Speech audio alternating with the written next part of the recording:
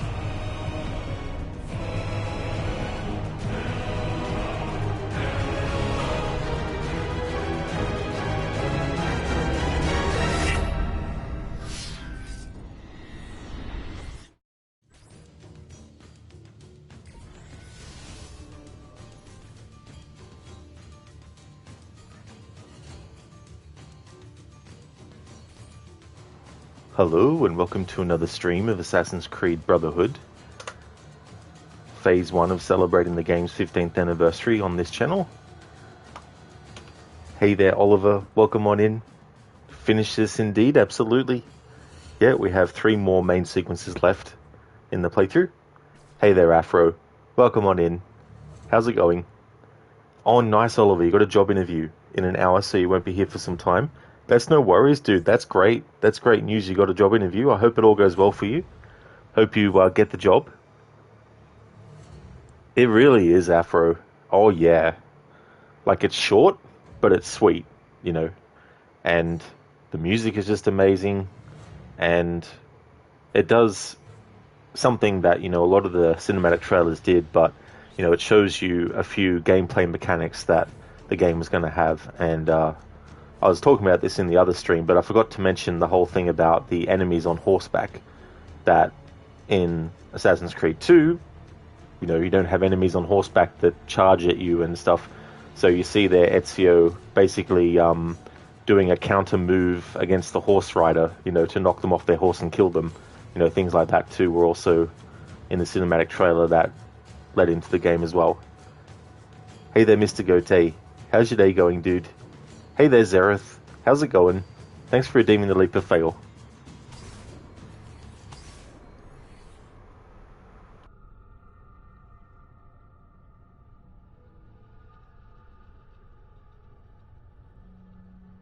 Zereth's shortest building leap of fail challenge. Well, that's actually a good question. I mean, I don't think Ezio could die from this height here. I mean, he might be able to die from this height up here, maybe. Where did he? Merda! Danato! We're losing him!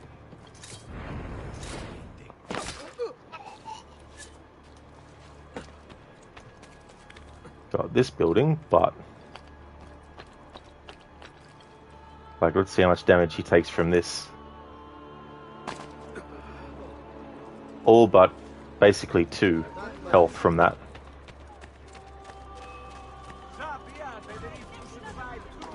The joke's on these guards. They think they're going to kill Ezio, but Ezio's going to die because of a leap of fail. You'll never take me alive! Okay, maybe they might.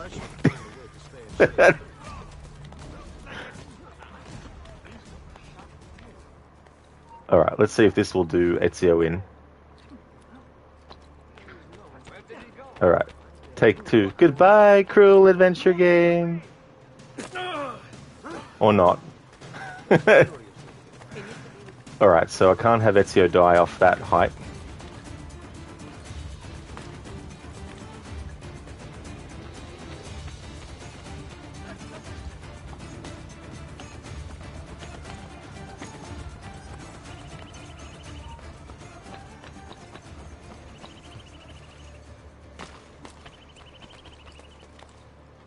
Alright, maybe this height.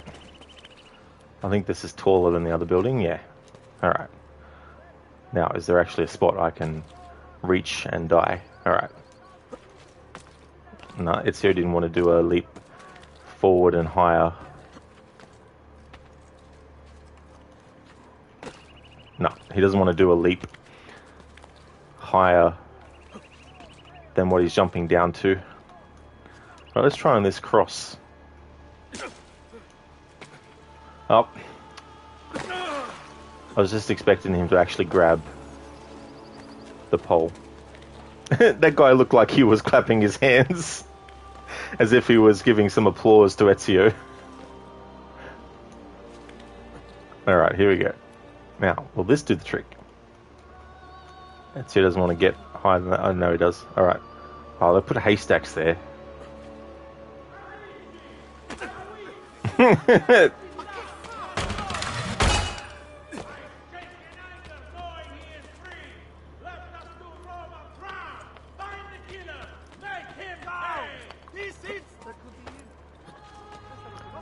Alright, we're going to have to go to something that's definitely higher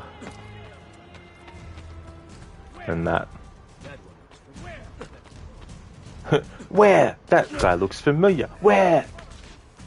Gonna die from getting killed by an enemy at this rate.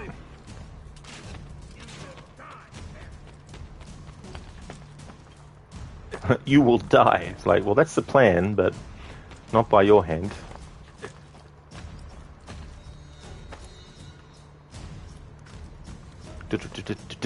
I love how this music has a little bit of a gallop beat to it. Alright. Well, Zereth, it looks like the game doesn't want me to have Ezio die from falling from a height that's not way high, but still not low enough.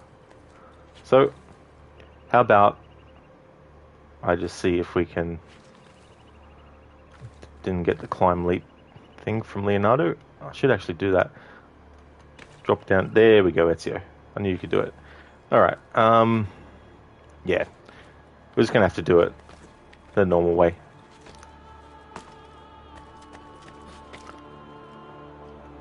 Alright. Leap of fail time. I better make sure that we don't hit the haystack. There we go.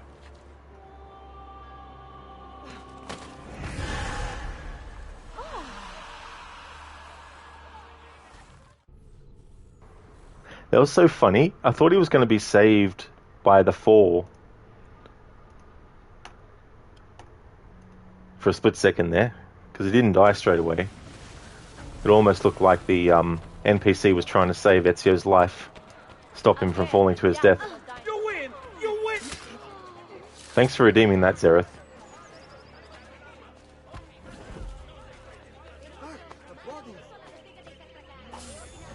Please, God, just let me in!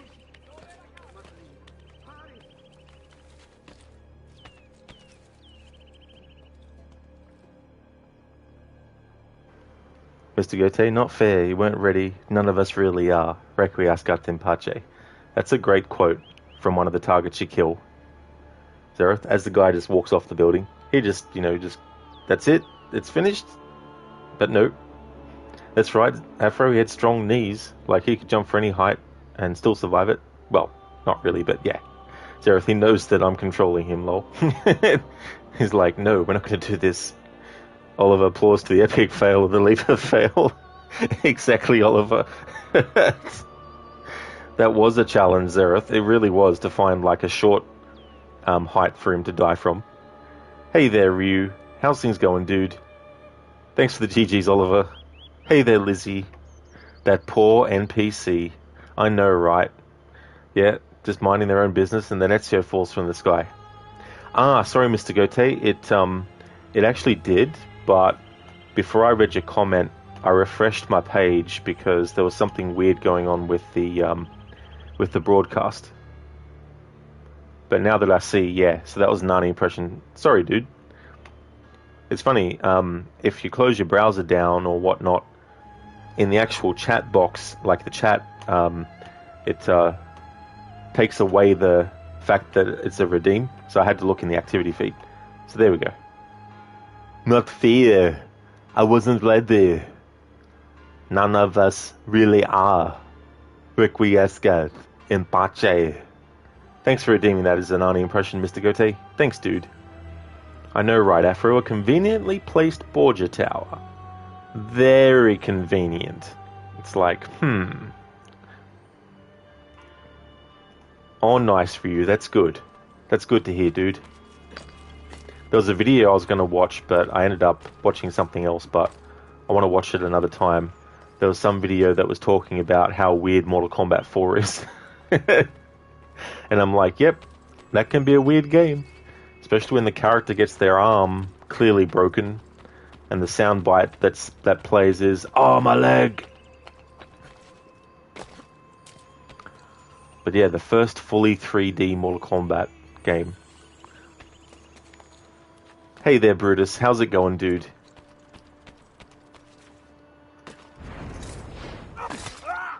Let's go take your favorite target line. Oh, nice. Yeah, it's interesting. Like some of the assassination targets, some of them, they're defiant, in their death. And then you get others that kind of have a bit of a change of heart as well. But I guess being faced with the fact that you're literally dying might make some people feel some kind of remorse and stuff.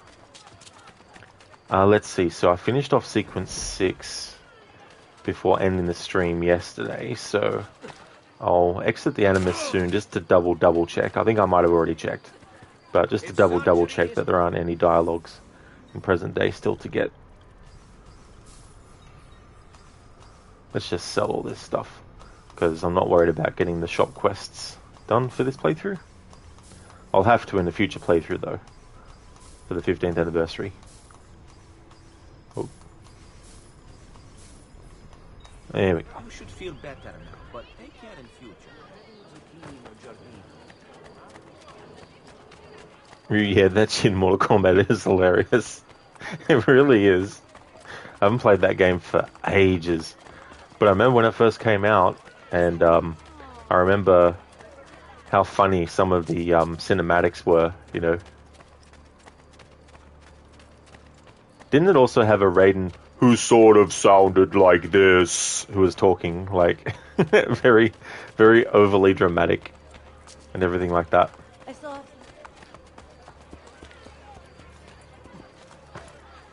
Brutus, it's Monday morning. You got to work later tonight. Oh, that really sucks, dude.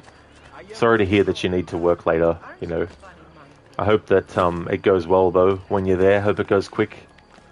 As for me, I'm going well. Had a good day today. With my new schedule, generally I'm not going to be streaming on Mondays, but I'm actually going to be having a few weeks of a stream break. So I decided that I'd actually do a stream on Monday today to actually get the playthrough done. But going well.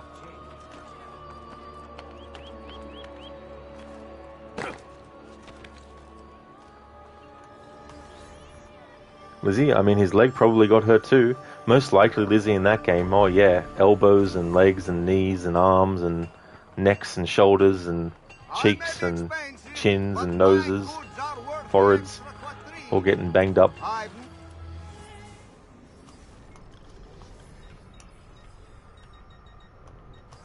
Ammunition. Alright. Refill the bullets and refill the crossbow bolts. There we go. Your coin seems genuine.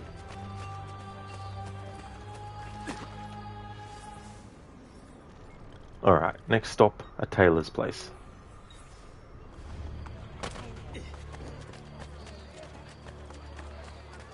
Yeah, Ryu, I had a feeling it was. It was just real funny. It's like the actor was told, now, just be as over-exaggerated as you can. Make sure that every single word sounds like it's the most important word that needs to be said, even if it's not. Hey there, Lyle. Welcome on in. This game is so nostalgic. It was your first AC game. Oh, that's so cool. That's good that this was your first one. It's good to have those memories. It's such a great follow-up to AC2. I like the things that they added in. It was really cool to have the counter kills with the chain kill, you know, all that kind of stuff combined. An excellent choice, signore. They took me into an alley and beat me for... Piazza Navona. I've just eaten not long ago, but I could still go for a pizza if I, you know, could fit it in. But I'm kind of full, so I wouldn't literally be able to have a pizza right now.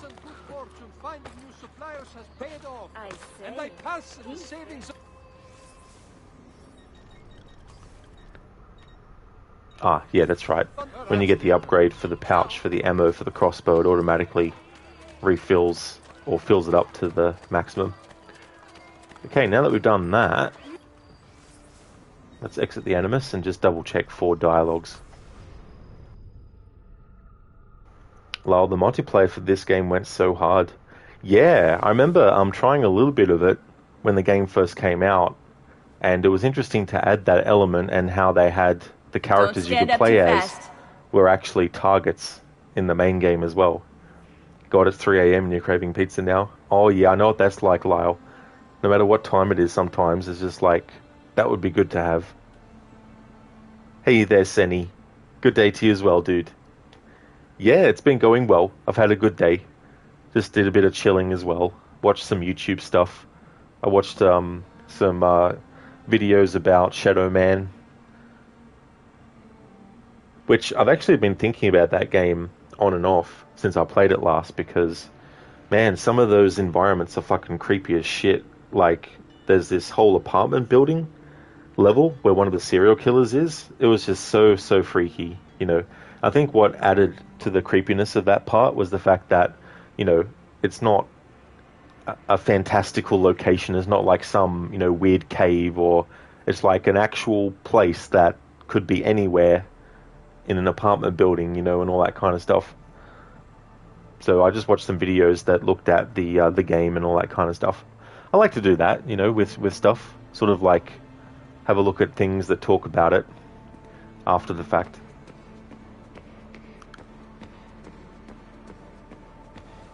Okay, so Lucy is still not here.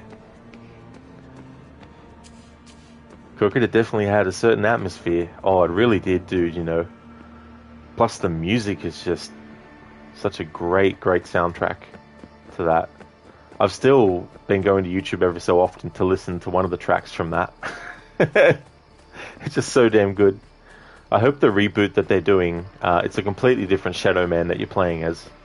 But I hope the reboot that they're doing is actually a good reboot.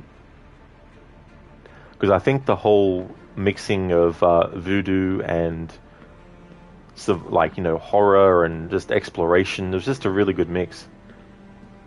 In some ways it was like a Tomb Raider game, except, you know, completely, you know, twisted and creepy, you know. I mean, there's definitely creepy moments in in Tomb Raider games, but Shadow Man is definitely, you know, one of those really enticing and like sort of immersive things too.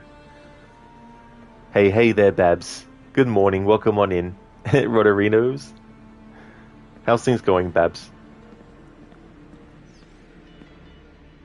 We don't have time for chit-chat. Don't have time for chit-chat. Oh, why not, Sean? We'll talk later. We'll talk later. Alright, so there's no more new dialogues for present day. Alright, back to the Animus we go. You're all set to go. There we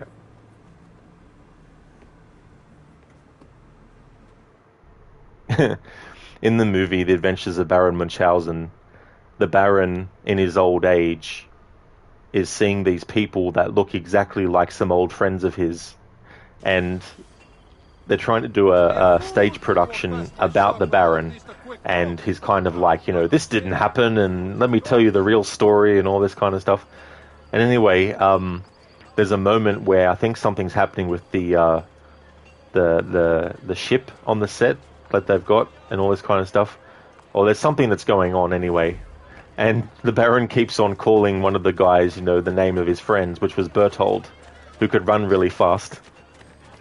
played by Eric Idle, and the stagehand who looks like him is like, the name's Desmond, mate. And sometimes when I'm playing these games, the Desmond Saga, I think back to that scene from that movie just randomly. It's always just so funny. That was such a good movie. I haven't seen it for a while. But yeah. It's just so funny. Got some really good actors in it too. It was also one of Uma Thurman's earlier roles as well. She plays Venus. But she also plays one of these actresses in the stage production that looks exactly like Venus, and, you know.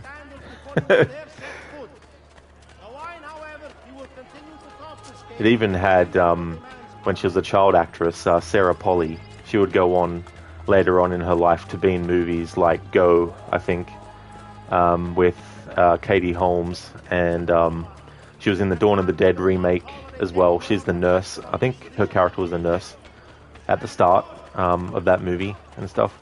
She played the daughter of the owner of the stage company, who, you know, she kind of had a bit of an uphill battle because the stage company was named such and such and son and sons, you know. So she's like, you know, I'm your daughter, you know. And he was adamant, no, it has to be, you know, such and sons. But then at the end of the movie, he says that he's going to change it to such and daughter, you know. But yeah, it's actually one of those movies that is probably a key ingredient that went into me becoming a fan of certain kinds of humor as well. And the funny thing was, like, when I saw it, I had never heard of Monty Python when I first saw it, because I was like, I think I must have been 10 years old when I saw that movie, The Adventures of Baron Munchausen. Came out on television. It was on television one night. And I didn't know Monty Python, so I had no idea that there was a lot of people, including the director, Terry Gilliam, who were actually part of Monty Python, and that's something that I found out, you know, years later, and I was very happy. I was like, oh, you know, no wonder why I connected with the Monty Python humor, because The Adventures of Baron Munchausen definitely has a lot of that in it too, as well. Just the absurdity of things. I just love how they take something that's mundane and they just keep, you know, referring back to that thing over and over again, to the point where sometimes they would just end the skit by having a police officer turn up and be like, right, this is getting very silly. I'm shutting this scene down.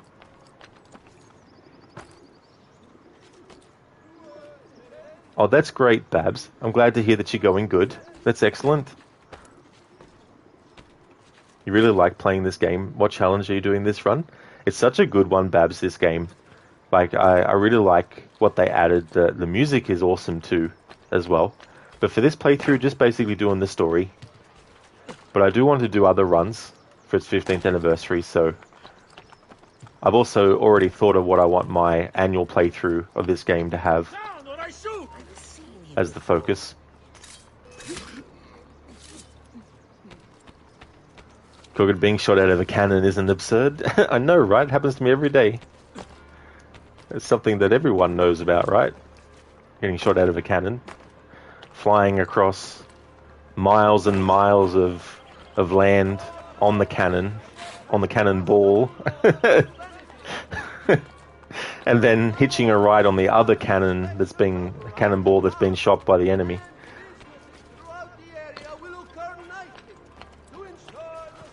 But I just love how one of his friends is really, really strong. And he makes a deal with the Sultan that he can procure for him the finest, I think it's the finest wine or something, in the land. And the Sultan, you know, doesn't believe him. So the wager is that if he can get it to him in time and he likes it, then he'll get to take as much as the strongest man can carry. But if the Baron fails, then the penalty is he gets his head cut off. But the joke's on the Sultan, because one of the Baron's friends is literally the strongest man, and basically just cleans out every single little piece of treasure and gold that the Sultan has in his treasury. Like, literally the whole lot, and just carries it out. And the guy who's supposed to be, standing guard, just mouth hits the floor. And of course the Sultan's not too happy about that, so the threat of having his head cut off, the Baron's head cut off, is still on the table for him. Isn't that dangerous? Yeah, Zareth being shot out of a cannon. I love that. I love how you have to. The only helmet you can find is actually like a pot, like a sauce pot, sauce. What I was gonna say? I was gonna say a saucepan, but it's not right. And it's so funny when you land, or Guybrush lands, and some of the dialogue options, which are actually upside down. One of them is, "Hi, I'm Bobbin. Are you my mother?"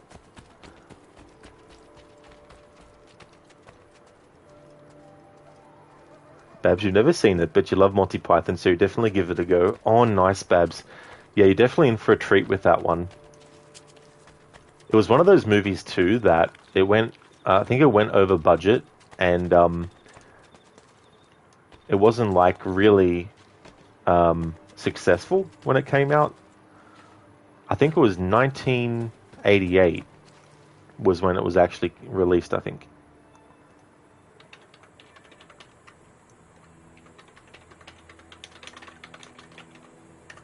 There's also some animated versions that are based on the same source material as well. Yeah, so it was 1988.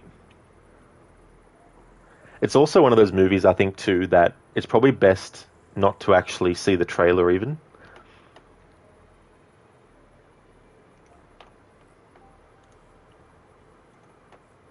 Let me see if I can find a good image.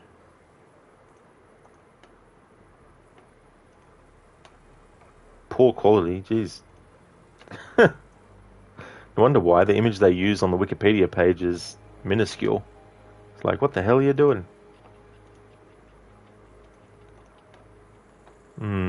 It's not even better. It's like 345 by something.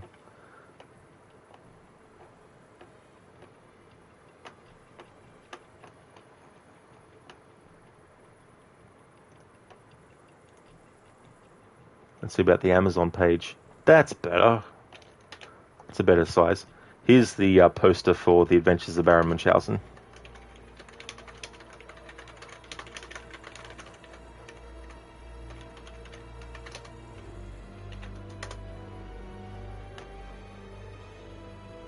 This is the end for you, you gutter-crawling cur. And I've got a tip for you. Get the point? Crooked seem to be wearing my sword like a shish kebab. First, you better stop waving it around like a feather duster. You make me want to puke. You make me think somebody already did. I just love that game so much. I need to definitely do something for...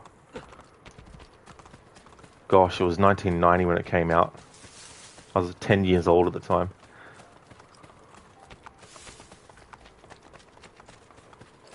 And even before they smell your breath, I got this scar on my face during a mighty struggle. Well, I hope now you've learned to stop picking your nose. Hey there, Lucinda. Good morning. Welcome on in. How's your day going? As for me, Lucinda, doing really well. Was chilling out earlier and watching some YouTube stuff.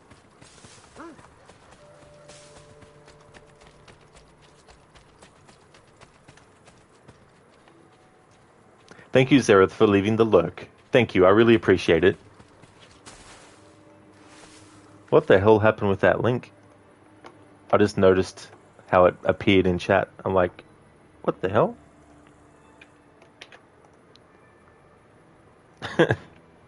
It's like, oi, Twitch, I'm actually, posting something that's a legitimate link. No.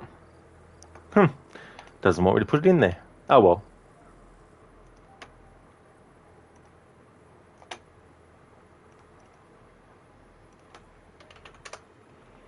Didn't like the rest of the link for some reason.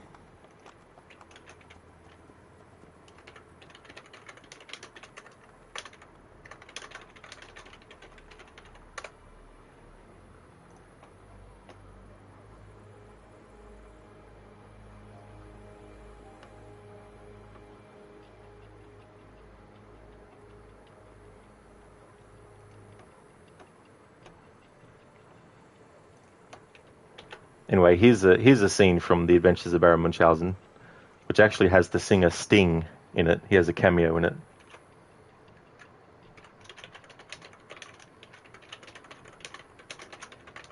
Also has Jonathan Pryce in it, who is actually in the Pirates of the Caribbean movies. He plays the governor.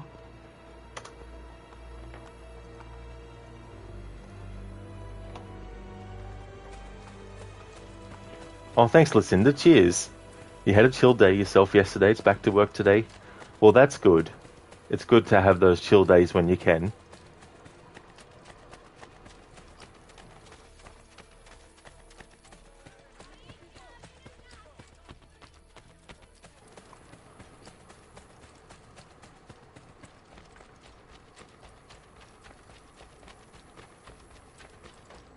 Once we get close enough to this objective, I'll actually recap what has happened most recently in the story. Alright, so we are currently in sequence 7. The key to the Castello. Alright, so Bartolomeo's wife, Penthesilea, was kidnapped by the Baron de Valois, and Ezio came up with the idea to get French armor to actually pretend that they had captured Bartolomeo and take him to where his wife has been held. And then we actually managed to save Penthesilea and assassinate the Baron. So he's done. And so now we're in sequence 7, the key to the Castello. There's a key that an actor has, and this actor was with Lucrezia last, and she set him up because she wants to get back at Cesare, because she accused Cesare of having some kind of physical interaction with Caterina Sforza, and so she wanted to get back at him because, you know, they're incestuous. Ugh. And anyway, so she wants to get back at Cesare to make him jealous. So there's this actor that's going to be in this play about Jesus, and yeah. So that's what we're up to.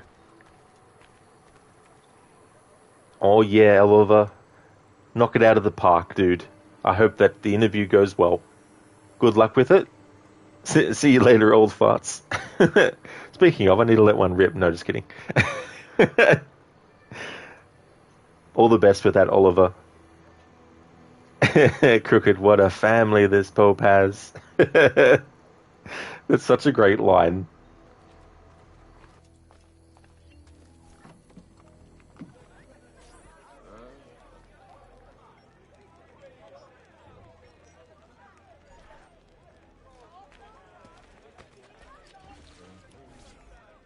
Buongiorno, Ezio.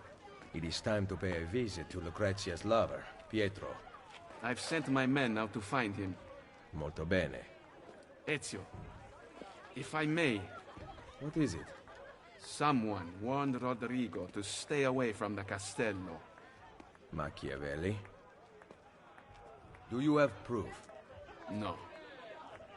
We must not be split apart by mere suspicion. The Borgia know the locations of our spies. Who told them? Maestro Machiavelli asked about our search for Pietro earlier today. Ezio? Patching the leak. Kill the attackers to ensure they do not discover the location of the Thieves' Guild, then accompany La Volpe to rescue the thieves in danger. Oliver, let it rip. Just as long as you don't let it one rip in the interview. Unless the interviewer has a really, really, really, you know, robust sense of humor about it. Crooked, I should have stayed in the stables. Yeah, I don't blame that guy for feeling that way.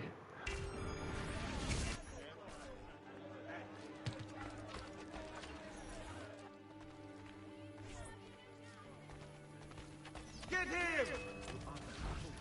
I see him! Go! Go!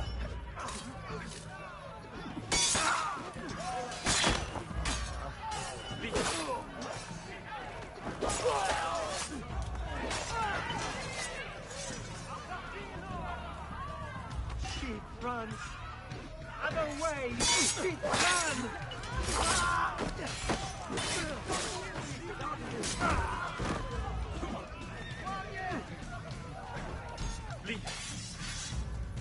Madre Santa! Tranquilly! Please, there's no need to do this!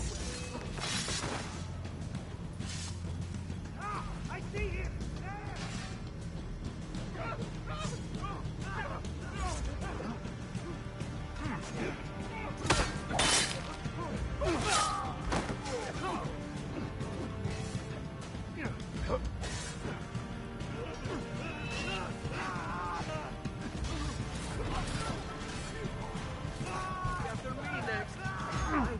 I've done other things.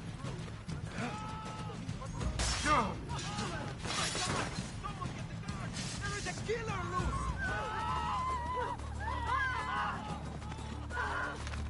Whoa, hey. I still do not believe Machiavelli has turned traitor. First the villa attack, then the castello, and now this. He is behind it all.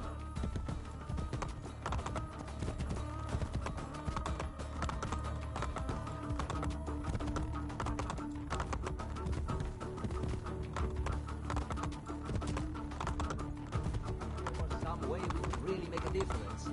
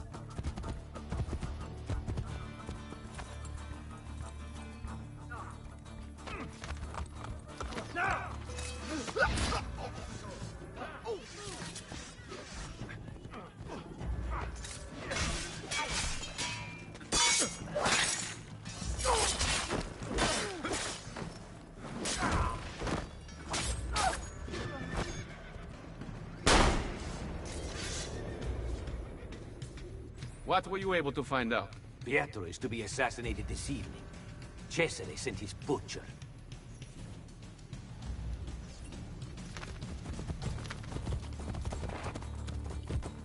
Micheletto, the best killer in Roma. No one escapes him. Until tonight. Come on.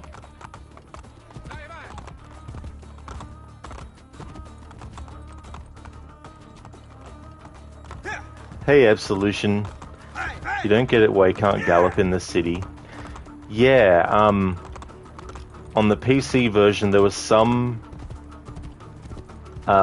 deal or promotion that Ubisoft was doing with some company about an SSD drive, like an SSD or something.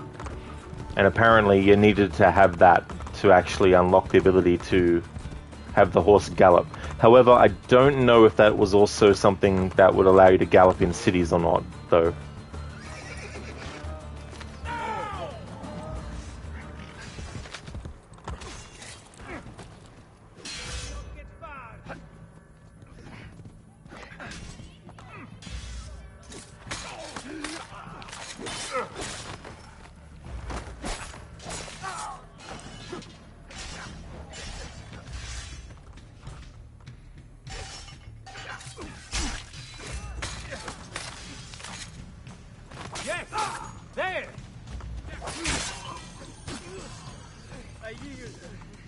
Did you uncover information about Pietro?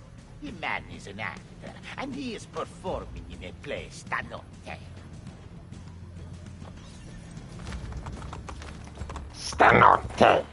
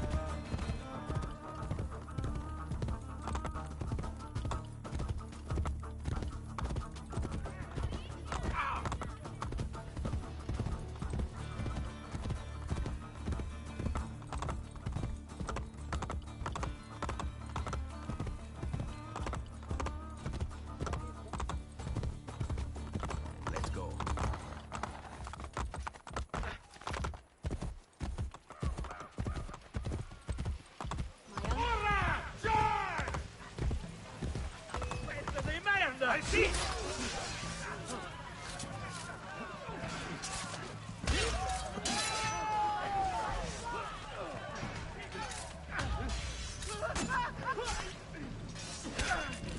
you stop running, I'll let you pick your death.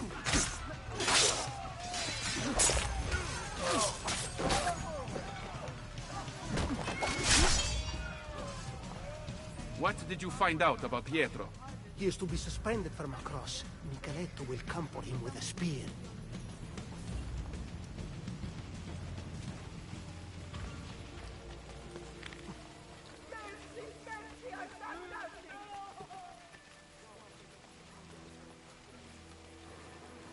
Crooked, they did a cooperation with Intel SSD drives, but basically once you have the game installed on any SSD drive, you unlock the Gallop ability in the city. Really stupid.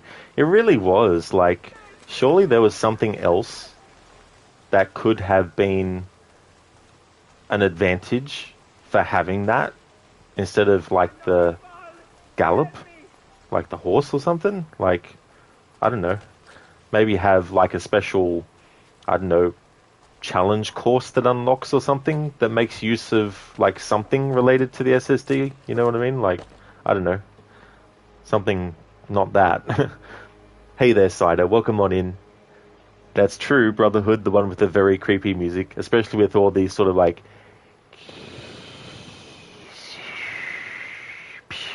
that sort of stuff. All the vocals in some of the music. Absolution. If they did, they should have included it in the Ezio collection. They really should have Absolution, for sure. Yeah. It's something that even on the console versions, like I remember on the Xbox 360, you couldn't actually gallop full speed. Yeah, Crooked, that voice actor who's like got a really sort of like deep voice. The kind of deep voice where it's like, you know, you'd think you'd have like a sore throat constantly whenever you spoke.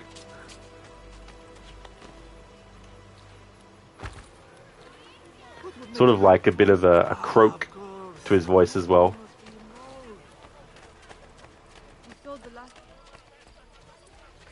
Signor.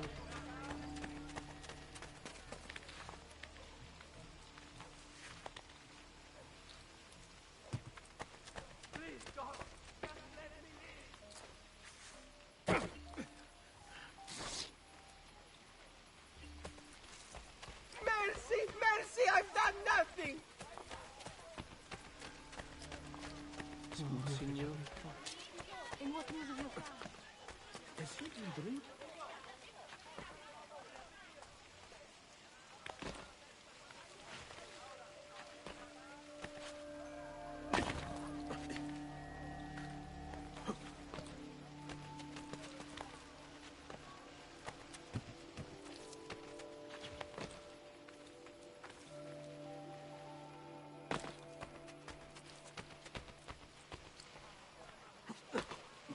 That's certainly adventurous. Crooked, he sounds like he's having a sore throat and just chugged a bottle of whiskey while smoking heavily. Just before the take as well. His voice is probably... Imagine if his voice was like, oh yeah, we're here to do this right now? Oh yeah, cool. Oh yeah. Stanotte.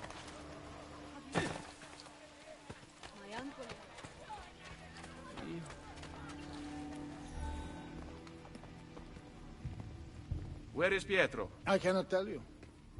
But Micheletto waits at the city gate east of the Terme di Traiano. He intends to disguise his men to make the killing look like an accident. He will lead me to Lucrezia's lover. Ezio, Machiavelli has betrayed us. We would both wish to deny it, but the truth is now clear. Do what needs to be done. If you don't, I will. Without Volpe's thieves, I may require the help of my recruits. Lucas, you're late, Roddy. Oh no. Is this like a Sixth Sense situation? Where I'm actually being dead this whole time and I don't actually know until now? I know which late you mean. How's it going, Lucas? Yeah, I wanted to start this stream a bit later because I don't have much of the game left. Yeah. Oh, man. Sara Sagnonte. Lucas, perhaps. What a plot twist. Listen, it's going to be really late starting tomorrow. That's right. Late by a few weeks. Calling all stand-ins. Tail Micheletto to the play's location, while following him and discover a way for the assassin recruits to infiltrate the play. So tailing this guy is annoying because the speed at which he goes constantly changes as well.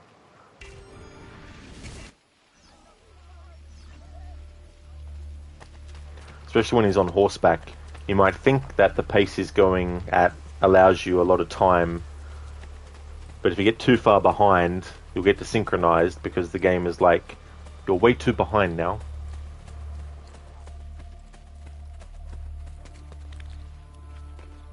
Listen, they're going to be doing anything fun or just various visiting? Just various visiting. But being able to see family that I haven't seen for a couple of years now will definitely be good as well.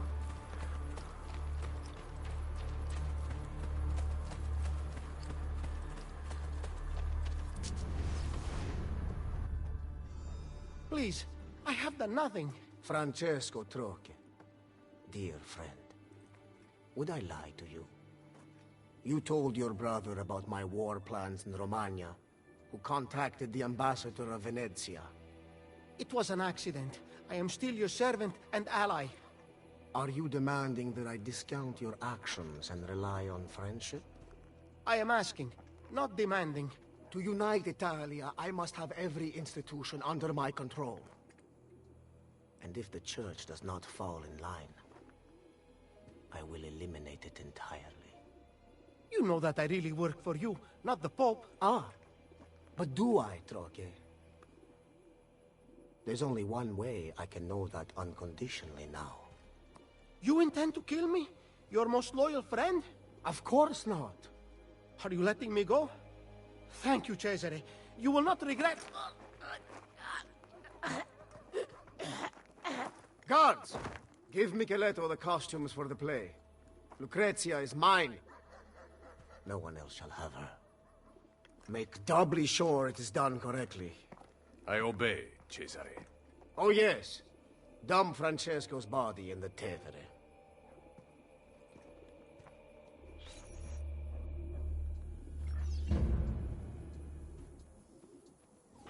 I obey, Cesare. Every day. Say, is this month May? Nay, it can't be today. Whoops. Better maintain distance. Oh yeah, Lucinda, you know. Because time can get away so quick as well. It's just crazy how it flies. Oh no, Lucas, definitely not. Yeah.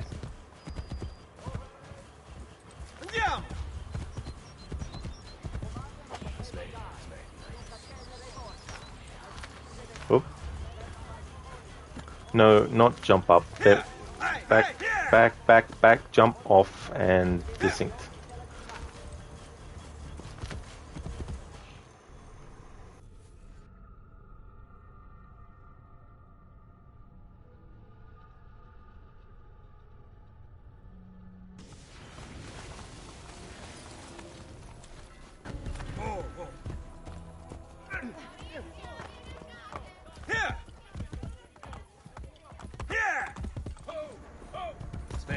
Why the fuck did he go the opposite direction to what he's supposed to go and went directly towards Ezio? What the hell?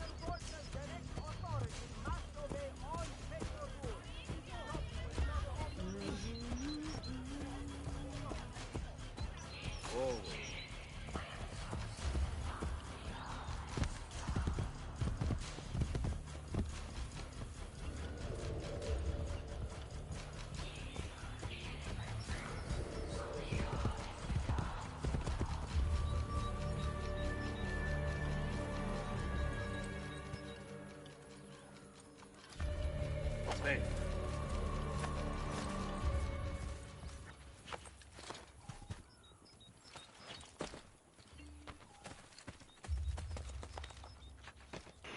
Oh yes, Cider, I've actually had a spider appear while I was actually streaming. I looked over on my wall and I was like, oh, I have a visitor.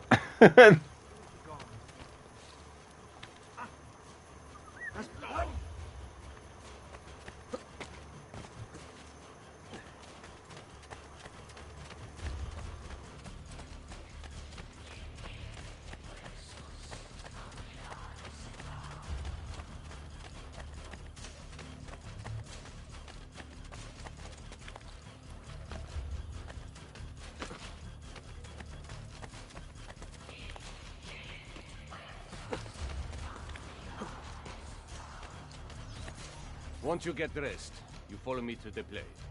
Capito? Tieni.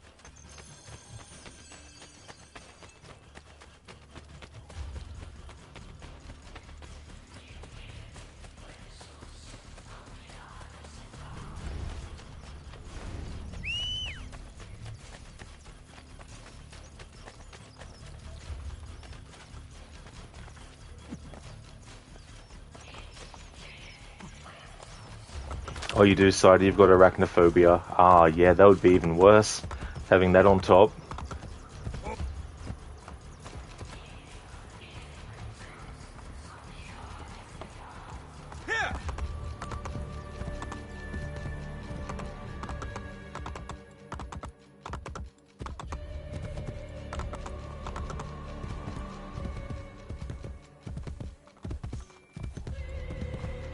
I've been lucky. I've never been bitten by a spider, thankfully. However, I've been bitten by a green ant, and it's not fun. It doesn't, you know, cause you to have like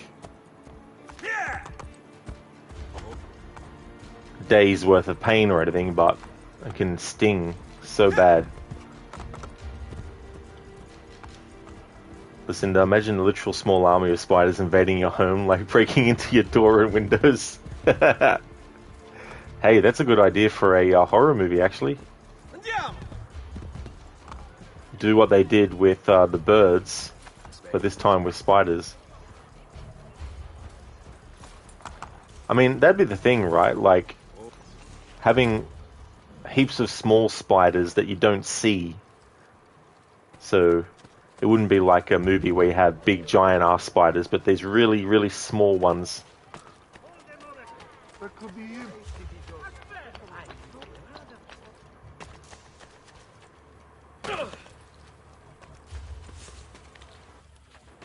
Nice one, Cider, with little berets on.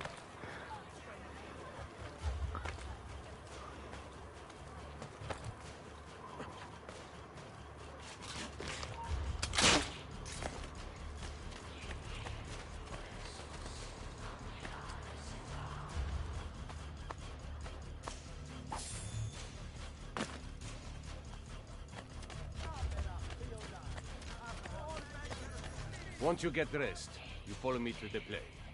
Capito? This is for you.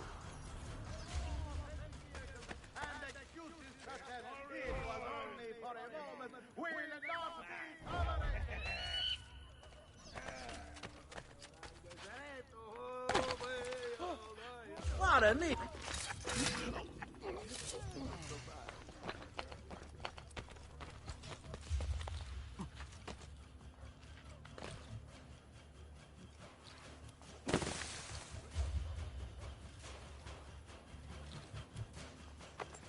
No, I still didn't want to do it there. I think the wall was getting in the way of the camera. As in the, you missed the old EC games where you could one-shot a guy with a crossbow or a thrown blade. Oh yeah, Lucinda, it's just so handy. The crossbow in Brotherhood and Revelations, I always feel like it's a must-get. Even though they both have a high price, you know. In Revelations, it costs even more to get one.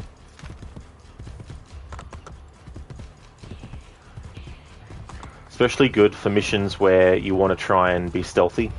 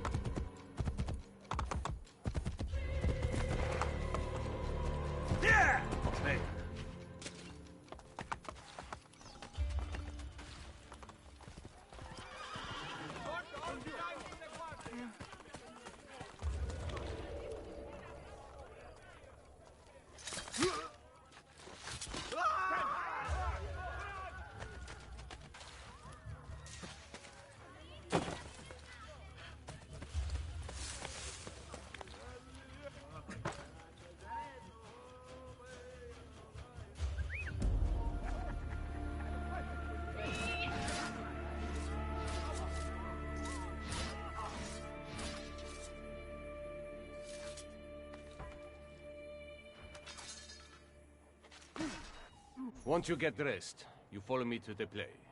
Capito? Il tuo costume.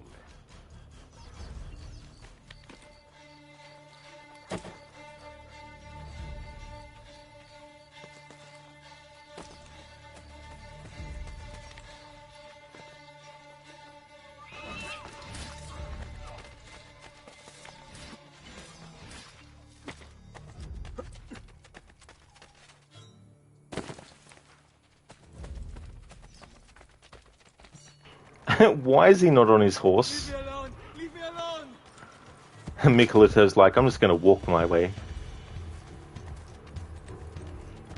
Oh, no problemo, Cider. Thank you so much for stopping in. And thank you, I definitely will. Absolutely. The next stream after this one will be the 5th of February.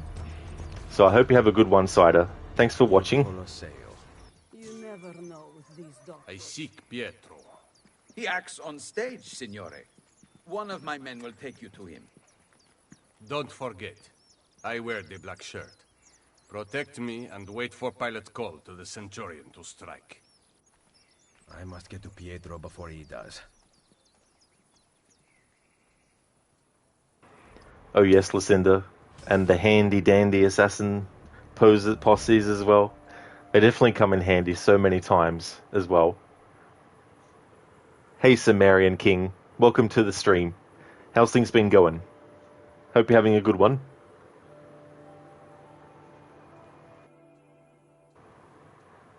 Exit, stage right. Actually, what was the name of that animated show? There was a cat. I think it was called Top Cats or something. And one of the cats would always say, exit, stage left, or something like that. Lucinda, thank you so very much for the 6 years, 4 months, 19 days, and 23 hours of followage. Thank you very much, Lucinda. That's awesome. Lucinda lives here. Absolutely. Yep.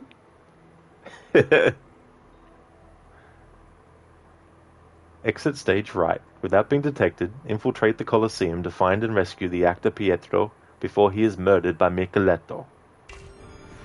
And get home in time to have a cornetto.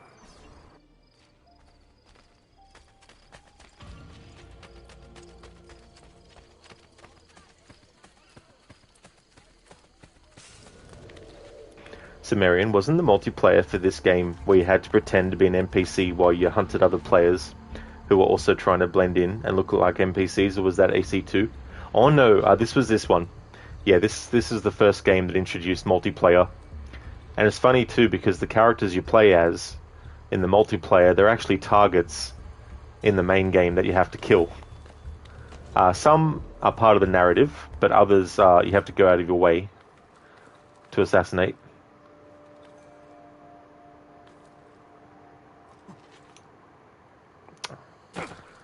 I had a feeling Ezio was not going to do that. It was too much on an angle.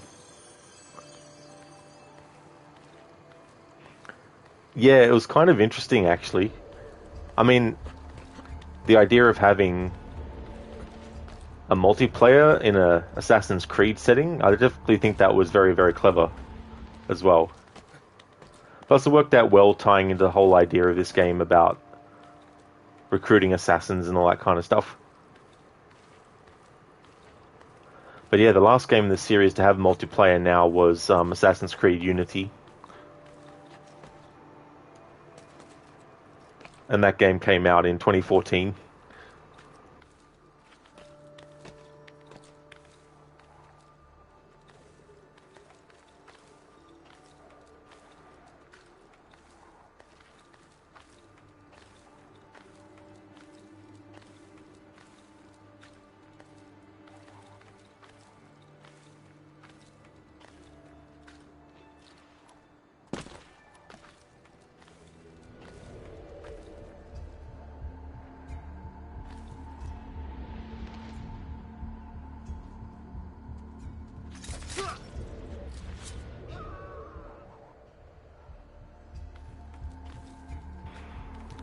I don't care about the optional objectives in this playthrough, so the joke's on you, game. I can kill any NPC enemy I want. Hey there, Ghostface Killer, welcome. Yeah, I wanted to do a playthrough as early as possible in the year to celebrate its 15th anniversary, but there's going to be multiple ones throughout the year doing different things.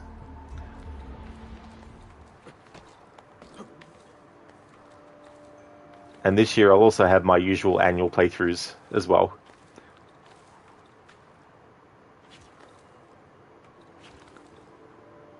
So Marion, you felt the idea of pretending to be an NPC and trying to act like your movements would be the same as an AI from a video game is very unique and a lot of fun. Oh, hell yeah. Exactly, you know.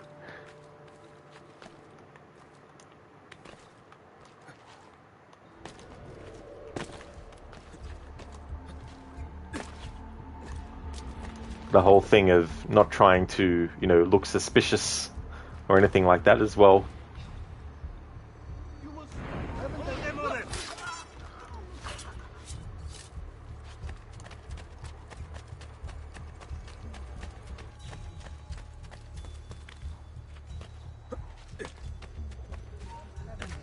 Where are they?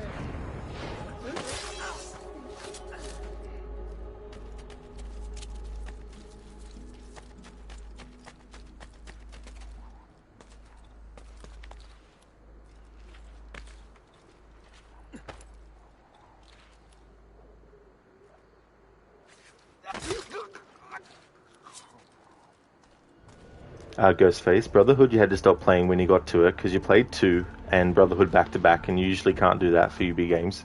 Oh, that's fair enough too, you know. Like, you also don't want to get burnt out on games as well, if you just want to have a bit of a break and then get back to them later on. It's crazy to think too that originally Brotherhood was going to be in Assassin's Creed 2, but they felt that the game was already big enough, or was getting too big, so they decided to do Brotherhood as a separate game. But I'm glad they did, though.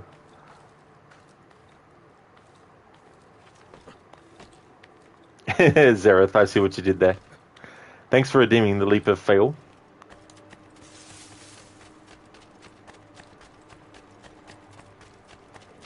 I don't really feel like climbing this building all over again, so once we actually get this next checkpoint, I'll do it.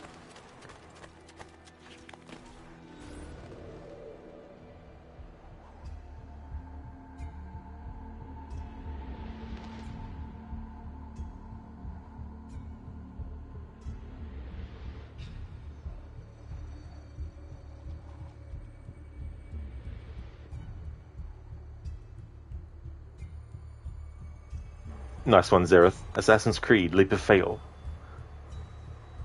Where the achievement is to get through the entire game without actually succeeding at a leap of faith. My God! My God, why hast thou thus forsaken me? Merda. Which cross is Pietro's? Hark! Hark how he crieth upon Elijah to deliver him! Wait, and we shall see whether Elijah dare come here or not. My thirst is great. My thirst is great. Yea, thou shalt drink no more.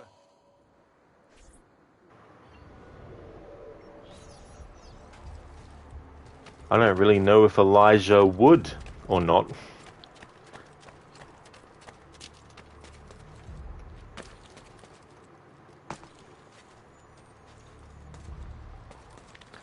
Okay, Zereth, time for Ezio to meet his maker. Ironic, given the fact that they're doing a stage production of Jesus being crucified.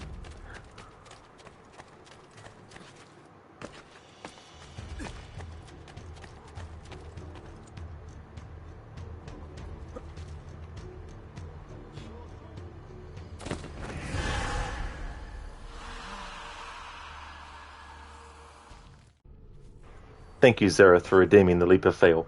The game you beat by jumping and not landing right. Exactly. Across all the way.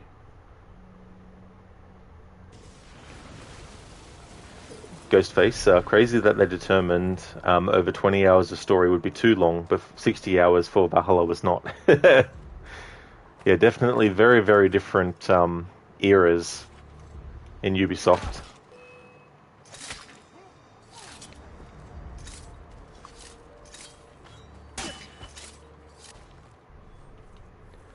That emote is very, very apt, Lucinda. Zereth, and the only game achievement is you successfully failed. Exactly.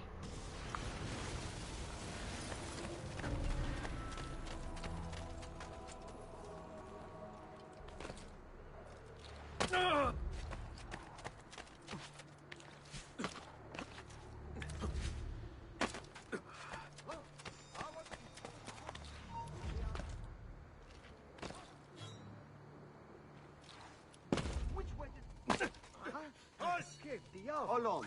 That one is... That's him!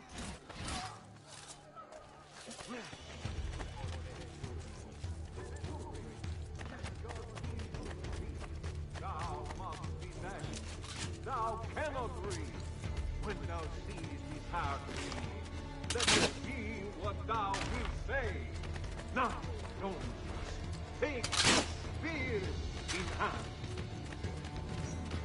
Yes, have the spear, and take good heed. Thou must do as the Ish bade thee. A thing that is full of great need. I will do as he bade me, but on your peril it shall be. What I do, I may not see, whether it be evil or good. To get on stage. High King of Heaven, I see thee here, on my hand and on my spear, running water flow, and on my eyes some can fall, that I may see both one and all. Lord, where does this water come from? Alas, alas, and woe is me! What deed have I done? A man I see soon. Ah, Lord God, what heart have ye to slay this man that I here see dead, hanging, that never yet did amiss? For surely God's son is he.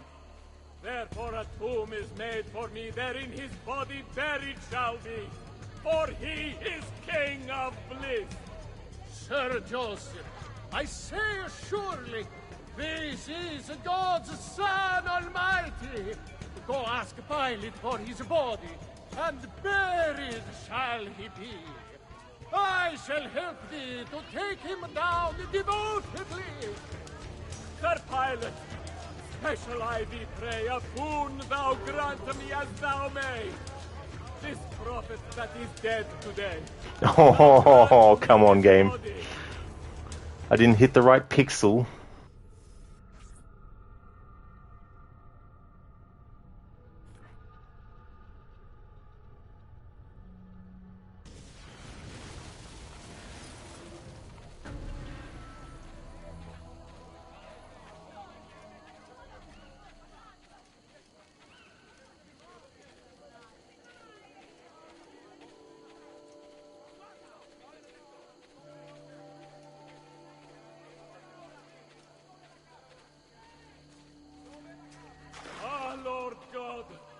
heart have ye to slay this man that I here see dead, hanging, that never yet did amiss?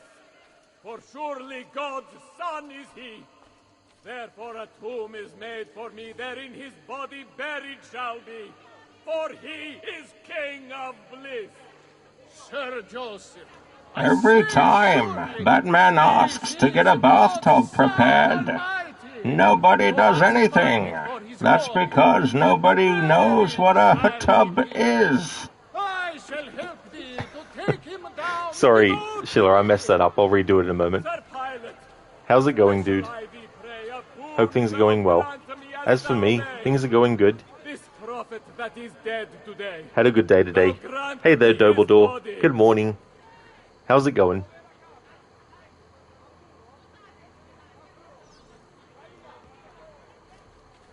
Yeah, you never know. Ghostface, actually, as well.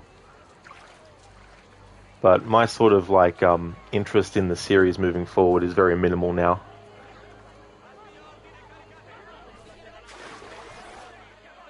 Joseph, all ready, in good faith. If that Centurion says...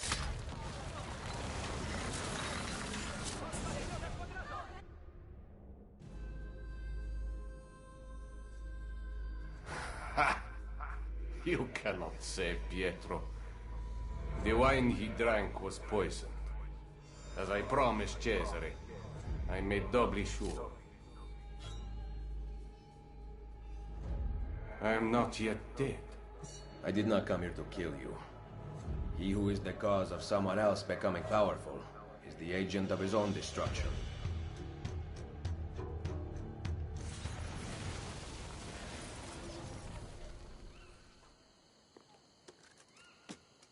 Cut him down. This was not in rehearsal.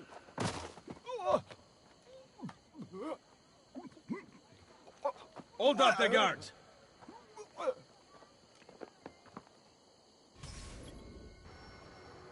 Because my main concern with the franchise now, it doesn't matter if the parkour is great, doesn't matter if the actual story is great or whatnot. It's what has Ubisoft Quebec changed in the lore of the series now? Because apparently they've changed something that affects the wider lore of the series. And when you start doing that stuff, that's where I start to go, hang on, what are you actually doing here? So it doesn't matter if it ends up being a great game otherwise. Whatever they've changed, who knows? So if they're changing something about the lore, that's kind of like no territory for me. Because it's like, unless you're adding something that actually fits with what's already established, that's okay. But if you're changing other stuff to fit what you want, no, that's not on. At least that's not how I think the Assassin's Creed series should be done when you're coming up with stuff for it. Hey, Mita, welcome on in, dude. I hope things are going well.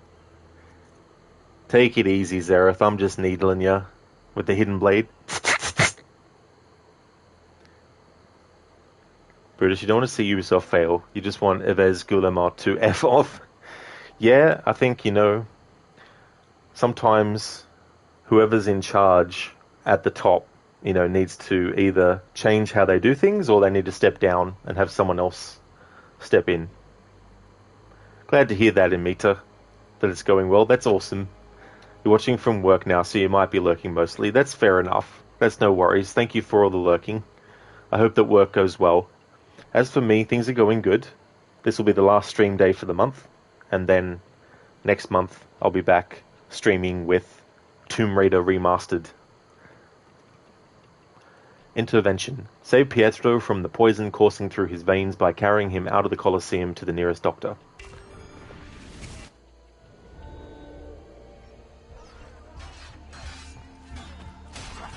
Ezio! We are here to help! Stop the guards! Leave me be. I'm not afraid to anyone. I would speak with you. Oh, that's good, Mita. That work's not too busy.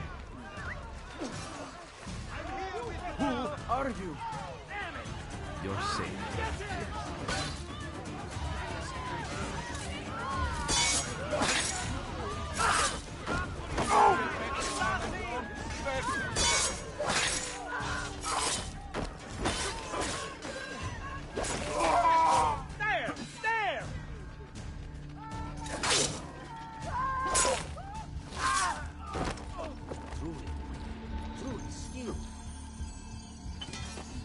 I can set both.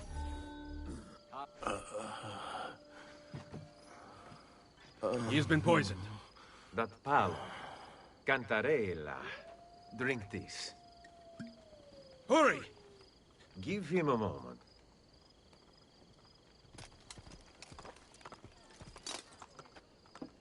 I feel slightly better. Leeches will lead to a full recovery. I cannot thank you enough. The key to the Castel Sant'Angelo, now. What are you talking about? I'm simply a poor actor. Cesare knows about you and Lucrezia. Here. Stop! Wait for us! We thought you had been killed, Ser Ezio. Not yet. Where does this passage lead? To the north, outside the walls. Let me through. I must go help the troops. Un momento! You were at the Villa Auditore during the attack. No! No, vivo, ragazzi!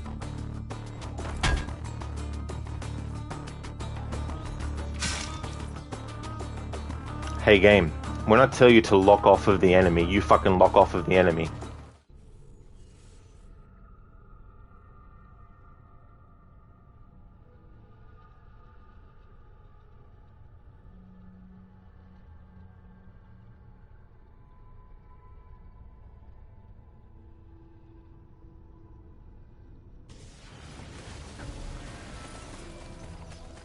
Ora! I see. Go! Go!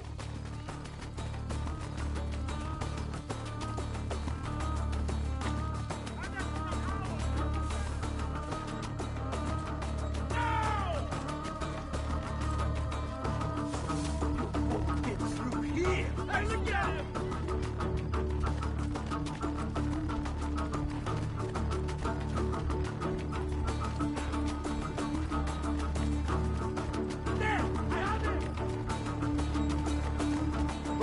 Don't worry, you won't get out.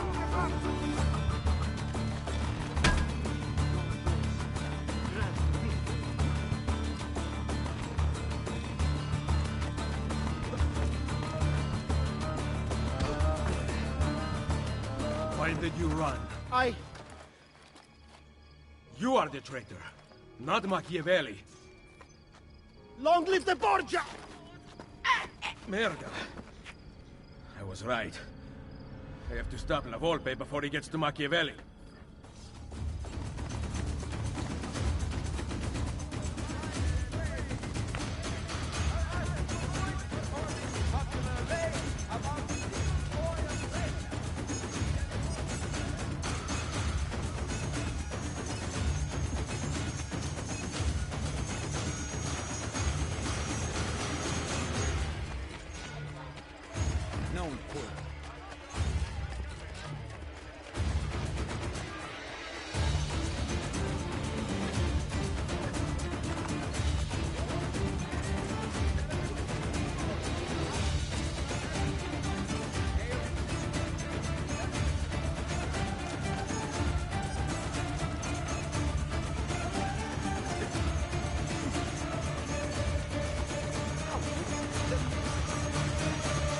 Why not stop and see what I have here, amici? Who knows? I may have exactly what you need.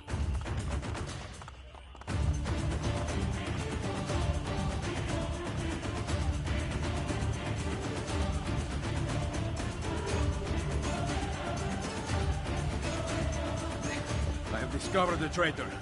What? One of our men. He was at the villa attack. Here, he carried his letter. My God. This is good news. More than you know. I am once again in your debt, Ezio. What debt is there amongst friends who trust one another? Yes. Thank you for relaying the message in time. Come, Niccolo. It has been far too long since we've talked. I heard the Colosseum Passion Play took an unexpected turn this evening. Really? It seems Gesù Cristo was resurrected 3 days early. Classic Machiavelli quote.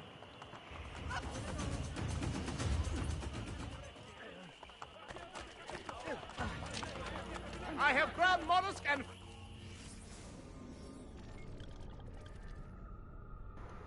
Ghostface. A bit ago you said that you didn't really like Origins, but you actually like it now. You found out that you do not like games with full RPG elements. It was eye-opening to find what you like, because you're still young and learning what you like. You found this when you played the third Witcher. You did not enjoy its full RPG elements. Origins only has a few RPG elements, and that's why you like it, that you found out. Yeah, that's the thing too. Like, I had that happen with some stuff where, you like what you like, and you might come across something that you don't like at first, and then later you actually come around and you're like, oh, that's actually really cool as well.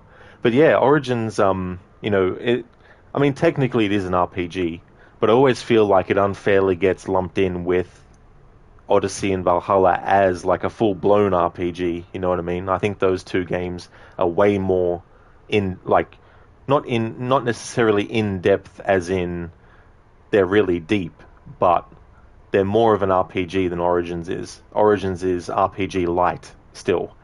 You do have numbers and all that kind of stuff and levels.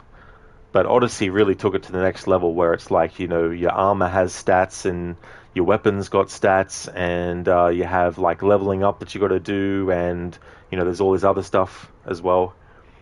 Yeah, Brutus, the game is like, no, not doing that. Yeah, Lucinda, it really is like, game, please, come on. It's annoying too because those enemies that get on their horses, if you're in the middle of doing some chain kills and one of those enemies comes along on their horse, it actually breaks you out of being able to do the chain kill you were trying to do, which can be very, very annoying, especially if you just wanted to get rid of the enemy that was right next to you, and stuff like that. Nice one, Crooked. A letter for me. Hey there, O'Gorky. How's it going today? Welcome. Yeah, it's so annoying listening with those enemies, because especially too when you're trying to actually kill the enemy on the horse and you want to actually do the aiming with the pistol, it can be very, very difficult as well sometimes because the enemy will just knock you over before you get a chance to retaliate.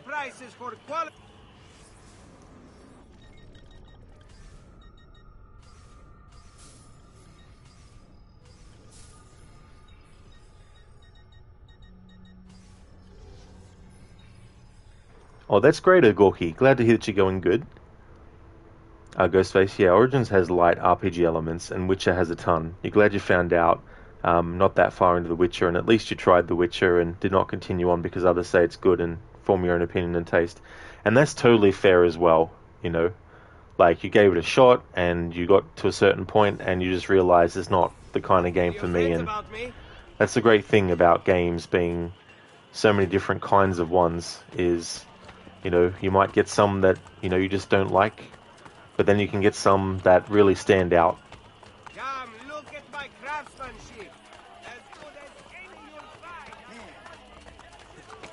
To make Ezio have water dripping off of him in the cutscene, I think it's at the headquarters, I'm going to have him go through this entrance.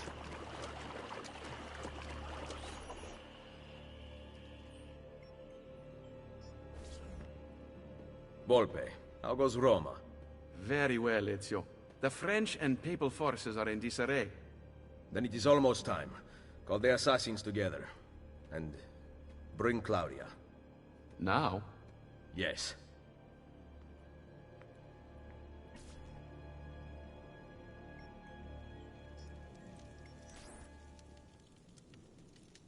La ashaya wakkan mutlak, bel kulun mumkin. The wisdom of our creed is revealed through these words. We work in the dark to serve the light. We are assassins. Claudia, we here dedicate our lives to protecting the freedom of humanity. Mario, our father, and our brother once stood around this fire, fighting off the darkness. Now, I offer the choice to you. Join us.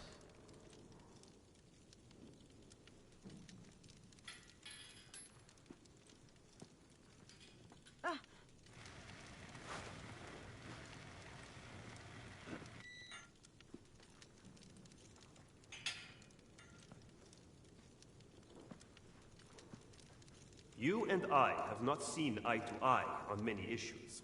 Niccolo! But you are exactly what the Order needed. You have led the charge against the Templars, and rebuilt this Brotherhood. Now, we must put Ezio where he belongs. At the head of the assassins. Ezio Auditore da Firenze. You will now be known as Il Mentore, the guardian of our order and our secrets.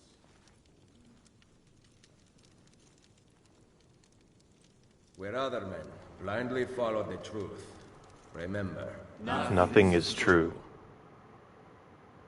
Where other men are limited by morality and law, remember, Everything is permitted.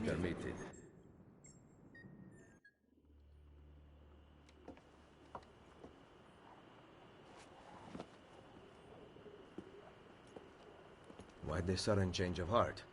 I have always stood by you. I was the one who brought you to Roma, and the one who caused the explosion as you fled the Castello. The mercenari who protected you at Il Colosseo were mine as well. You just did not know it. Maestro Machiavelli! Cesare has returned to Roma alone. He rides for the Castel Sant'Angelo. Grazie. Well?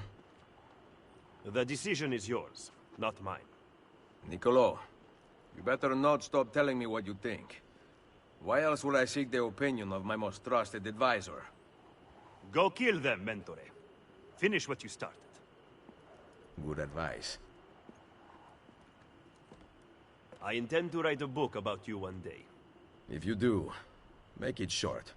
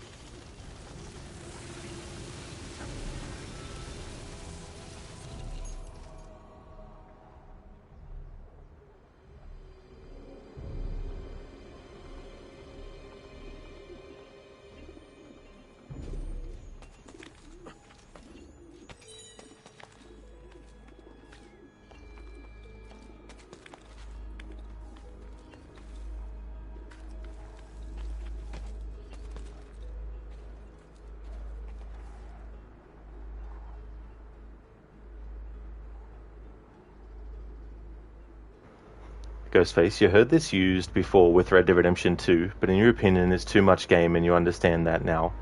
Oh, that's definitely fair enough too, as well. Yeah, Red Dead Redemption 2, there's a lot to that game too, as well. And it doesn't have the exact same kind of RPG elements, but it definitely has similar things as well, with the whole system of your honor level and also the upgrading of your equipment and crafting of, you know, certain things and stuff. Hey there, Pedersen. Welcome on in. That's true.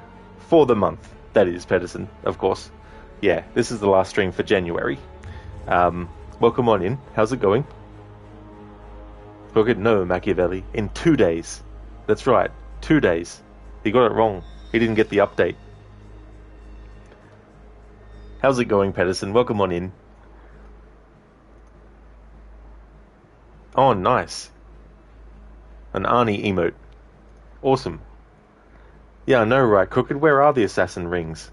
It was so funny how they did that for Assassin's Creed Syndicate's Jack the Ripper DLC. They just randomly decided that assassins would have rings. And it's like, you do know that it was the Templars who actually had official rings that they gave people when they became a Templar, right? Writers? You did know that, didn't you? I still feel like it's one of those things where it's like, of course, it doesn't mean that no assassins were allowed to wear a ring at all. But I mean to say, if you're going to make a big deal out of assassins having a ring, at least provide more context for it, you know. Like, even have Abeline say to Evie, like, I didn't realize that you assassins had rings. And then Evie can be like, well, you know, this was only a special thing that Jacob thought of to do, you know, or something like that, you know, at least. He ever said that these assassin rings is like, geez. Ghostface, yeah, for you Red Dead 2 is fine, but The Witcher is too much game and has too many systems and stuff to it.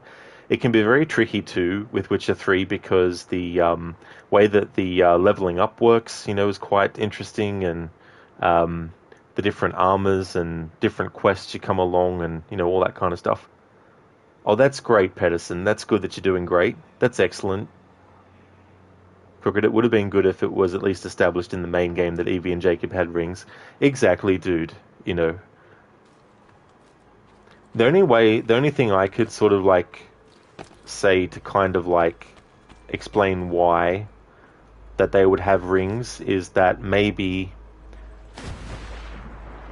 Jacob decided that would be a better way amongst the assassins to actually identify that they were actually an assassin if they actually had the ring. But that, you can poke holes in that and say, well, how do they know that it's actually, they could have just killed an assassin and taken their ring, which is fair too, as well. But if they actually came up with an official explanation that was in the content, then these things wouldn't have to be, debated and thought about. It's like, if you want to introduce something, at least come up with some plausible reason for why. Don't just be like, oh yeah, by the way, they randomly have a ring now. Okay, yep, cool, no worries, yep. Time to go out of the Animus, just to see if there's any present-day dialogue to get. Oh, that's all good, Ghostface. Yeah, no, I've been going really good. The stream year's been off to a great start as well. I got through about 4 games. After this one's finished, it'll be the 5th game for the year so far.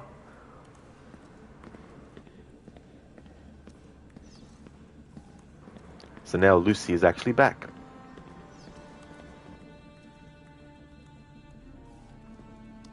How long do we have before the Templar satellite launch? It's October 8th, so that leaves us with 74 days. Not much time. Think about all that you've been through in the last month. 74 days is a long time.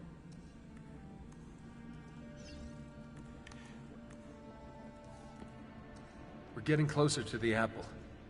I can feel it. If it were up to me, you'd take more breaks. Good thing the fate of the world doesn't rest on your shoulders. Hey, joke all you want, but your mental health is a serious concern. It only takes a couple of months for most Animus users to exhibit extreme side effects, and you've been in for prolonged stretches of time. I'll rest once we have the apple. I was afraid you'd say that.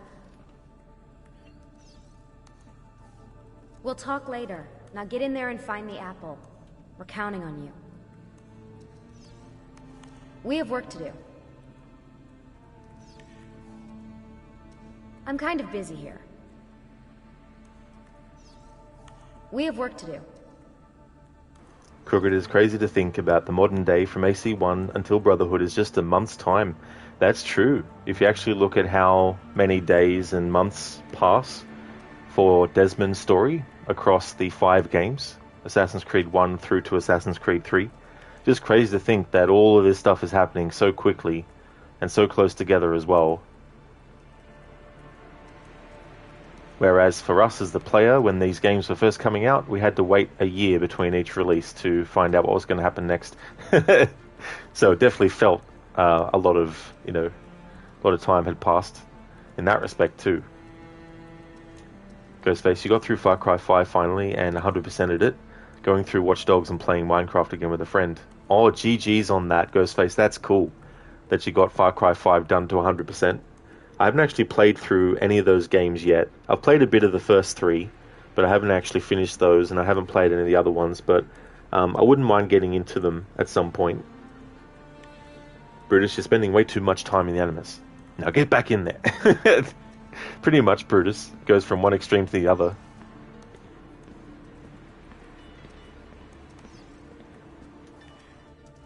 Any good stories about Cesare? Are you kidding? He was notorious. Get this. In 1502, his top captains rebelled against him. He made concessions to all of them, and they rejoined his army. Then, on New Year's Eve in 1503, he got them together inside a room in Sinigalia.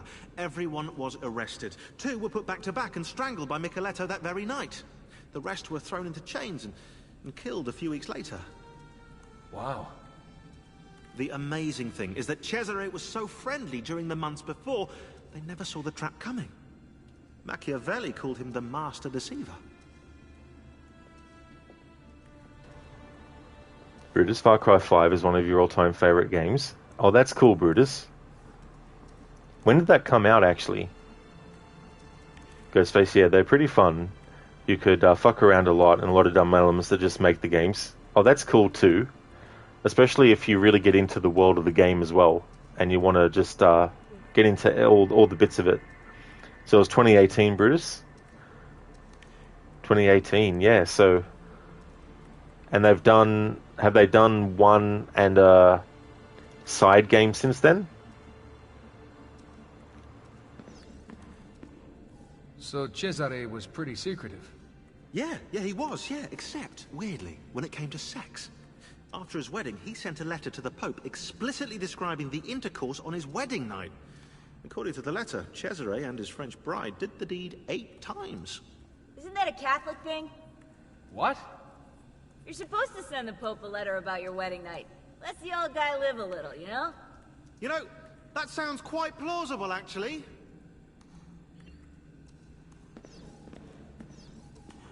Brutus, New Dawn is the side game. It takes place 18 years after Far Cry 5. Oh. So do those games do a thing where they jump ahead a few years as each game comes out? Or are they a series where whatever year the game came out is when the story's set? Because it's interesting when games do that, like the Assassin's Creed games. For the longest time, the present day story for each game always took place... Well, sorry, I should clarify. After Assassin's Creed 3, all the Assassin's Creed games present day actually took place in the same year that the game came out. So for Assassin's Creed 1 through to 3, it was 2012 that the present day was set. But then Black Flag 2013, that's when that came out. And present day was set in 2013 in that game, and then, so on and so forth. I think in Valhalla, though, they flubbed it a bit where they made it to be 2021 or something, when the game came out in 2020. I'm busy right now. We don't have time for chit-chat. You know I love talking about this stuff, Desmond, but we have work to do now. Brutus, you don't think the main games are related, but you could be wrong. Oh, that's fair enough, yeah. Ghostface, Far Cry 5 has a great world, but you cannot wait to get the Far Cry Primal, as it is like a survival game with limited elements. Yeah, Crocodiles actually has done a couple of playthroughs of Far Cry Primal, and it's kind of cool to have a game that goes way, way back to a whole different, time period and setting as well. I wonder what the Far Cry games would be like if they decided to do a similar thing, but in different time periods, and see how that would go. Oh, that's fair enough, Brutus. That you didn't like Primal, yeah. That can be tricky too, as well. In some ways, I guess it would make it feel like a different IP altogether, and be like, why make it a Far Cry game? What did the geometry teacher say when her palette flew away? Polygon. Nice one, Dr. Darling. That's a great one. Thanks for redeeming that as an Arnie impression. Welcome on in. How's it going, and how's the adventures of Alan Wake going? That disrupted memory seems to be getting clearer. It's amazing. The sequence is repairing itself as if we're helping you work through psychological trauma. So I'm gonna be a more balanced person by the end of this? I have no clue. But the idea is cool. Are you saying that because you feel guilty about frying his brain? Sean's on the tree duty. Deal. Oh, of course, yeah. You side with her. Communists.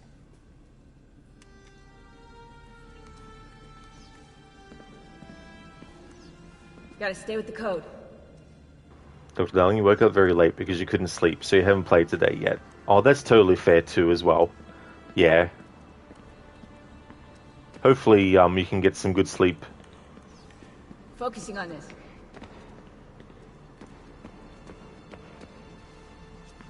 Yeah, I've actually missed the point where I can interact with this.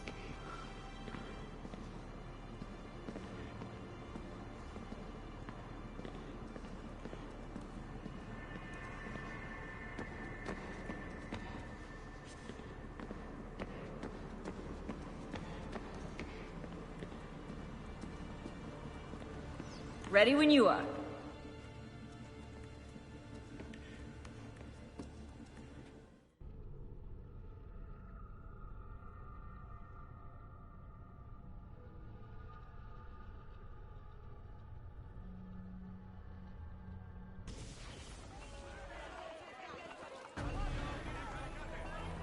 Ghostface, with the whole Minecraft playthrough, you added a mod that you didn't expect to be scary, because it's the console version, but it is, and it completely revamped the game alongside a texture pack. Oh, okay. Yeah, it's cool when a mod, can really, really change the feel of a game as well as how it looks.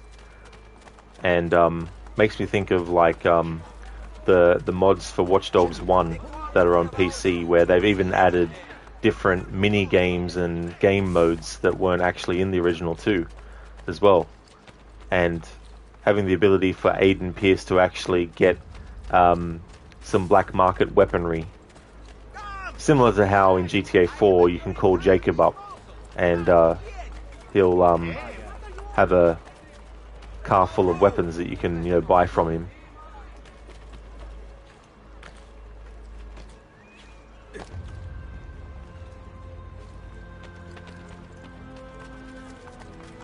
So we're now in Sequence 8. The Disappearance of Da Vinci, which is the DLC, it actually takes place between Sequences 8 and 9. But the way this game works, if you want to actually do the DLC after finishing Sequence 8, the game directly goes into Sequence 9. So it kind of makes the flow uneven, if you want to do it that way. For this playthrough, I won't be doing that content. But sometimes when I do it, I actually do it after finishing Sequence 7 instead. But most of the time, I just do it at the tail end of a playthrough as well. That's what that symbol, the icon on the top right of the minimap currently, is about. It's actually a good DLC. I quite like it. You also get to meet Duccio again, which in the main game of this, you don't actually meet him.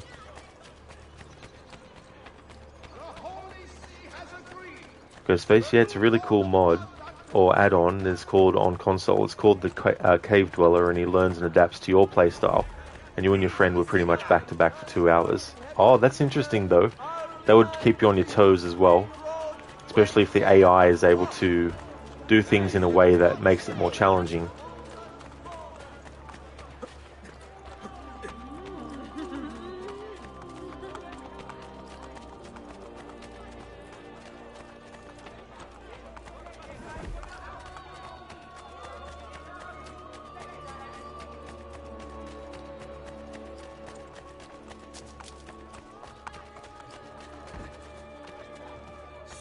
What do you think you're doing?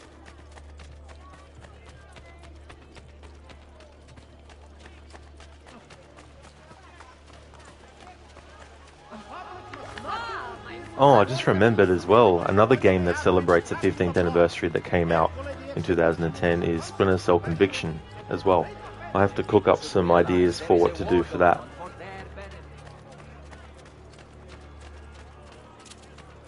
Ghostface, yeah, add-ons and what is possible with them, and the creators have come a long way from what you didn't think was possible on console.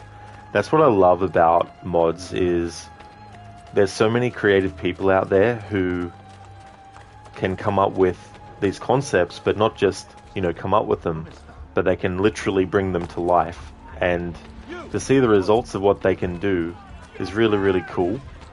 And it makes me wish that there's certain mods that could exist that I could do myself, but I don't have that skill.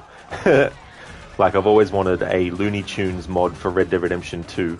Or 1, it can be either one, where the animals in the game get turned into the corresponding Looney Tunes animal. So all the rabbits become Bugs Bunny, and all the pigs, or all the boars become Porky Pig, things like that. Lucinda, okay, Rod, it's time for you to head off to work in a minute. I hope you have a great rest of your stream and enjoy your stream vacation. Thank you so very much, Lucinda. I really appreciate that a lot. We'll definitely see you around Twitch and on Discord over the next few weeks, and try and catch some of your streams and stuff as well. Thank you so much for being here. I really hope that you have a great day today. Hopefully work goes well for you too. Would like to highly recommend people check out Lucinda's channel if you haven't before. Lucinda is doing a Resident Evil marathon, is up to the original Resident Evil 4, and is also going to be doing all the other main entries in the series as well. So far she's already done Resident Evil 0, Resident Evil 1 original and the remake, Resident Evil 2 original and the remake, Resident Evil 3 original and the remake, as well as Resident Evil Code Veronica. Also a big fan of the Dishonored series, as well as the Dead Island and Dying Light series too. A great streamer, and also has some really cool raccoon-themed emotes, both static ones and also animated ones too, as well. Absolutely no trouble at all for the shout-out, Lucinda. Always more than happy to give you one. Thank you so much for being here, and definitely catch you around on the internets over the next few weeks and stuff. And thank you so much for being here, and hope you have a good one too. Yeah, Brutus, F work.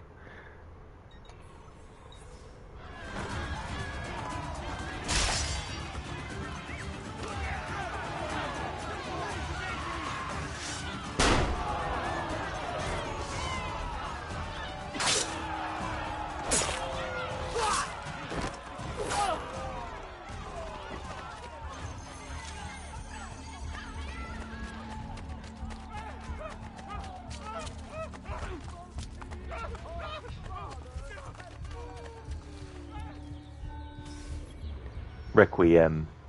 Breach the perimeter of Castel Sant'Angelo and confront the Pope inside the papal apartments.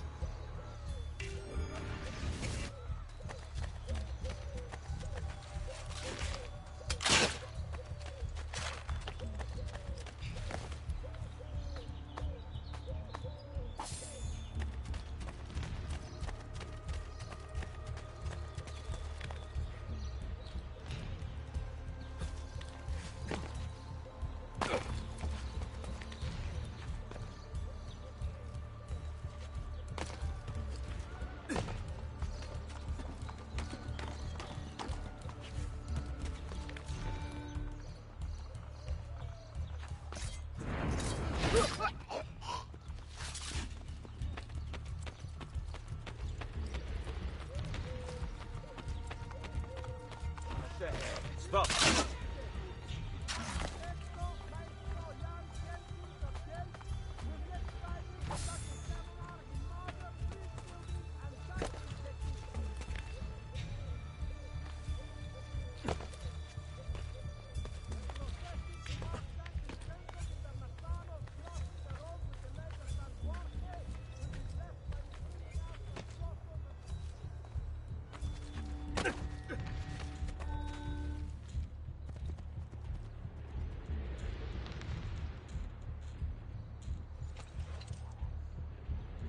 I want to see the Pope! His Holiness waits for you at the top of the castle in his apartments. Get out of my way!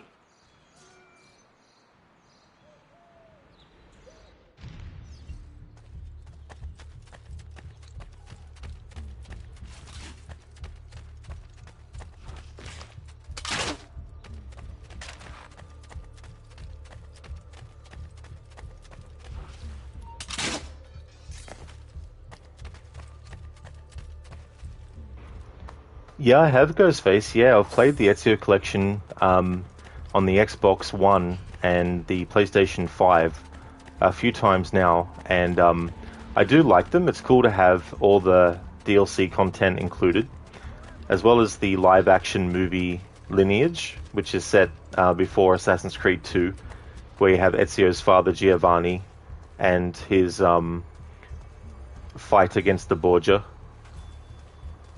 as well as the animated Embers movie, which takes place after Revelations. So it's cool to have all that too, as well.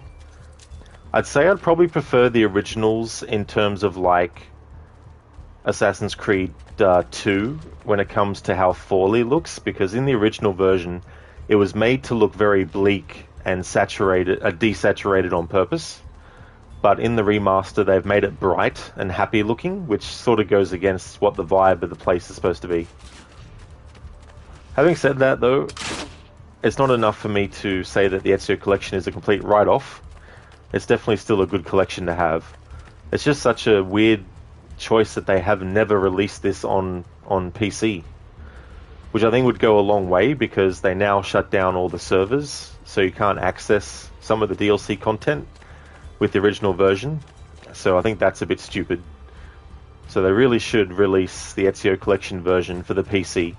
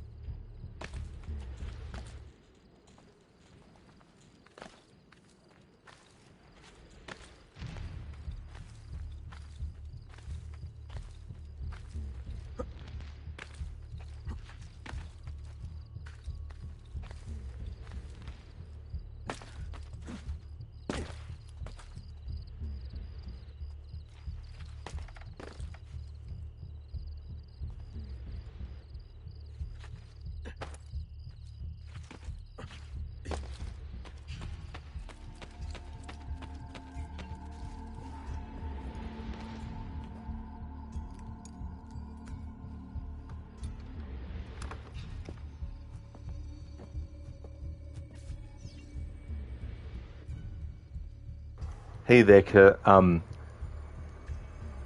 Kasumifu. Sorry, I had to look at your name a bit closely there, so I could actually say it properly. Although I probably butchered it. Sorry about that. But welcome on in, and thank you for redeeming the Arnie movie scene impression. Ghostface PC gets mistreated heavily, which is why there is still a strong argument for consoles. Yeah, I really like consoles just for personal reasons, where it's like, I prefer to just sit down, turn the console on, select what game I want to play and jump into it. I don't want to have to worry about what's the temperature like. I don't want to worry about, do I have the right graphics card. I don't want to worry about what new things do I need to update, what do I need to download. I just like to just jump into the game. So that's why I like to, play console stuff over PC stuff. But there's definitely things that are much better on PC to do. Like, I feel like first-person shooters are definitely better on PC, especially with the keyboard and mouse as well. Because aiming in a first-person shooter game, or even a third-person shooter game on a controller, is a pain in the ass sometimes, with having to use the right control stick to move the reticule to the right spot, or the left control stick, depending on, the game and all that kind of stuff.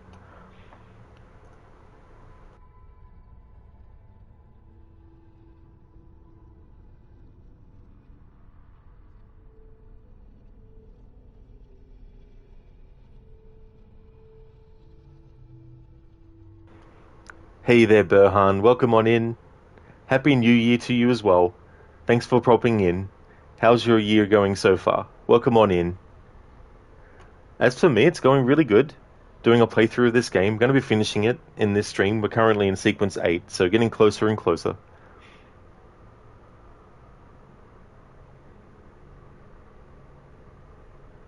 Oh, that's all good, Kasumifu. That's no worries at all. Okay, so I'll look at my document where I've transcribed some scenes, because sometimes IMDb doesn't really have many quotes from his movies that are actually, in a scene format. Usually there's like heaps of quotes that are separate on their own. So I've got some from some movies transcribed. I need to actually get more, because there's some movies where it's like, I'm sure there's some longer bits of dialogue between characters than what they've got on IMDb.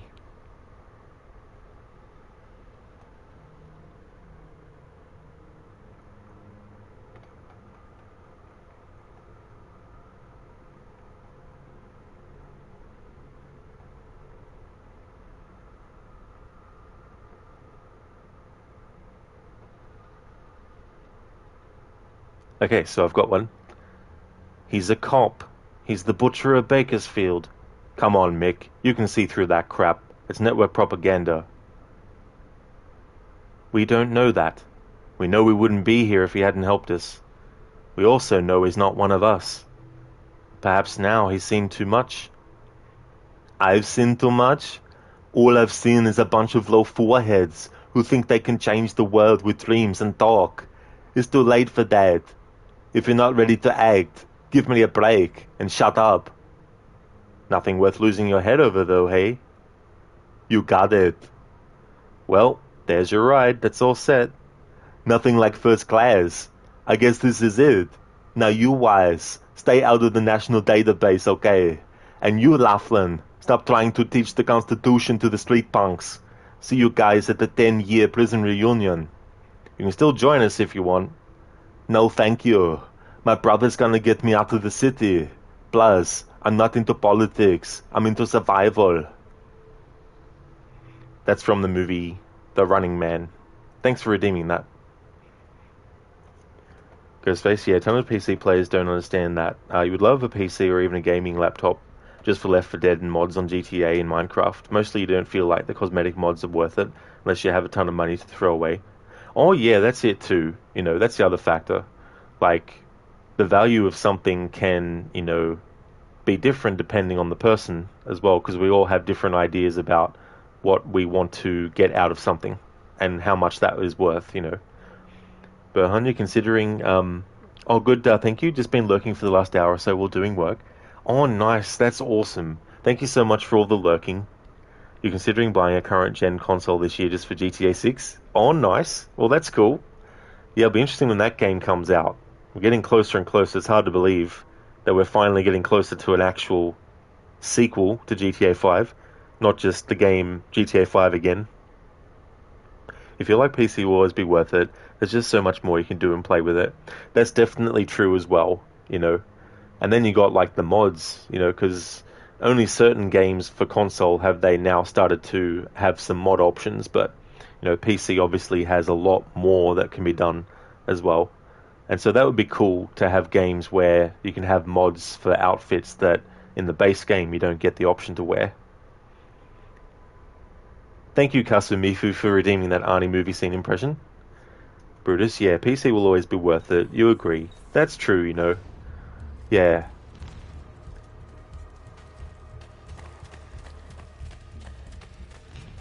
I don't understand. I ordered a fresh batch of La Cantarella last night. I am terribly sorry, mia signora. But the Pope has taken it all. Where is the Pope? He meets with Cesare. Strange. He did not tell me Cesare had returned. That woman gives me so much trouble. Why didn't I stay in the stables? What a family this Pope has. There he is.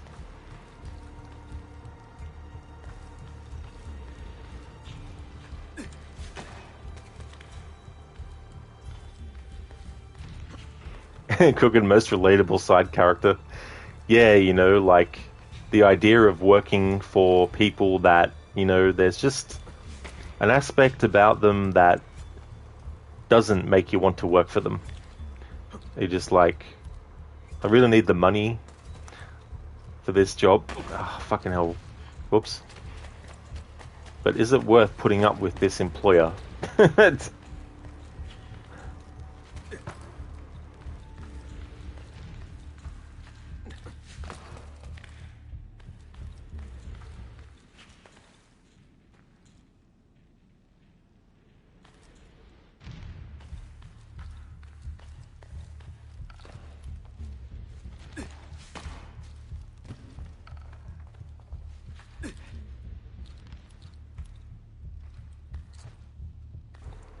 Brutus and the co-workers. Yeah, I've been lucky to not have any co-workers that I've really, you know, been like, oh, not them again. Oh, for fuck's sake, what the hell?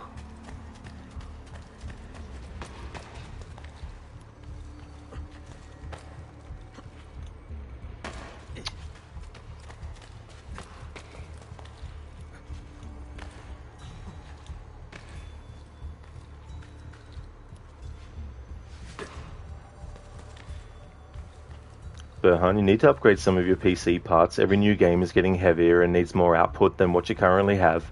So kind of you to Rod to offer an upgrade to your PC to the latest specs. What a lad.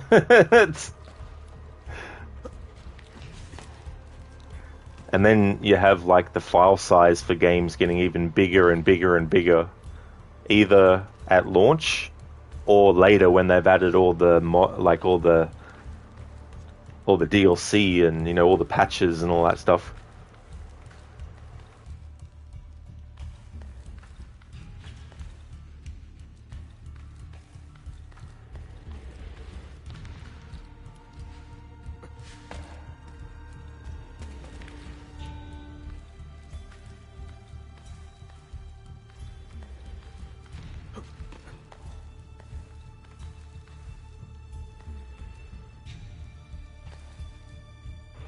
Brutus RTX 50 series coming out later this year. You might look into upgrading as well. Oh, that's definitely a good idea too. Berhano, yeah, tell me about it. You constantly have to uninstall games to make space for a new one. Oh yeah, it can be so time consuming where you're just like, I just want to jump in and play the game. First place, eventually the console you think will have to give in, and if they allow certain mods through like a security checkpoint, they probably will have to do this to keep up.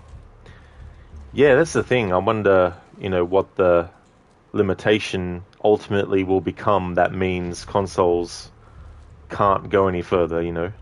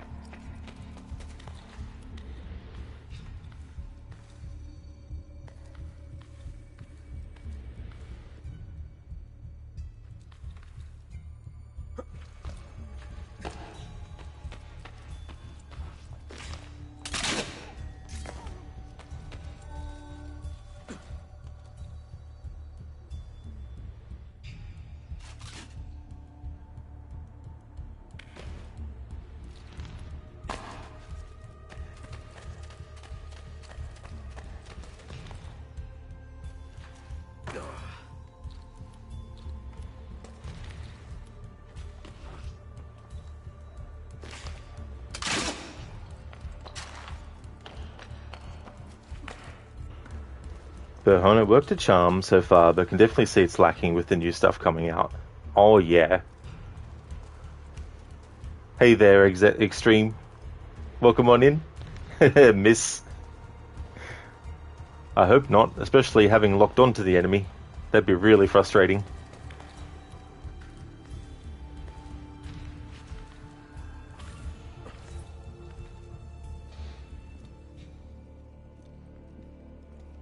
What has happened here? I do not know what you mean. My funds, my troops, gone! Financial difficulties strike all of us, even those with an army. You intend to give me money? No, I do not. Then I will use the Peace of Eden to get what I want. Your help is not necessary. That has been made abundantly clear to me. Are you aware that the Baron de Valois is dead? No. Did you? What reason could I possibly have to kill him? Was he plotting against me with my brilliant, traitorous Captain General? I do not have to stand for this! The assassins murdered him. Why did you not stop them? As if I could. It was not my decision to attack Monteriggione. It was yours! It is high time you took responsibilities for your actions. My accomplishments!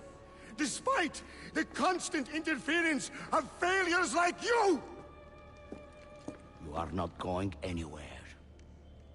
I have the Peace of Eden. Get out of my way, old man. I gave you everything, and yet it's never enough. Cesare! He intends to poison you!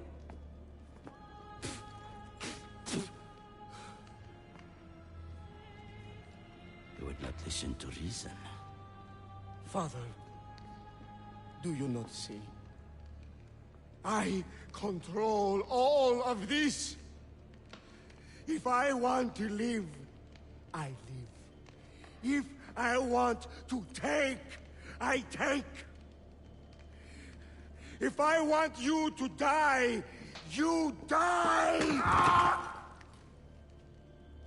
Where is the piece of Eden? Stop! I know where it is! And you did not tell me he had taken it? Cesare, it's me, your queen. You are my sister, nothing more. Where is it? You never loved me? Where is the apple? Tell me! Jack!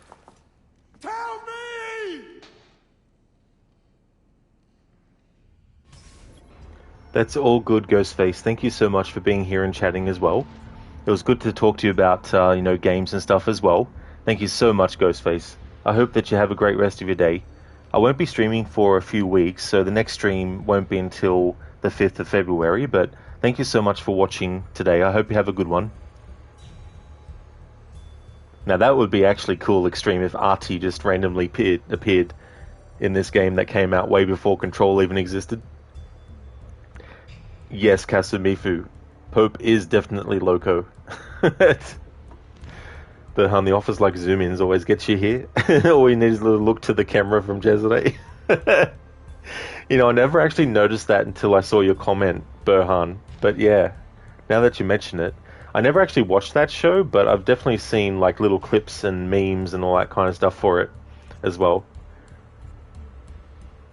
Thank you, Ghostface. I definitely will. I hope that you have a great rest of your day or night as well. Thank you so much for popping in and chatting. Crooked, this whole scene was a good confirmation that sparing Rodrigo didn't lead to the attack on Montelegione. Cesare wanted to attack it anyways for his conquest of Italia and to take the apple. Rodrigo even advised him against it. Exactly, dude. It's definitely a detail that can be missed and have people think that the only reason why Monteriggione gets attacked is because Ezio spared Rodrigo's life. But whether he spared his life or not, Cesare, because if you even read some database entries in AC2, it even talks about things related to Cesare as well, So it's not like he's a character that they just made up for Brotherhood. It was actually someone, apart from the fact that he existed in real life, but I mean to say, it's not like Brotherhood was the first instance of his mention, It's an AC2 in the database entries that talks about Cesare and him attacking Monteriggione and all that kind of stuff, So, yeah, whether Ezio killed Rodrigo there or not, the attack on Monteriggione would have happened regardless. And it's because Cesare wanted to overtake all of Italy. Oh, thank you, Babs. I definitely will. Yeah, it'll be good, And then for the rest of the stream year, I'll be, able to stick to the new schedule more closely that I've got for this year. Thank you for redeeming the Assassin's Creed quote, Babs. Thank you.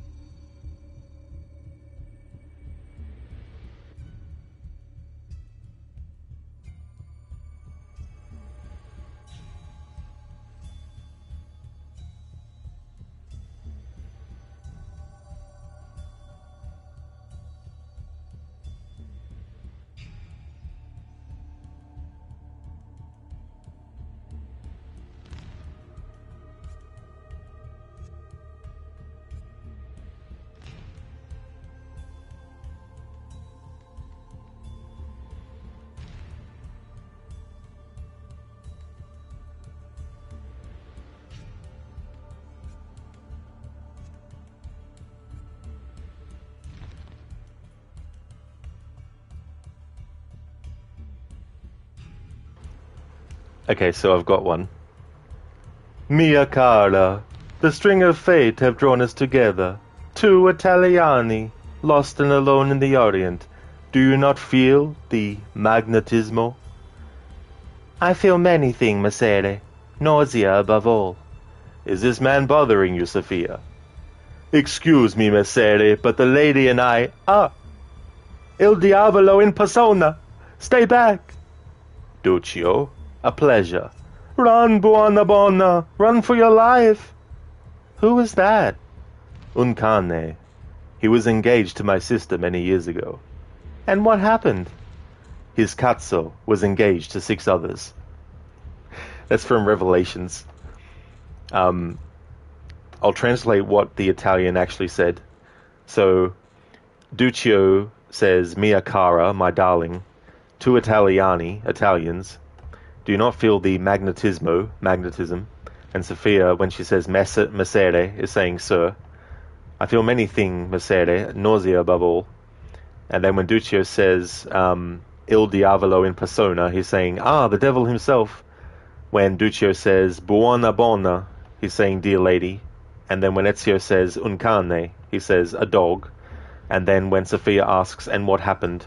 When Ezio says his cazzo was engaged to 6 others, he's actually saying his dick was engaged to 6 others.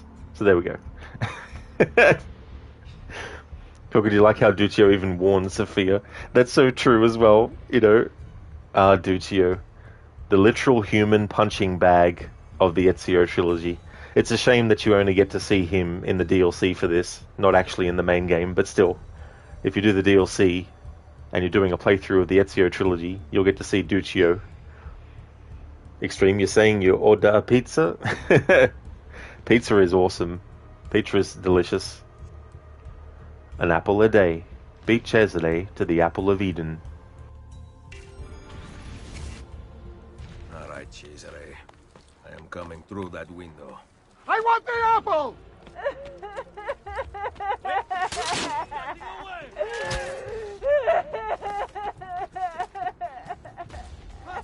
Am I hurting? Smart decision, little sister.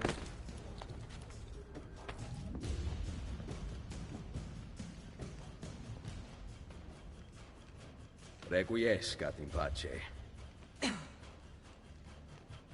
I know. I know where that bastard is going. San Pietro. The pavilion in the courtyard. Thank you.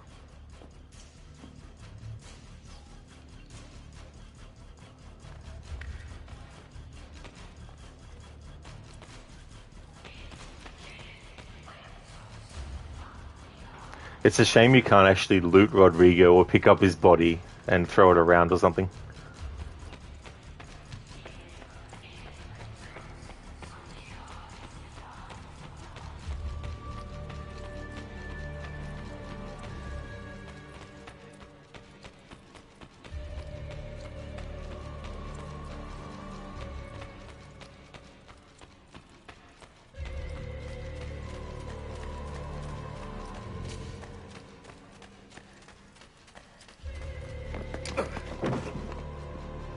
Assassino!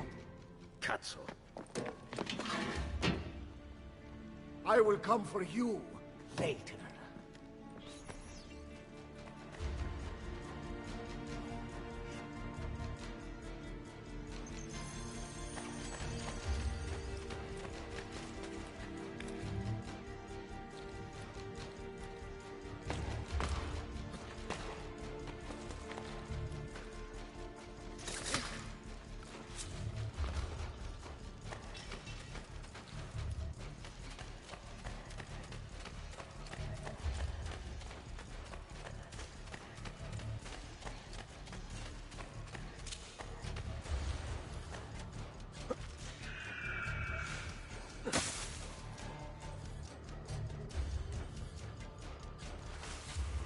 Yeah, crooked cazzo.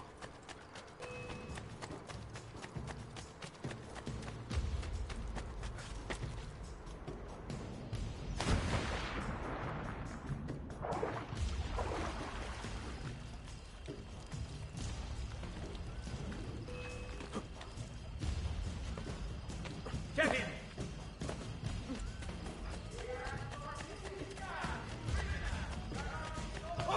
Get him! Get here! On him! Ready! Ora!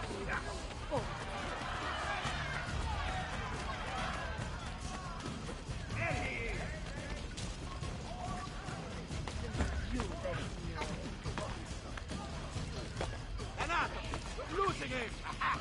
Get it! Get the bastard!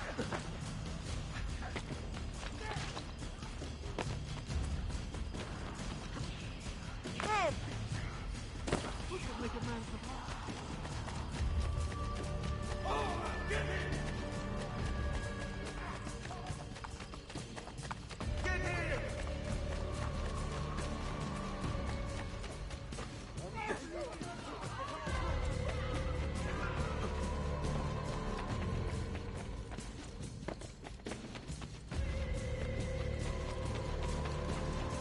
Non cattura now, stronzo!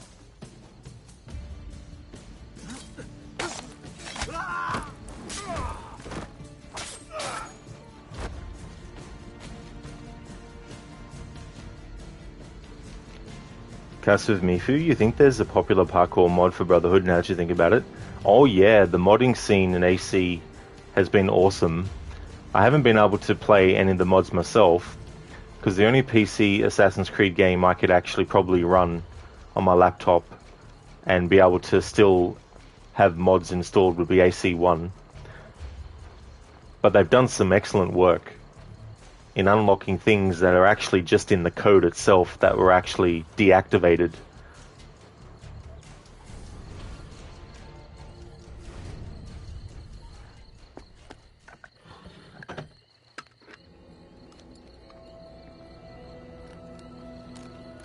You!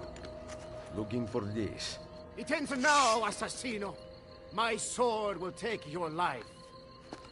Guards!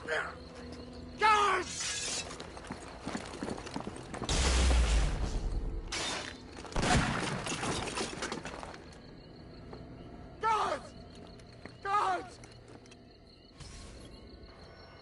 Yeah, Kasumifu, Crocodiles has actually done a playthrough of Assassin's Creed 1 recently with some mods installed, and the amount of things that you can do with the parkour as well, even able to do certain moves on like wooden bars that, you know, normally you can just do in games like Brotherhood off the horse, but you can actually do it in Assassin's Creed 1 even, and all that kind of stuff.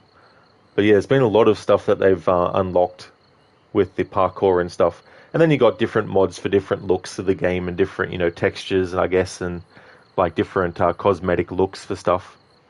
There was a remaster of AC1 I saw, but it looked the colors were oversaturated really insanely as well. But I think they were able to actually make it as robust a parkour system as Unity has, you know, in some ways. The Apple of Eden. Escape from the Vatican with the Apple of Eden.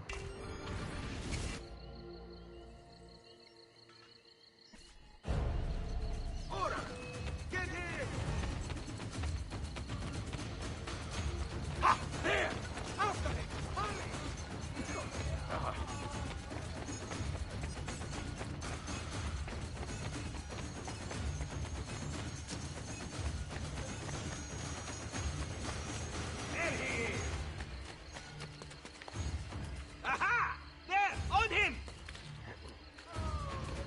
What are you... Now, move! I will kill all that. Where has he gone?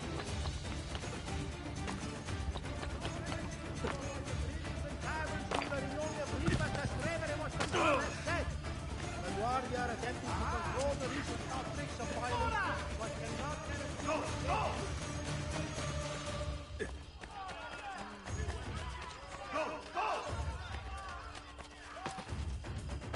He's losing it! There!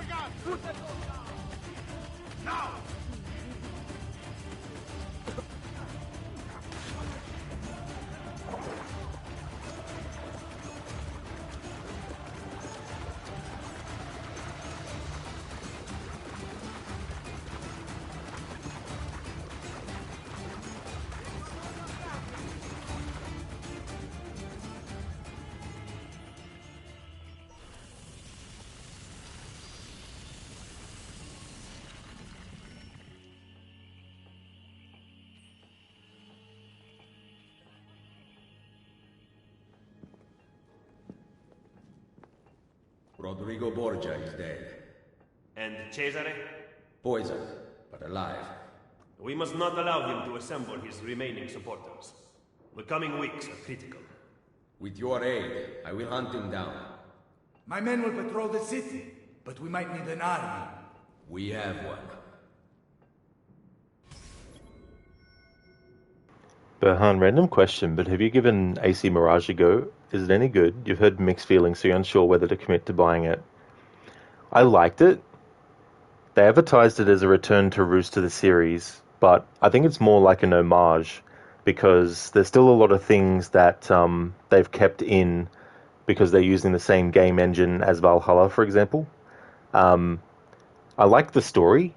There's some sort of like questionable choices that are made in terms of like what they have happen. Overall, though, I still think it's a decent game. But if you're a bit unsure, I'd probably wait until it's on sale to actually get it. But one thing I'd say for the story is if you have already played Valhalla, there might be some things in the story of Mirage that feel a bit slow at unraveling. Whereas if you haven't played Valhalla, then that wouldn't be an issue as well. And I feel like the pacing of the storytelling in some ways is pretty lagging and slow. But yeah, overall, I definitely would say it's a good game. I wouldn't probably put it in the tier of like the Ezio trilogy or, you know, other games in the series. I feel like there's a lot of things that were holding Mirage back. And I feel like the inclusion of the Eagle, another Eagle companion, is a bit overdone now with the series. I feel like that isn't something that was necessary. But yeah, definitely a good Assassin's Creed game. Kasumifu sounds good. You've been interested in modding just Origins and Odyssey, and there are some good ones. Oh yeah, you know, like being able to have different hairstyles, I think is really cool in Odyssey. Like I've seen some mods to have different hairstyles in that. It was good that in Valhalla, in the base game, that you could actually change the hairstyles a bit. But to have mods, because Crocodiles also did a playthrough of Valhalla with all the options for changing the characters' beards to pretty much any other character's beard style. You know, same with hair and outfit and all that kind of stuff. But yeah, I like the idea of having mods that add outfits that aren't available in the base game as well. Berhana, okay, so you save your £45. Yeah, you know, so... But yeah, it's not a terrible game in the series or anything like that. But they did a great job, though, at building the world. The attention to detail in the architecture and all that kind of stuff is really cool. And it was good to have an Assassin's Creed game that takes place in the Middle East again, you know, like in Assassin's Creed 1. So that was cool. That sort of helps them in the homage part of things. But I feel like if they really wanted it to be a return to roots, what they should have done is made the UI like it used to be, have like the mini map, not have the top thing where you've got like the icons for where things are and the line and all that kind of stuff, but have the UI be with the old style mini map, have it be actual memory sequences again, instead of calling them like, you know, investigations or quests or whatever. I think those things would have been good for them to do. Get rid of the eagle completely. That would have been returning to the roots, because obviously the earlier games didn't have that mechanic. So there's a few things that if they had done, I would feel that calling it a return to roots would actually fit. But as it is, I'd say it's more of an homage to those elements of the earlier games rather than a full-on return to roots. And obviously some people might think, well, what, do you want all the glitches too? It's like, no, of course not. I don't want all, like, you know, those glitches that mess shit up. Obviously not. But just having the UI be like it used to be would have been cool. So maybe they can do that as a mod for Mirage down the line. Make the UI actually look like the old school style. Be right back.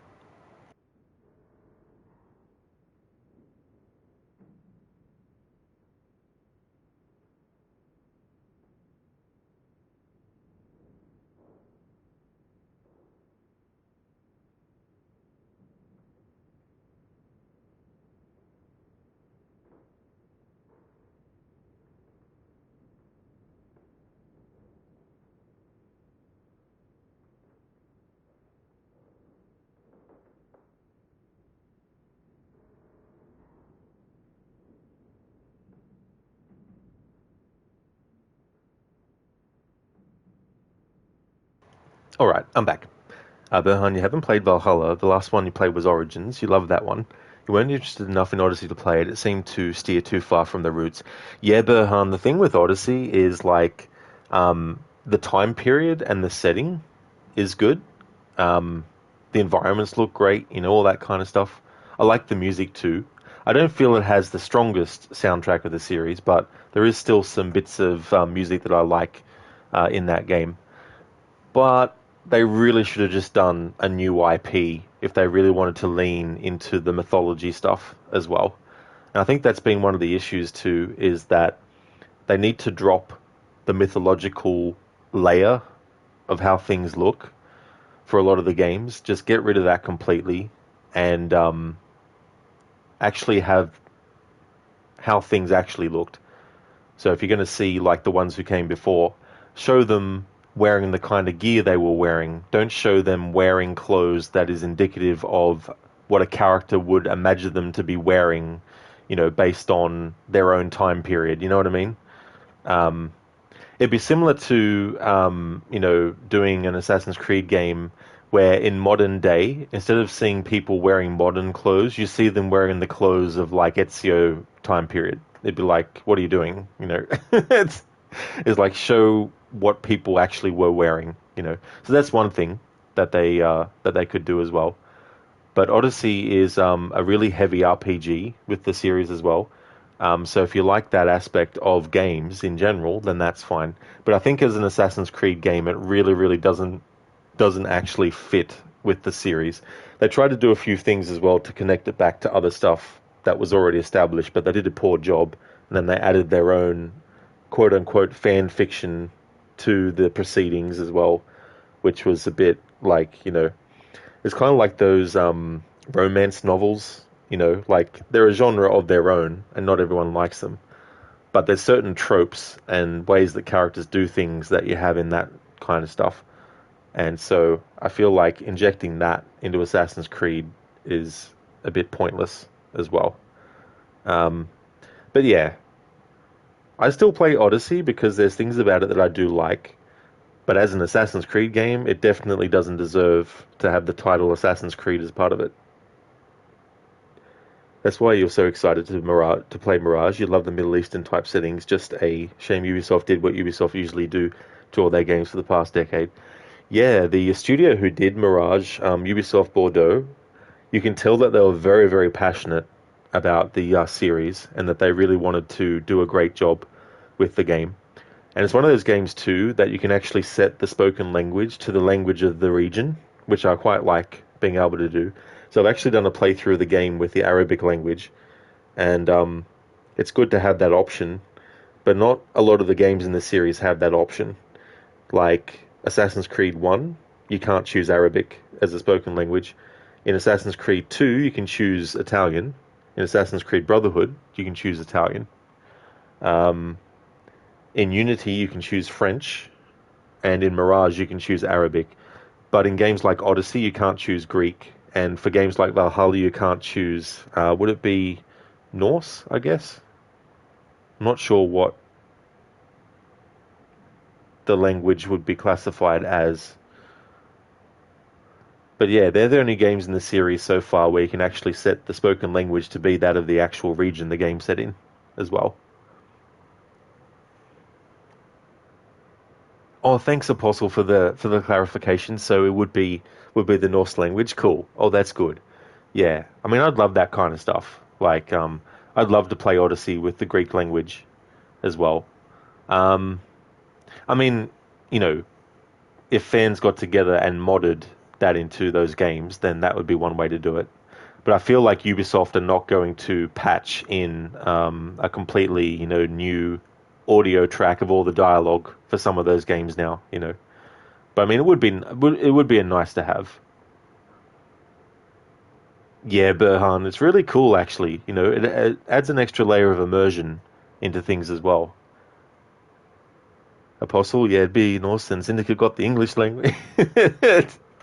That's true. Although it would have been funny if they had the French accents, like in Unity set in France, they have English accents. Demilitarization. Destroy Chesley's Roman army, leaving him with little support to wage a counterattack.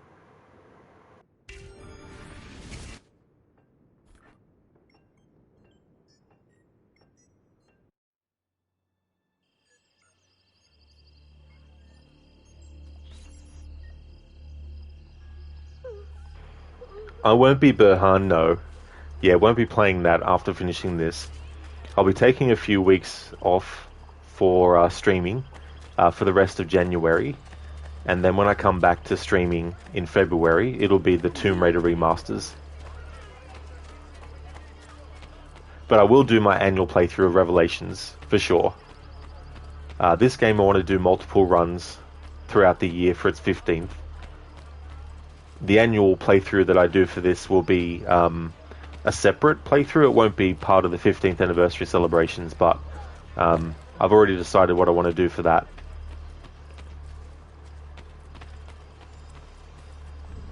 Oh, thanks, Burhan. Yeah, it's going to be good, you know. You must find them. They are everywhere and nowhere at once. I do not care how you do it. We cannot on our own, Signore. You must help us. I am ill, you idioti! Micheletto will soon be here with my armies, and then you will see how quickly the Assassini fall.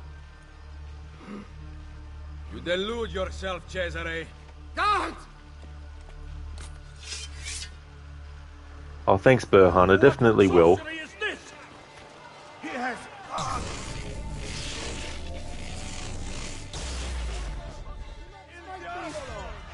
When you have the apple and you use it, as you can see, it drains Ezio's health, and the game won't let you use your medicine. So you have to survive until your health regenerates.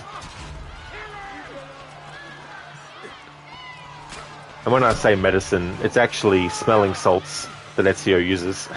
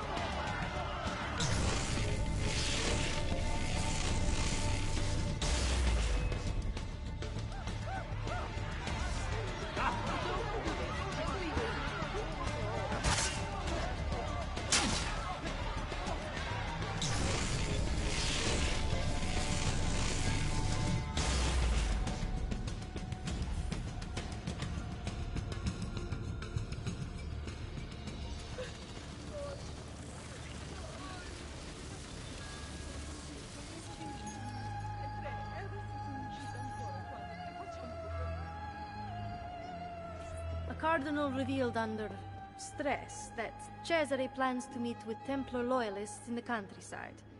The Cardinal departs for the meeting tonight. I will follow him. Seeing red. Break up Cesare's meeting with the Cardinals to ensure he does not successfully petition for aid.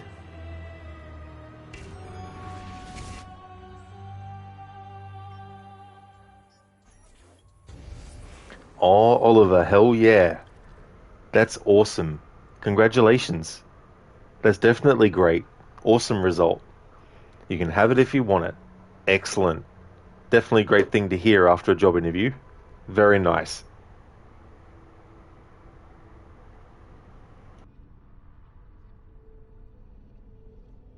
You didn't break wind, did you, during the interview? That's so good.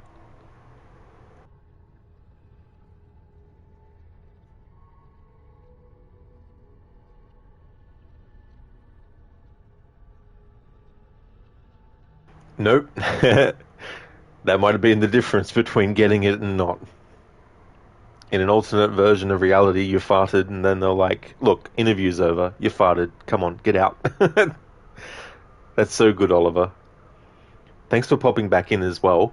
Just a heads up, we're a very, very late game now, so there'll definitely be some major spoilers coming up soon. But thank you so much for popping back in and letting me know the good news. That's awesome.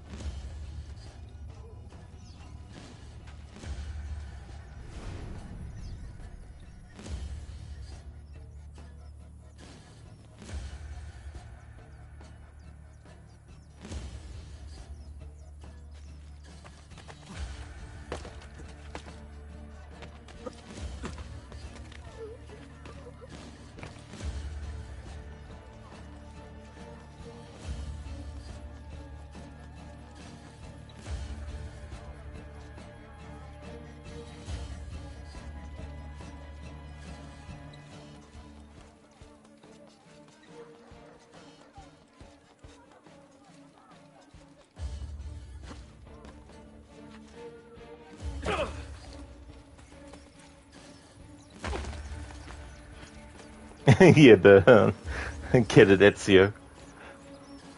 Kasumifu Wild Dancing Masere. Absolutely. Yeah, I love doing that head jam. Making characters dance.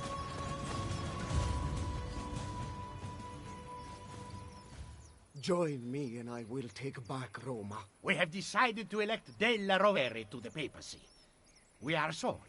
I paid for your appointment. Roma is not the same as it once was. Borgia money has become tainted. You will regret this decision! Assassino! Run! Hired men promise you their blood, but as soon as you need help, they turn against you. Guards! Go.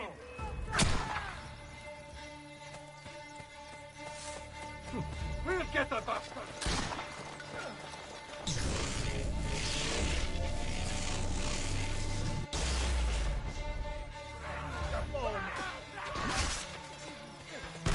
Enough! Die!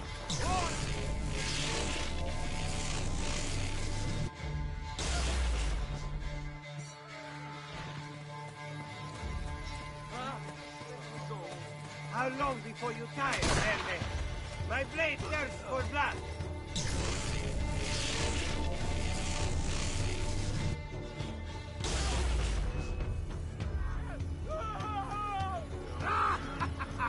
Got you straight!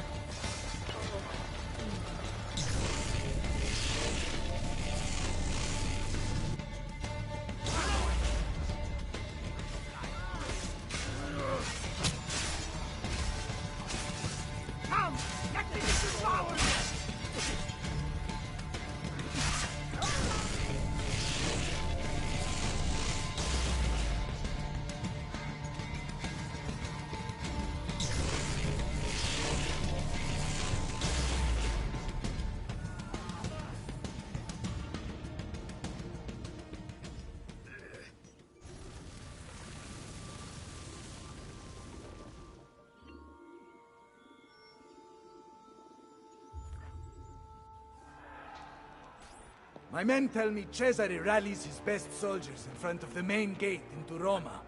Gather the assassins. We'll face him together.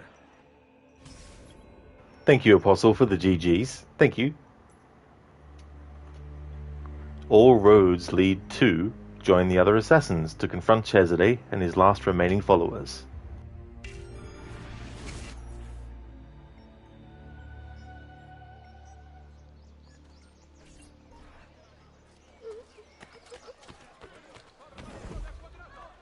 Buon The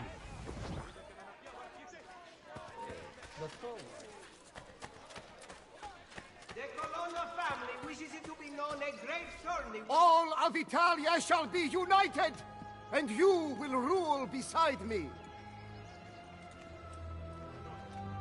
Come to watch my triumph. Soon Micheletto and his army will arrive, but you shall be dead before then. Insieme per la vittoria! Vittoria agli assassini! Vittoria agli assassini. They know what awaits them if they do. Kill them! Soon you will pass from this earth, and my dominion will return to me. Rip the assassin's throat out!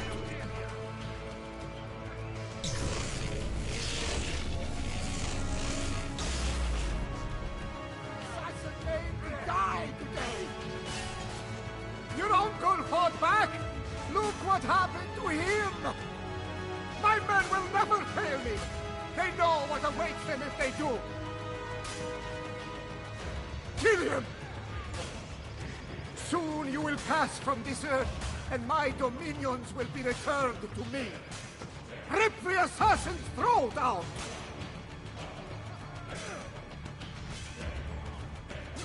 I want the assassin name to die today!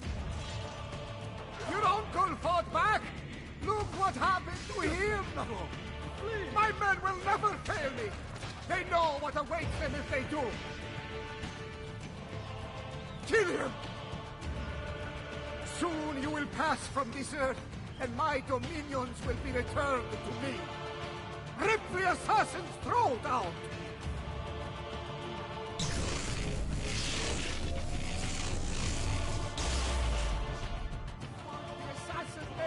Die today! Your uncle fought back! Look what happened to him! Throw down your arms, Cesare Borgia. Micheletto's troops mass behind me. We will take back my city once and for all! This is not your city anymore. By order of Pope Julius II, I arrest you, Cesare Borgia, for the crimes of murder, betrayal, and incest. No! No! No! No! This is not how it ends! Chains will not hold me! I will not die by the hand of man! I will not die by the hands of man. No man can murder me. It was the manner in which he said it. Chains will not hold me. If you are so worried, there is a way to find out. No, it is too powerful. It must be hidden outside the domain of men. What a shame. Hiding a masterpiece where no one will ever see it. And yet, what if he meant what he said? I cannot risk it.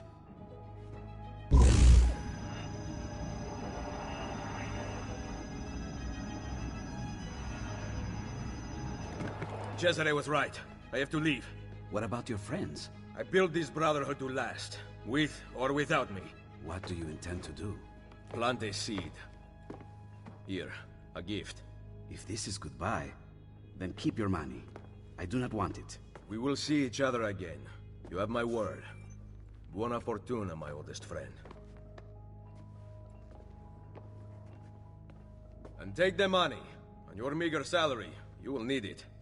My patron has been arrested after all. Love that line. My patron has been arrested after all.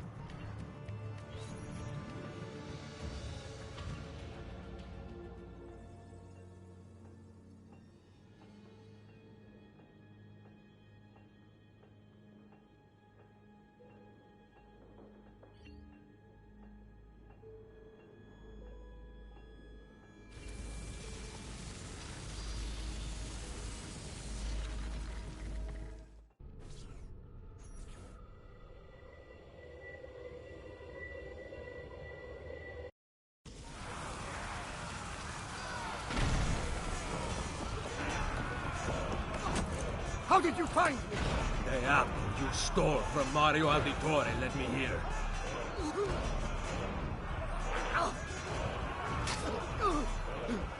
Kill him!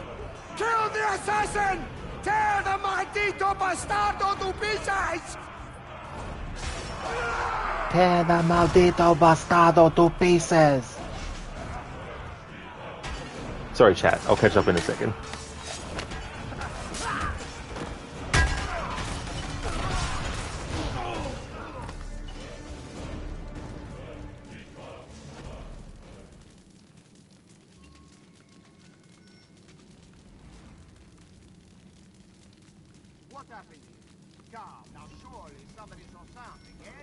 What happened here? Surely someone saw some... Yeah, you're on a battlefield, mate, in case you haven't noticed. I need munitions. I love that. On a battlefield. What happened here?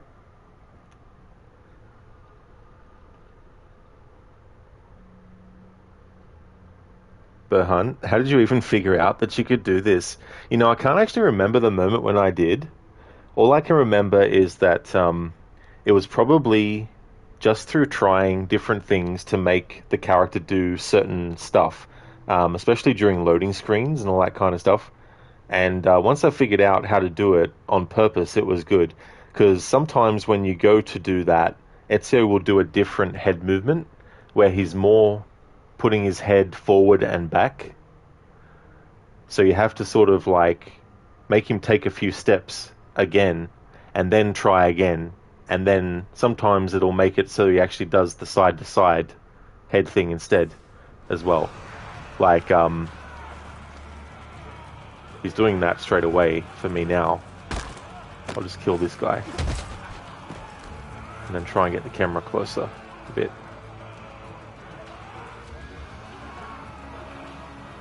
Yeah, so that head bob is more him just putting his head back and forth. So if you go to the side view, that's what it looks like. So if he's doing this, you just have to take a couple of steps and then try again.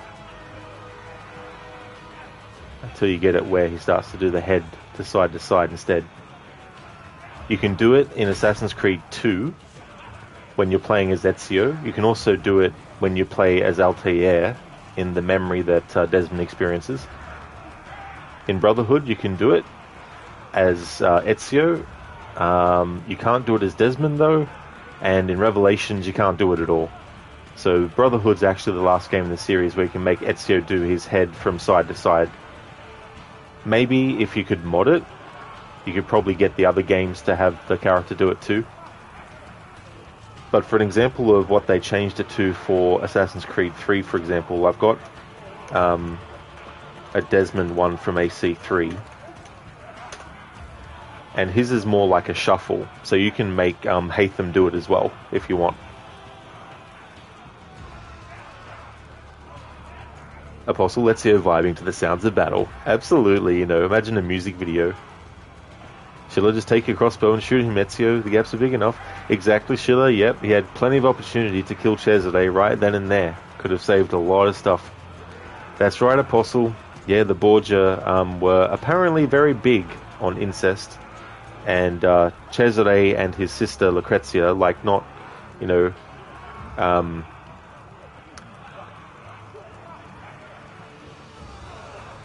there's a scene where they actually kiss, which is very disgusting. And then that actor guy is wanting to kiss her afterwards.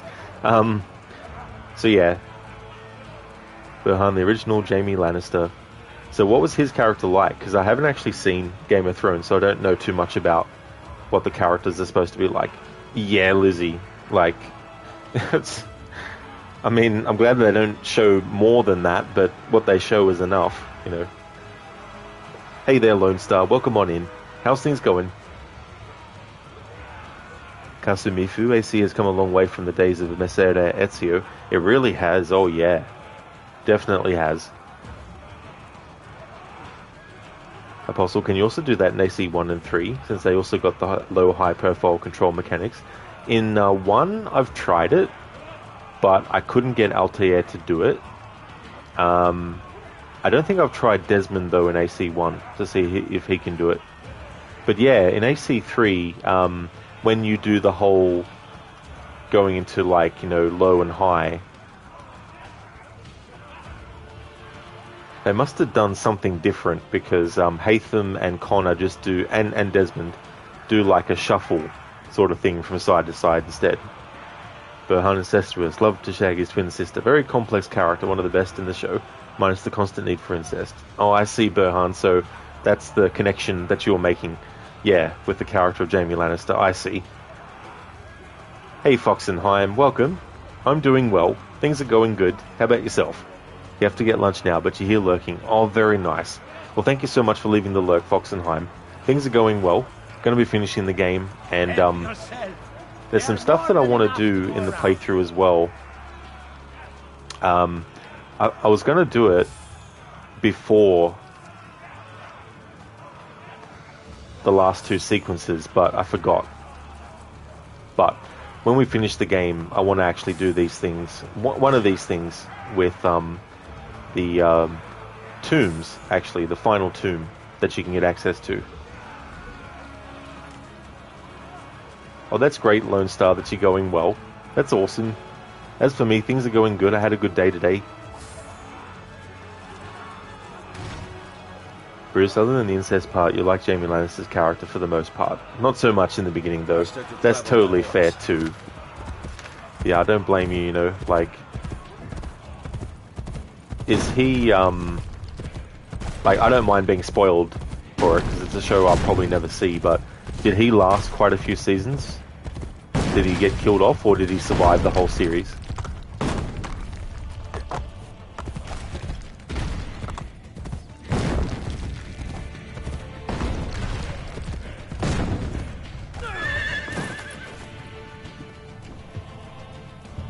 Oh, interesting, Burhan and Brutus. He lasted till the final season. He was there almost to the end. Damn.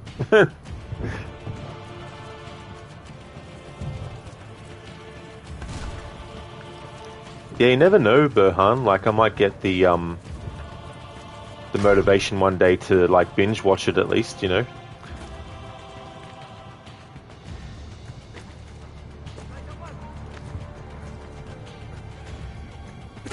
I know what you meant, Burhan, don't worry.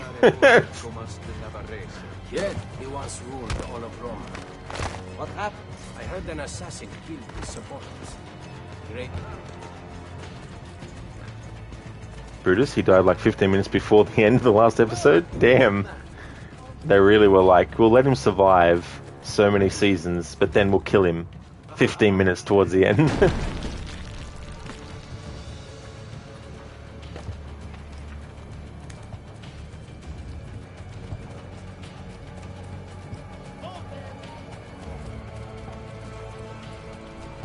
¡Ayúdenme! ¡Mi hijo! ¡Mi hijo está herido!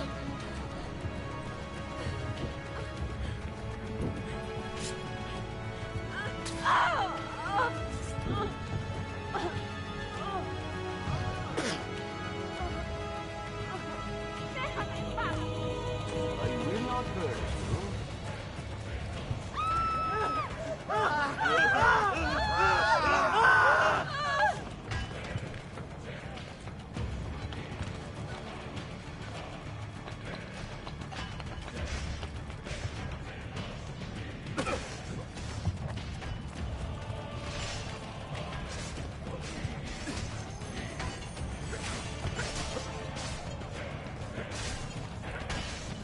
You brought this upon yourself through sin. This is how the Lord punishes you. Ours is a just God, and this is justice. Praise the Lord. Thank God for giving us to the power to see our punishment. What is a God with human power? The Lord he giveth, and the Lord he taketh away. So the truth is written. Amen.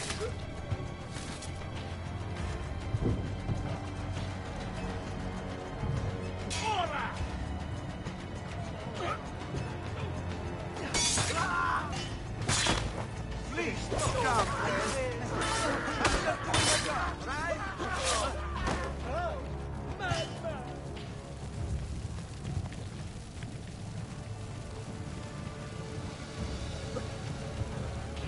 Apostle assassinated the flute player trying to fight for you. The flute player is like, I'm only trying to alleviate the battle scenes by having some music.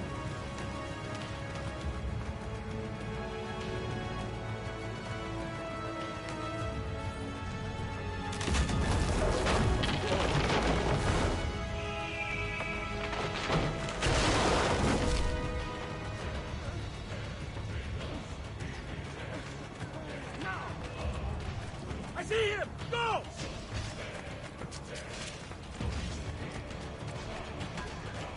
Hold a moment.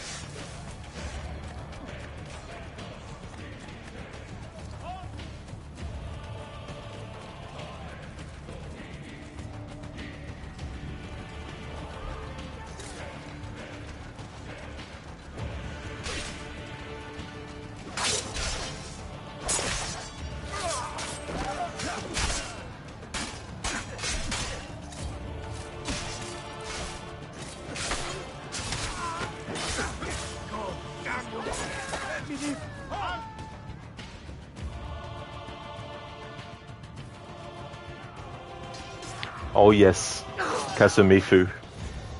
Very, very lucky that there was a haystack right there, like literally in the spot where Ezio just dived.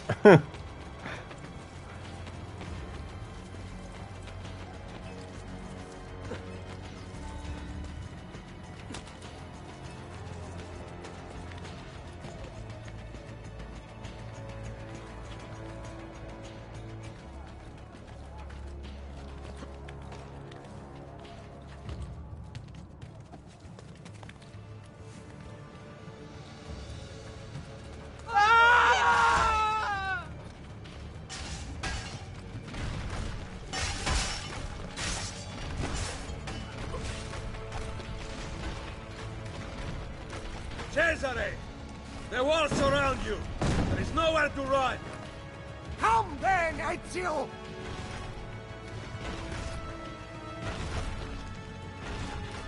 I cannot die! Fortuna will not fail me! I am the best fighter who ever lived! Stay back!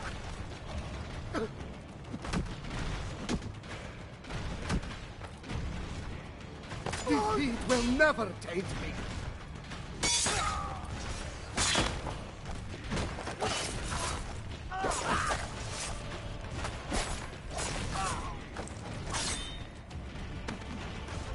Take that!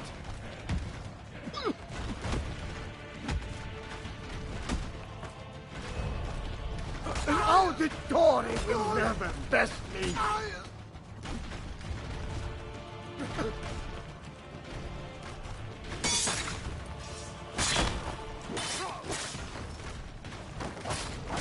No matter what you do, I will conquer all!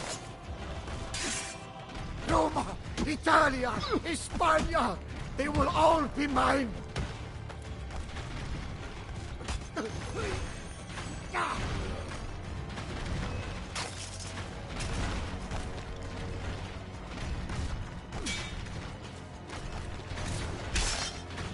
Big mistake!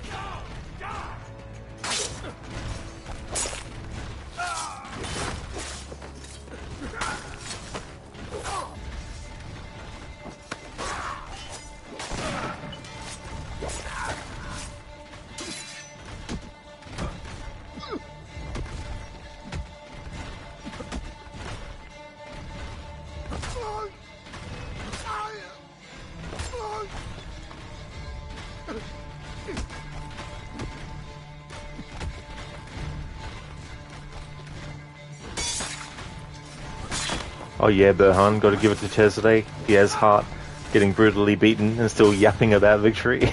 It's like those enemies in games where they're literally dying, but their dialogue is still going about how they're going to kick your ass and how you're not going to defeat them.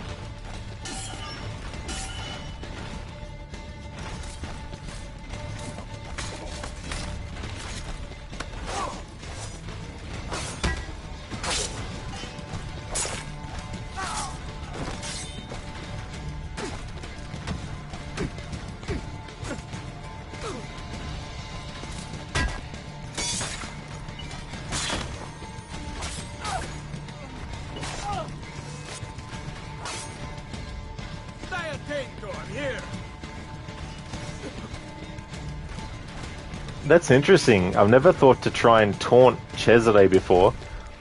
So I've never seen that message before saying that he's immune to taunts. Interesting.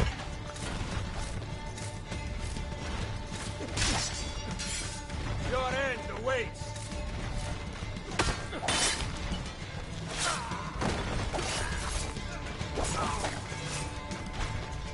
Never had to actually use it? Send me, O Canaria. I'm right here.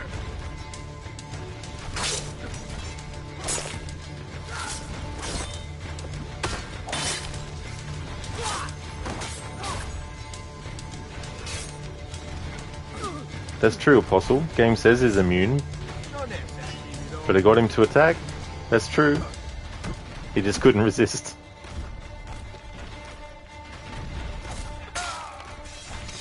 But honey, will not be faulted by mere squabbling words.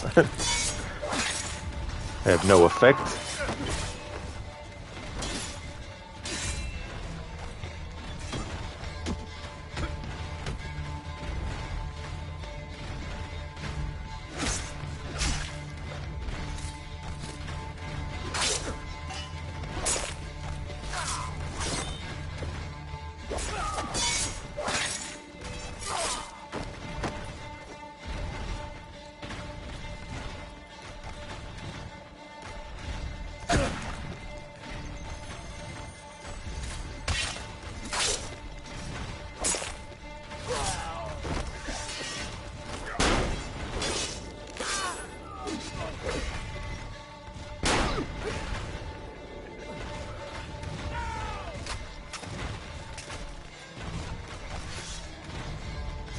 Yeah. Kasumifu, quite immune to both taunts and kicks to his nutsack, apparently. It doesn't faze him.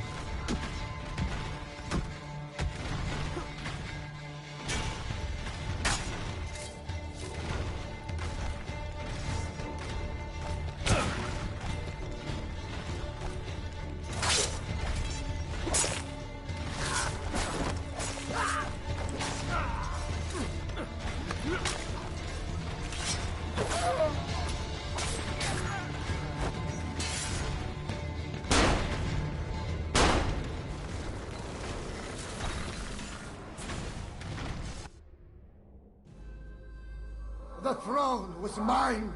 Wanting something does not make it your right. What do you know? That a true leader empowers the people he rules. I will lead mankind into a new world. Che nessuno ricordi il tuo nome. Requiescat in pace. You cannot kill me.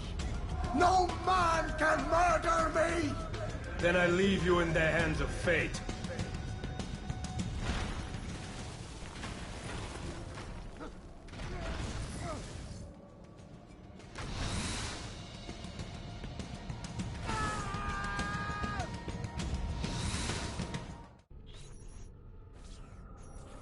The throne was mine. What do you know? I will lead mankind into a new world.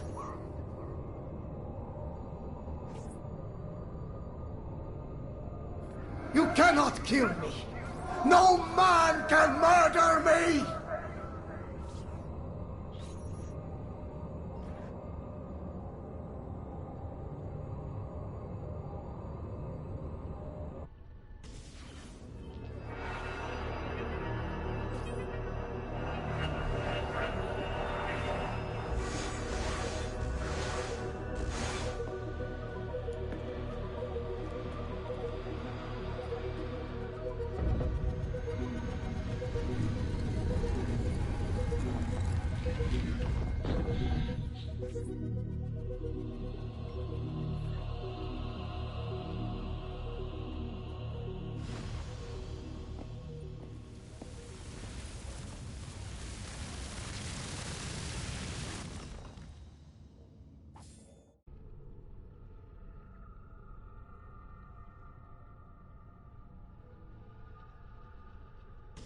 We've got it.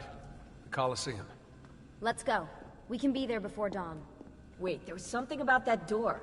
I don't think I saw a handle. Let me run an analysis. Great. So we need some kind of futuristic key. It seems to open with a verbally triggered mechanism. I've never seen anything like it. You mean it needs a password?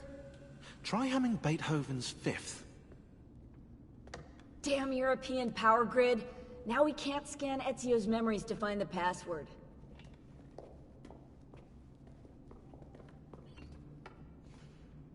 We have to find that password. Ezio knows the answer. Problem is, he's dead. I can't believe we're stuck here. Yeah, can't do it, unfortunately. As Desmond.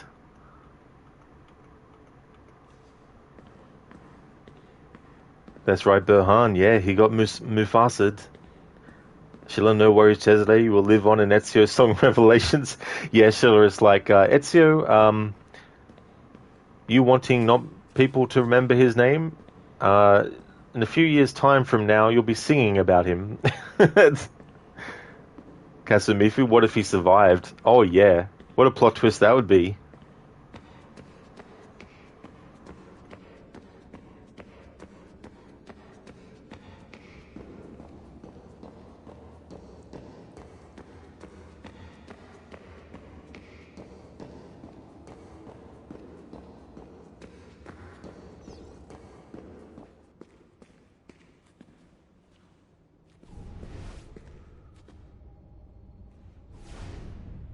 Hey, maybe it has something to do with this.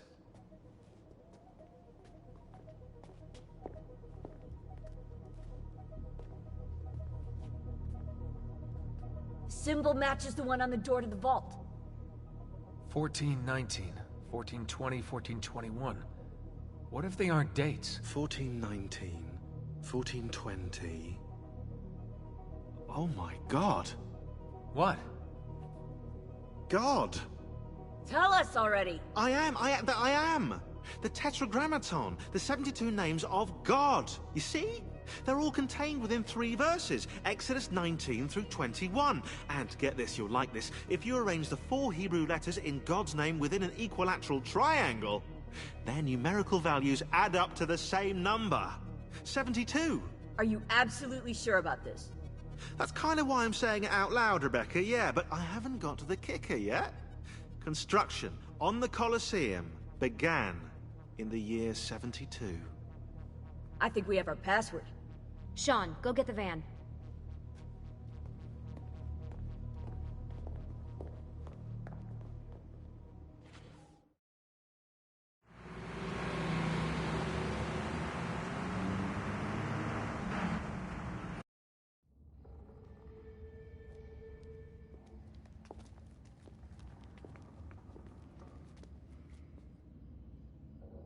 Deja vu. I bet. Let's go. Whoa, what about us, eh? You might actually need a historian down there. Sean's right. That tunnel should lead under Capitoline Hill. I'll help them find another entrance. Be careful, Desmond. I'll drive. Ah, yeah, nice try. I've seen your car.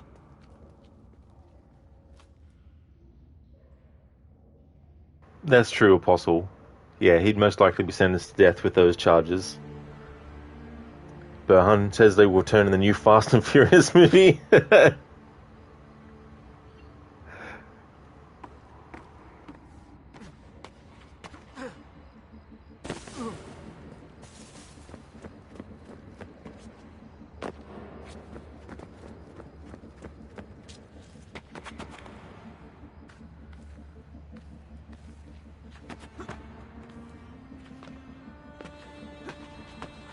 Lucy, I'm making my way toward the entrance. Okay, good. If you see any gladiators, my advice would be leg it. I'll keep that in mind. In Tomb Raider Chronicles, there's a mission or a few levels that take place in Rome, and you go to underneath the Colosseum, and you literally come across gladiators that somehow survived centuries underground, under the Colosseum. So whenever I hear that dialogue in this game, it makes me think about that game.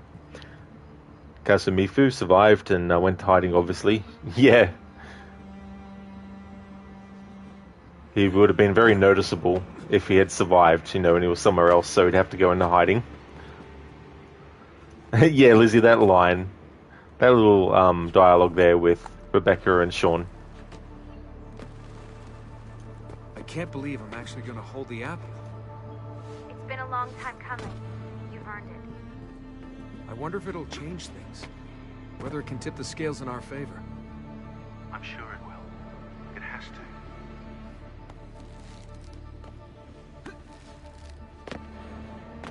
Oh, it'll tip some scales, Sean, but not the kind of scales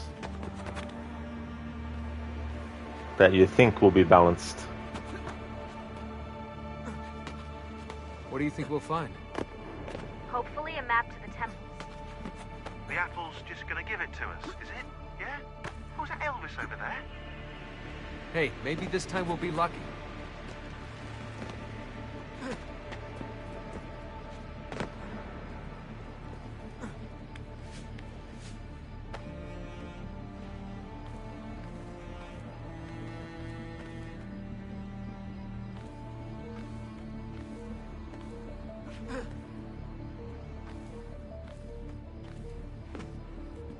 There's so much construction. This place is like a maze. The Hypogeum housed the cages of the gladiators and the machines which raised them to the surface. The whole area you're in right now was originally covered by the arena. Good to know.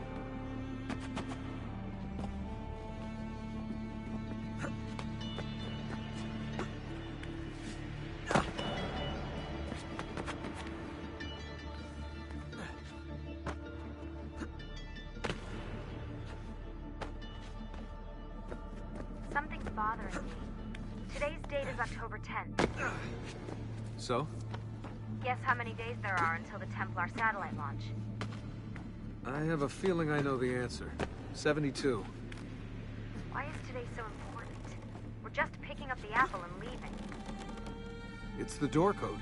Someone wants to make sure we get it right. Yeah, I guess. Do you know, Desmond? I think you're right.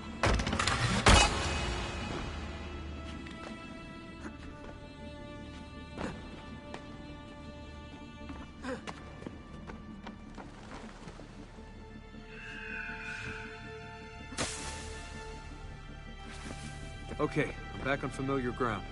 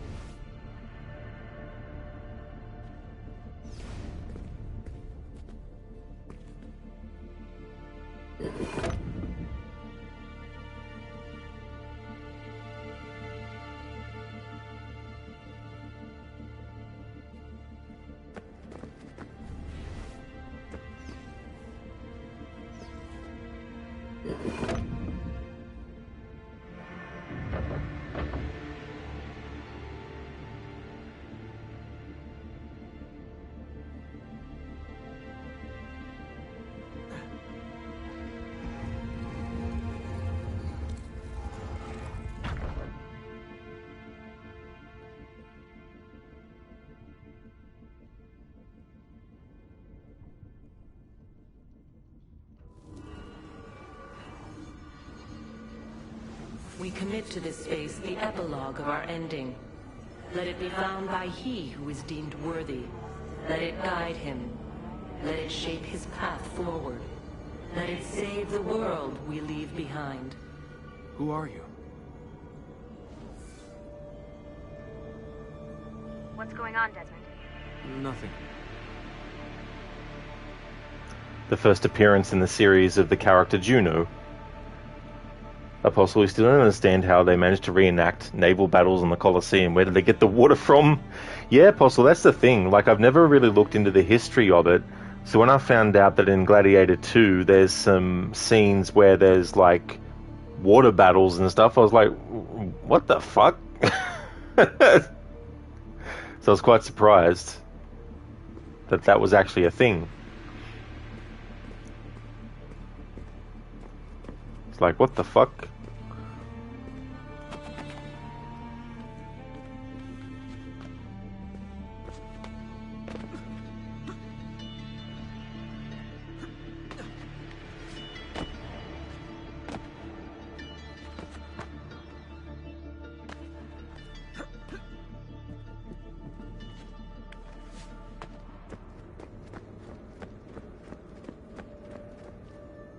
In the beginning, we set our truths to parchment, to stone, to the memory of men. These proved impermanent things, cleansed by fire, cleansed by famine, cleansed by flood. All the world is innocent once more, innocent and ignorant.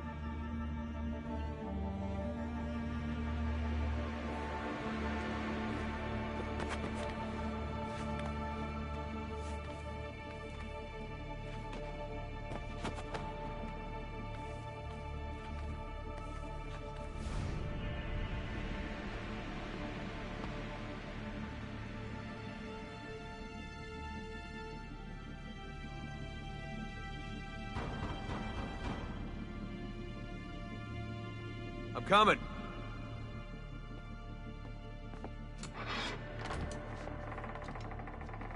Took you long enough. What is this place? Santa Maria Araqueli. See those columns along the aisles? They're lifted from Roman ruins. Now, supposedly, this church was built on top of the ancient temple of Juno. I like the ceiling. Do you like the ceiling? Oh, you are a fascinating traveling companion.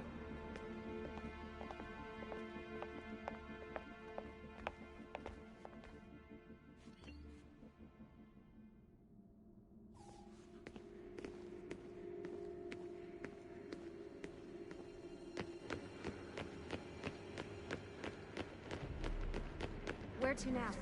There's something up there. Crooked Desmond, who just spend all the time in Rome. What is this place? What is this place? Yeah, that's a good point, actually. Oh, well, we'll just stay down here then, shall we? Just pray or something.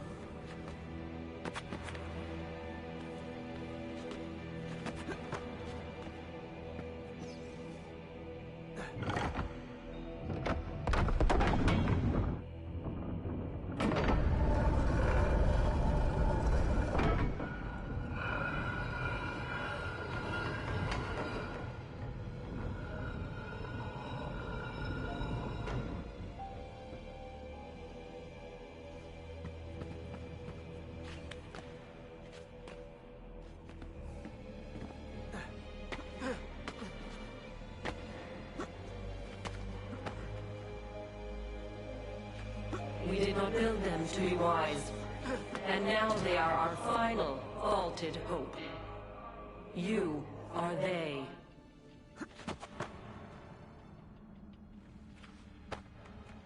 You possess the potential for understanding, but you broke our tools, or turned them against one another. We have destroyed what we could, sealed away what we could not.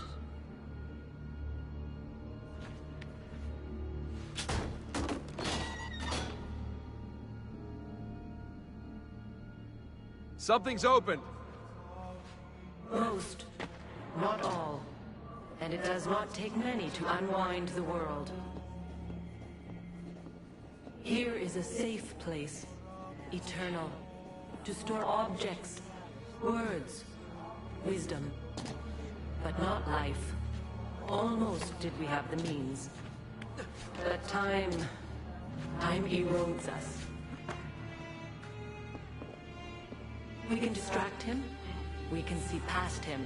Feint left when he strikes right. But his reach is so very long. His stamina, unending. We cannot evade his grasp. Not forever. Lizzie, hey, you know that location and what a headache it gave you? Oh yeah, there's so many games where there's like certain parts where you just know when you replay, or when you're actually in the thick of playing it for the first time, you get to the point where you're like, oh, not this friggin' place, you know?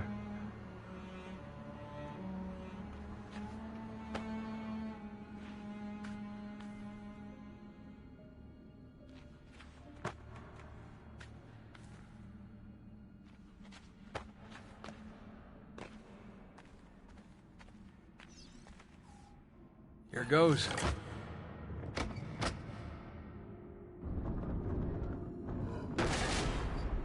Hello.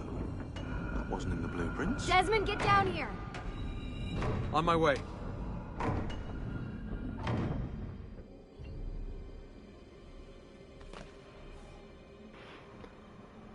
Cassandra / Alexius was the first character in the series to not die from fall damage. Oh, really?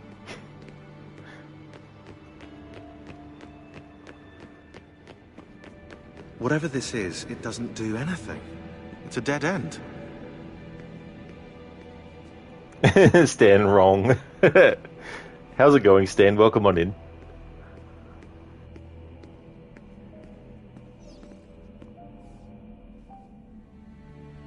I'm not so sure.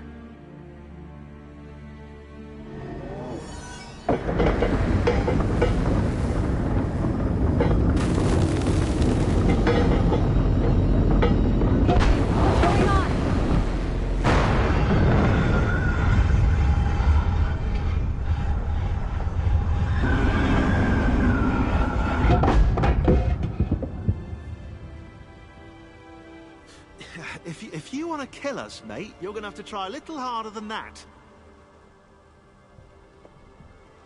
We're here.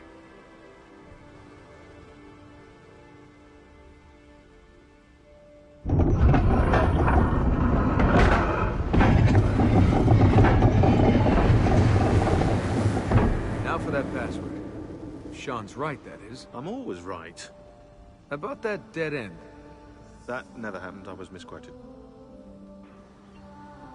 That never happened. I was misquoted. Such a great quote. Stan, you're farting at work. How are you doing? Well, hopefully there are silent ones. Although, then again, silent but deadly ones. But Harnezio's fall damage strengthened Desmond's knees. That's true, it's all part of the bleeding effect. That's a good point. Exactly, Kasamifu. Just a casual day at the office. That's all. Happens every day. Talking about the silent ones are more deadly. That is so true. SBD. Silent but deadly. Gotta watch out for those ones.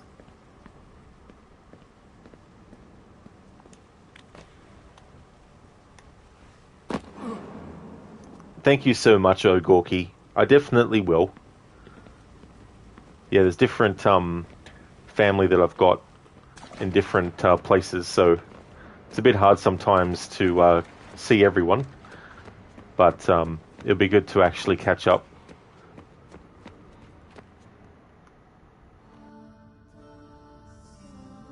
Do you think it speaks English? Just say it. Okay. 72.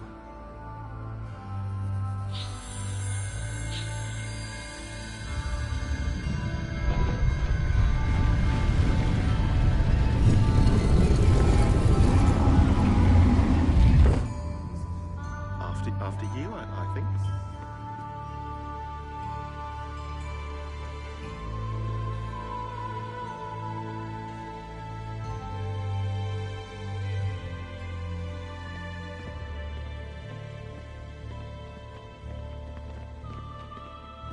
Stan, you work in a farting factory. You produce and send them to wind energy farms. I mean, hey, that's a good thing to do. At least they're not going to waste. You guys have to see this. This is amazing. Wow. I'm actually impressed.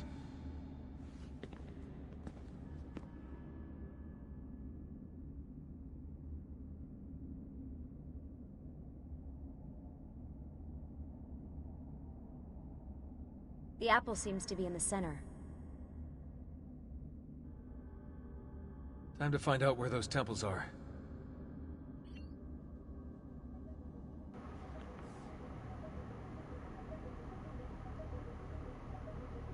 The apples of Eden, when they were created, they were designed so that when the person wielding it used it on someone,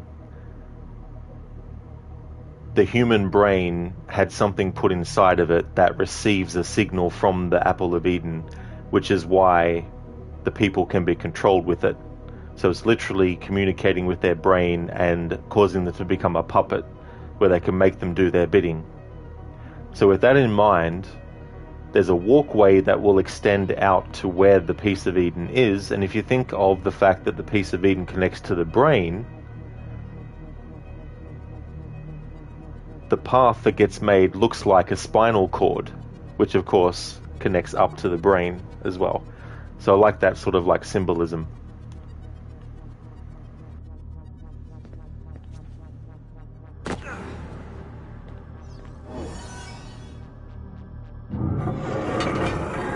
Hey, Desmond, those beams poking out the walls are like switches.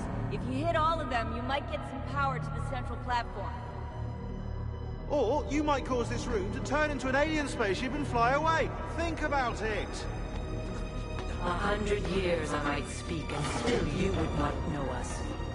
You with 5 senses, us with 6. The one we kept from you, to be safe. Now you can never know, only try, grasp. You can see, smell, taste, touch, hear. Knowledge has been locked away. After, when the world became undone, we tried to pass it through the blood, tried to join you to us. You see the blue shimmer, you hear the words, but you do not know.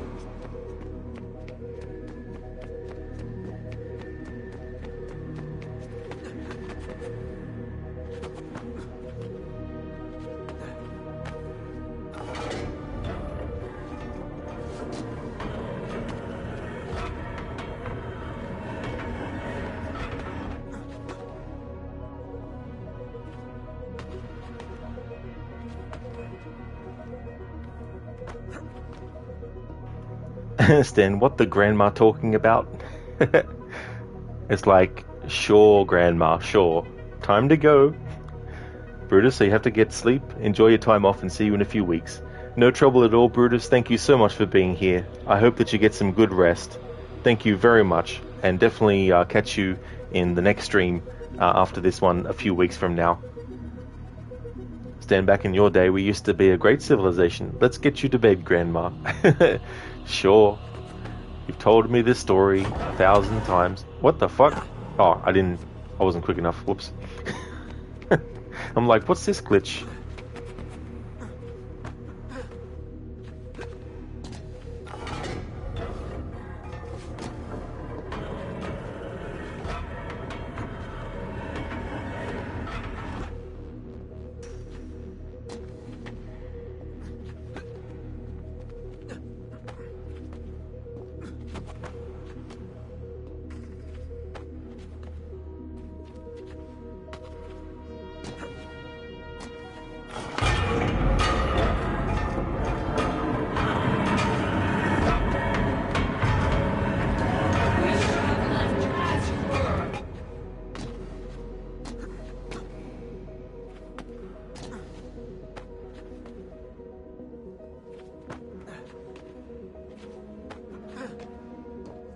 It is hard to stay contained, knowing as we do.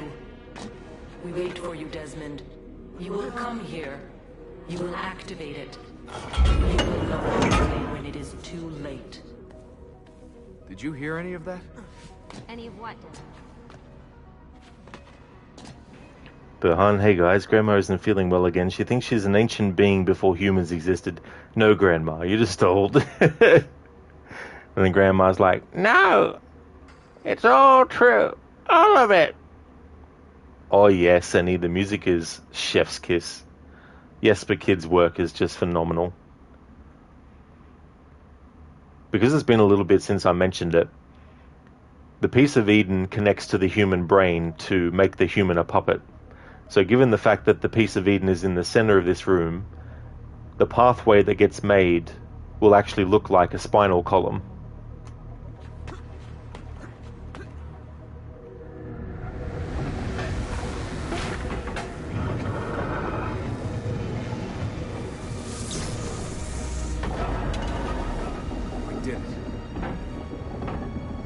I can't believe we're finally here.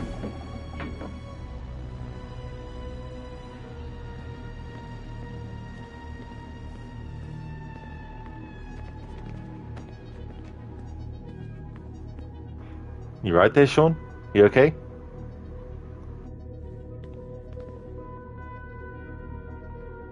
So where are the temples?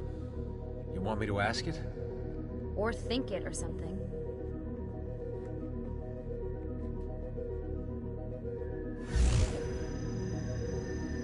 You sure you asked it the right thing? I know this. I know that symbol. That's a Phrygian cap. It stands for freedom. And that's a Masonic eye. Now those two come together in only one place. What's happening? I can't move. Your DNA communes with the apple. You have activated it. Let me go! On the 72nd day before the moment of awakening, you, birthed from our loins and the loins of our enemies, the end and the beginning, who we abhor and honor, the final journey commences. There is one who would accompany you through the gate. She lies not within our sight. The cross darkens the horizon. you doing? The path must be opened. You cannot escape your part in this. The scales shall be balanced.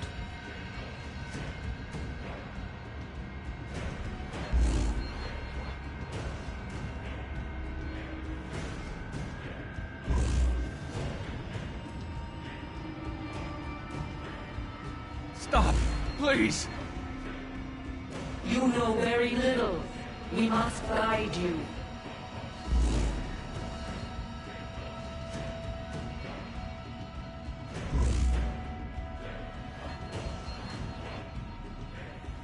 Cease your struggle.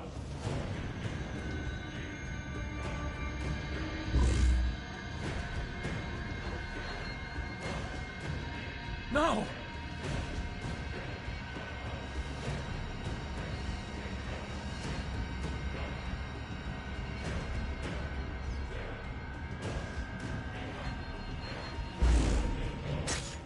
It is done. The way lies all before you. Only she remains to be found. Awaken the sixth. Go, alone.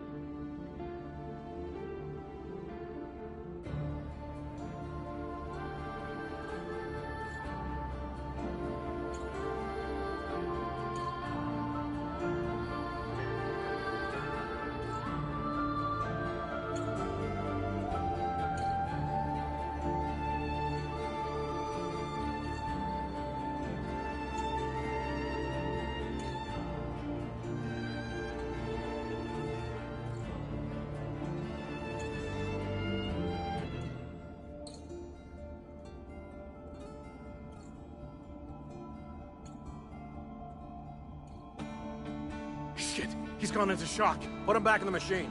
It's the only way to fix this. But the Animus did this to him. Am I the expert or not? Do it. No.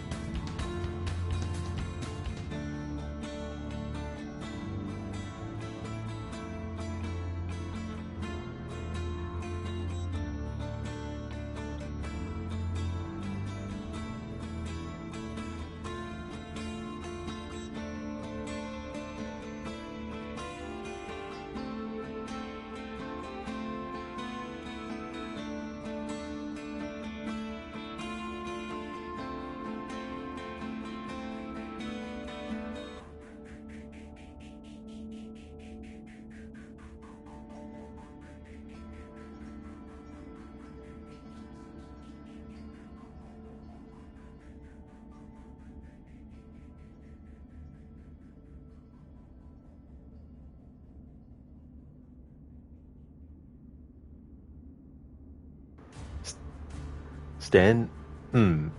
Apple, yum yum. Let the heat flow through you, Desmond. Good.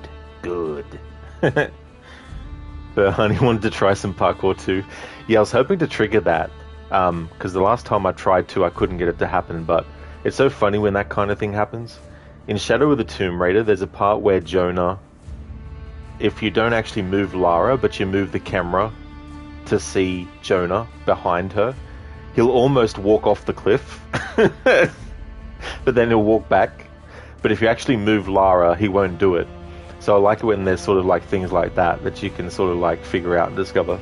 So yeah, I was hoping that I'd get Sean to do that. Because the first time I saw him do that, I was like, what the hell? Indeed, Stan. Requiescat in pace, traitor. Exactly, Schiller, yeah. Information that the players don't know until Revelations and stuff, but yeah. Lucy was a traitor. She was actually still, she was an assassin, and she actually got turned into a Templar while she was pretending to, work for them. And her mission was to bring the apple back to Abstergo after killing Desmond, Rebecca, and Sean. Thanks for the GGs, Burhan, Stan. Thank you very much. Nice one, Crooked. Requiescat in pace, Lucifer. Nice one. Schiller and Tech and Max, thank you so very much for the GGs. Thank you for the GGs too, as well, Lizzie and Lone Star. Thank you very much. How's it going, Amateur Tech, and how's it going, Max? Kasamifu, can't recall the whole plot being so long, but was Lucy some sort of blood sacrifice? So essentially, because she was supposed to kill Desmond and Rebecca and Sean and take the apple and bring it back to Abstergo, that didn't actually fall in line with Juno's plan. So in order to make sure that Desmond still survived, Lucy had to be killed. Thank you, Senny, for the GGs. Thank you very much, dude.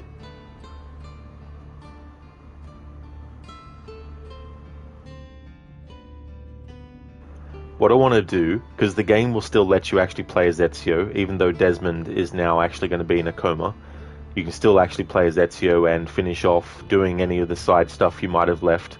What I want to do before I end the actual stream and call this playthrough finished is I want to actually go and do the last tomb that you can unlock, because I want to show the two different outcomes that can happen for the target that you kill.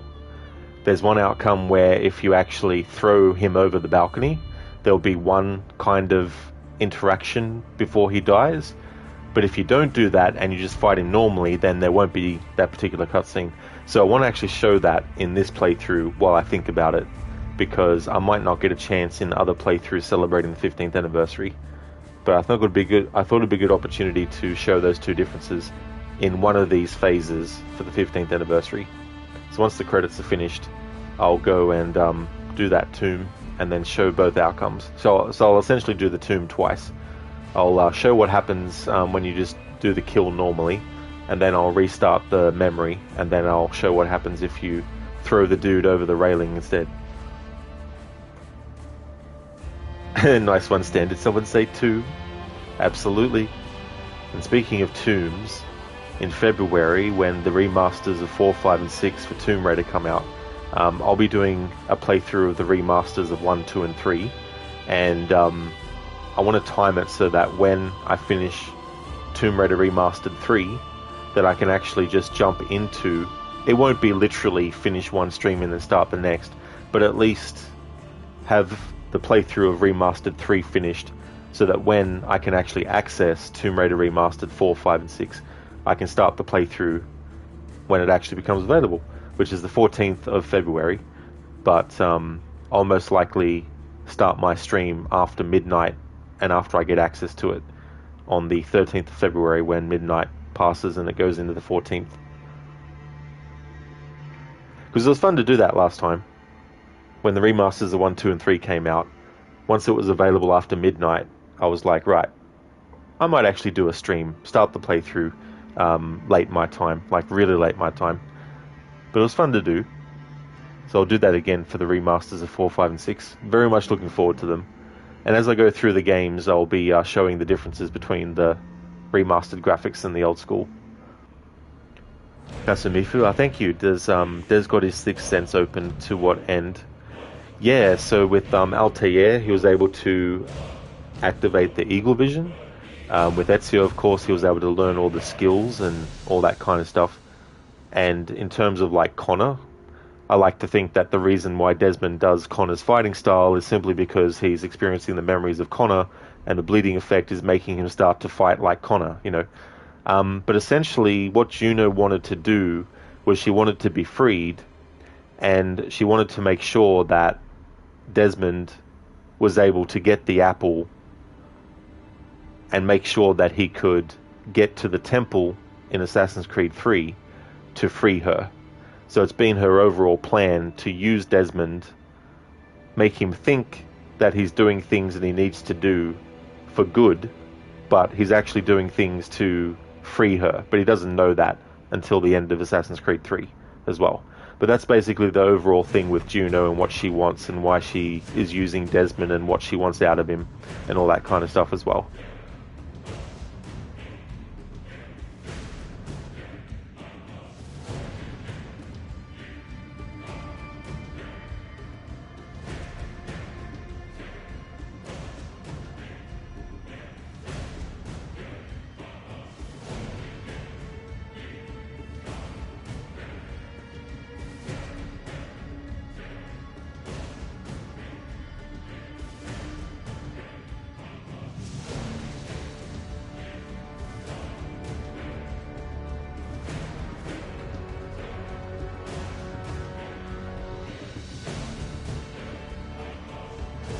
Kasumifu, right, it all comes back to you now, thank you. Oh, that's all good. Yeah, that's no worries at all. It's very interesting how things panned out.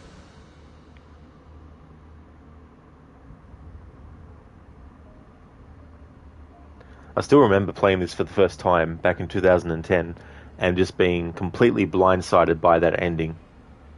Absolutely had no idea, like I didn't realize that that was going to be a thing. I didn't guess that that was going to happen and all that kind of stuff. And it was kind of like, holy fucking shit.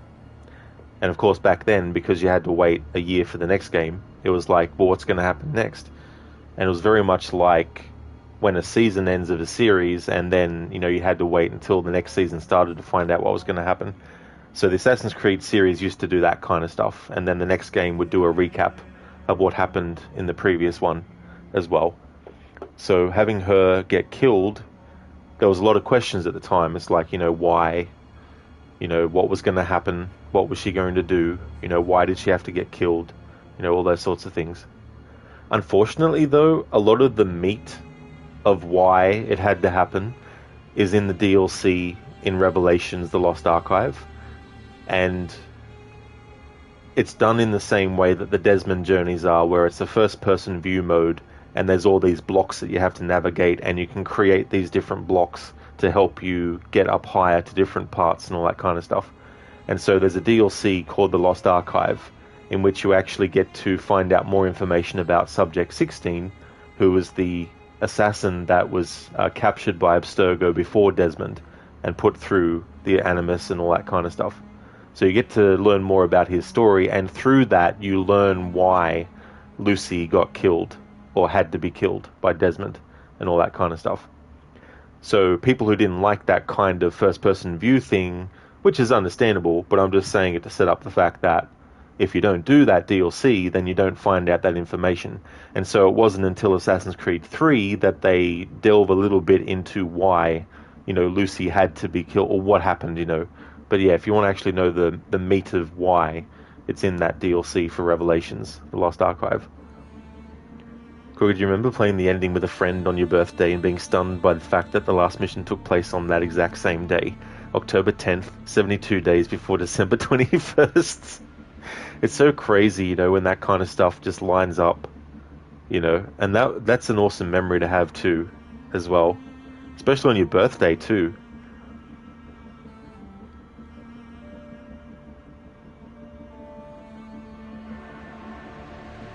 And it was one of those things too, like, you know, the series didn't have multiple endings, but it was one of those things where it's like you were thinking, oh, maybe something slightly different might have happened if we didn't actually press anything, you know. But yeah, the game won't actually progress for you. You have to actually move Desmond yourself. But the reason I was taking so long was just for dramatic effect and with the timing of the music. But you can just straight up hold the controller in the direction you need to and then boom, assassinate. Oh yeah, Kasumifu, very, very spoopy.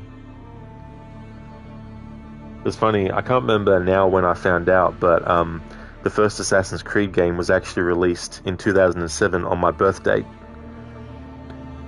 These things that, you know, they don't mean anything in the grand scheme of things, they don't mean to anyone, mean anything, you know, but it's just interesting, you know, these timings of things that happen, especially when you're a fan of something as well.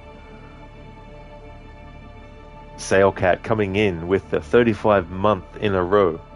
Thank you very much, Sailcat, for that. I really appreciate that a lot.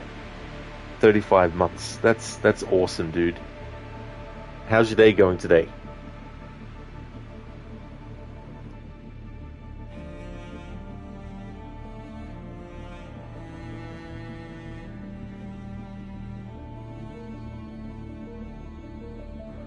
I mean, the console version of Assassin's Creed 1, now that I think about it, that came out in 2007 on my birthday. But the 2008 PC release obviously came out in a different time, a different thing in that. So technically we've already gotten a quote-unquote remaster of AC1, but it's not really a remaster, it's just simply the game ported to the PC released a year after.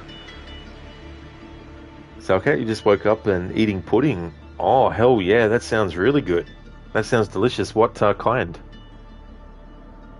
Stan, thank you so very much for the 19 months in a row. Thank you very, very much, dude.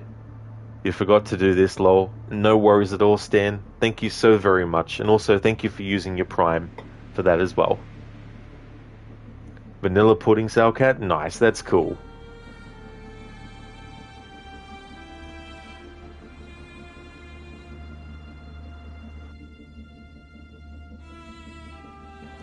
Stan, you were wondering why you couldn't use the GG's emote? That happens to me sometimes too. I'm like, why isn't this emote working? Oh, that's right, I need to renew my sub. And Sailcat, thank you so very much for the 100 bits. That is amazing. Thank you very, very much for that. I really do appreciate it.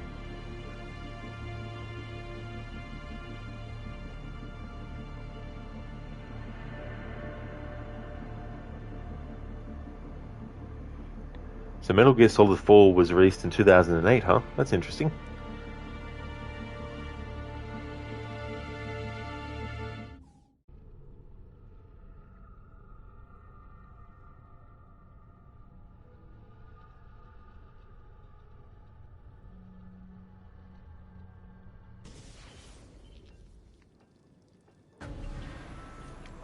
Okay, so if you try to exit the Animus, there's no option for it anymore once you reach this part of the story. Alright, so what I want to do is do the final tomb.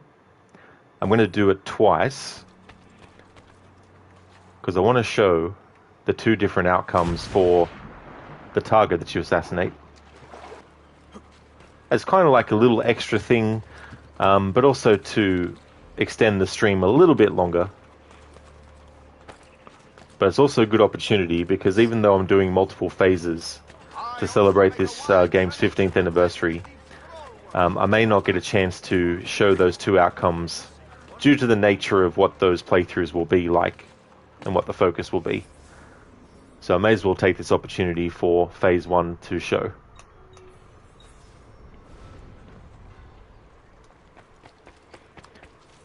Kasumifu Tomb Raider. Leap of fail. Thank you for redeeming that. Is there any particular building you'd like me to do the leap of fail from?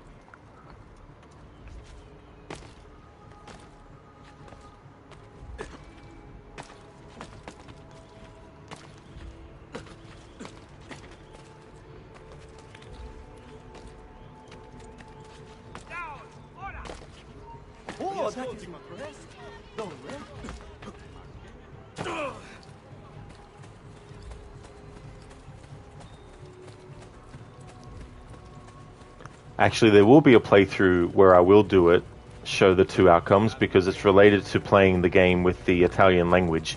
So yeah. But in this phase, I'll be able to show it in English language. Some of the higher ones, of course. Excellent. Awesome. That's a good idea. Alright, so let's have a look-see.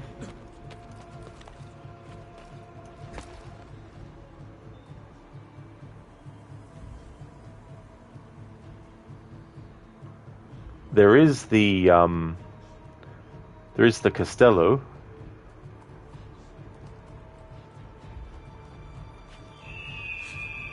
What I might do for that, it'll be quicker to replay a memory where I actually go to that location.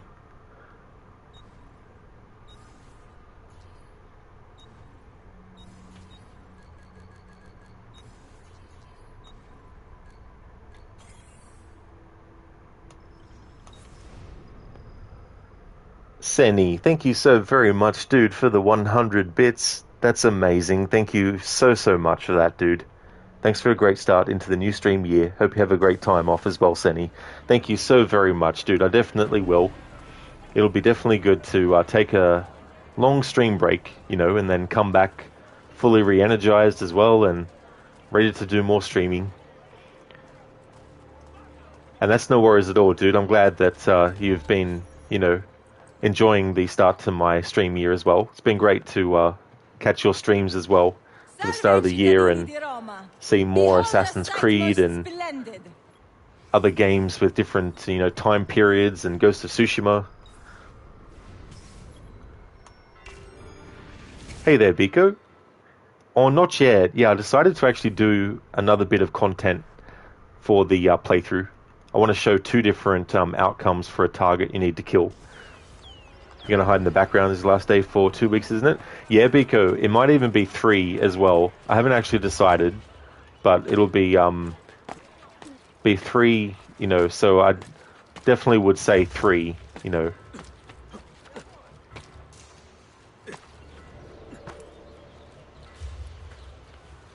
How's your day going, Biko? I hope you're having a good one. Crooked, Jin died so many times he really has become a ghost now. That's true. That's the new thing. It's like the new theory that he's dead. Imagine that was the twist. Like a Sixth Sense thing. That the whole time he was actually dead. He died on the battlefield.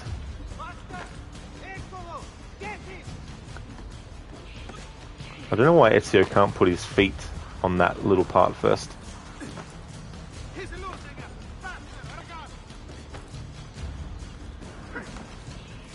Oh, those bastards throwing rocks. Fine. They chose death. Come on.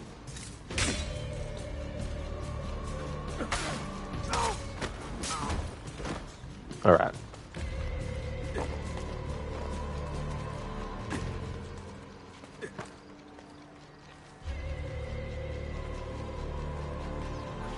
Forget the Pope, you only answer to me. Roma is the pillar that holds... Biko, you actually say it, Rod. You seriously hope you come back to streaming. You know that's a lot of pressure, you're a human being, but to you, made an amazing haven for people here, so seriously hope you come back. Oh, absolutely, Biko, yeah. Yeah, it was never a thing of, you know, stopping completely. It's just for a few weeks. But I'll definitely be back to streaming, for sure. But it's good too, as well. You know, it's good to know that the channel's also, you know, a place where people can just, you know, chill out as well.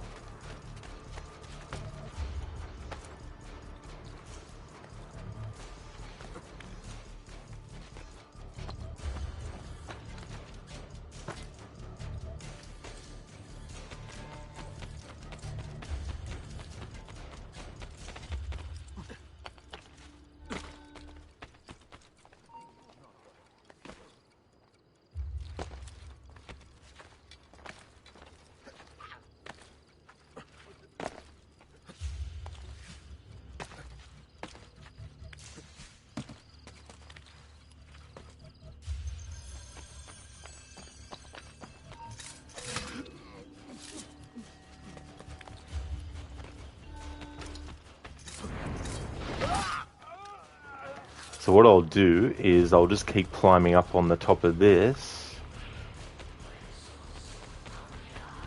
In this memory replay, I should be able to get right to the top of the castle. I won't be able to have Ezio, like, hit the lowest part from the top, because distance-wise, he won't make the actual distance, but we'll get him pretty high up, though.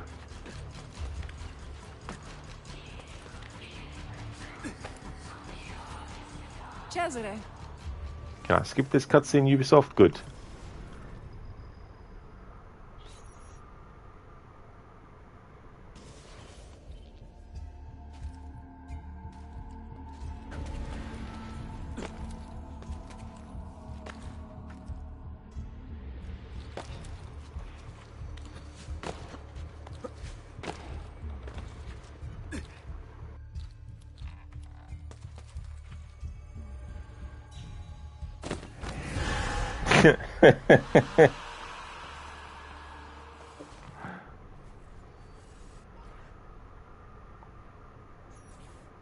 Actually, there's a better memory I can replay. Oh no, it doesn't matter now, because I thought it was going to put me to a spot where I had to do all the climbing again.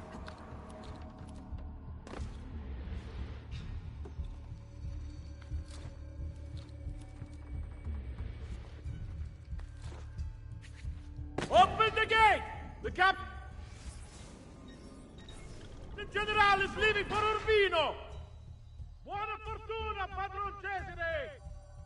Machiavelli is going to be very disappointed.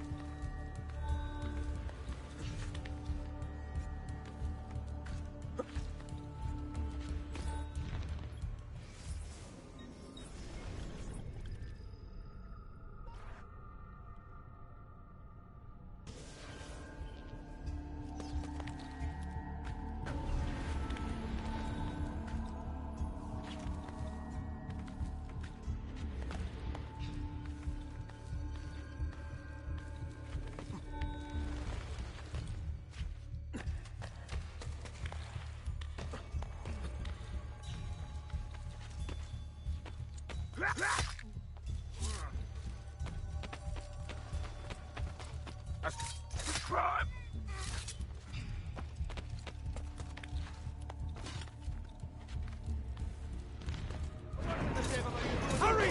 Help the slippery bastard!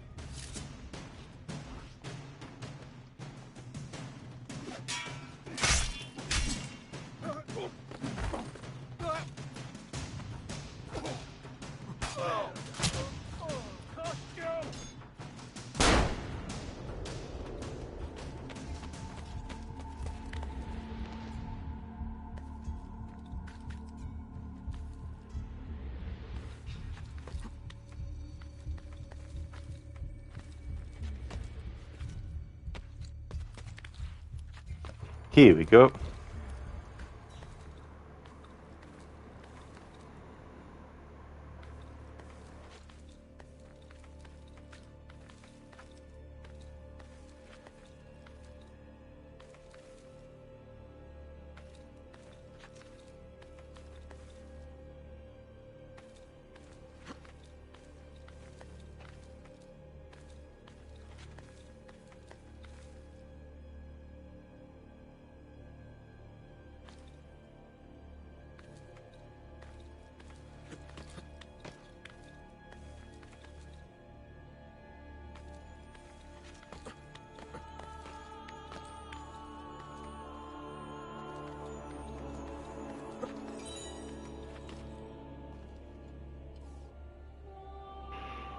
Kazumifu well now.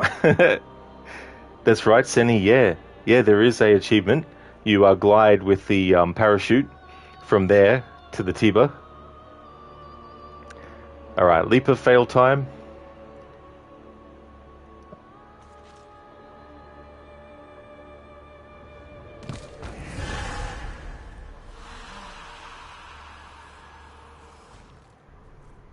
There we go, Kasumifu. Mifu, thank you so much for redeeming that.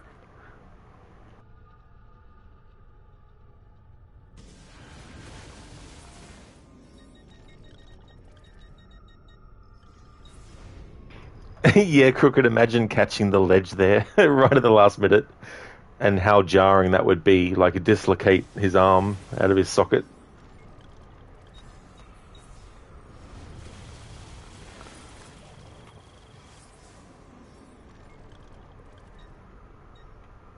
Okay, so we're going to go to this lair of Romulus.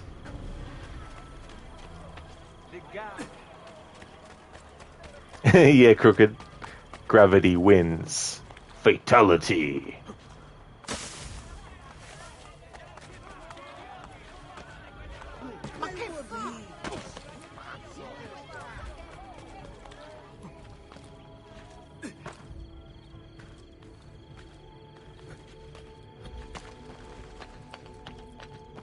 The Orsini family will hold festive games this Saturday in the plain before San Paolo fuori le mura.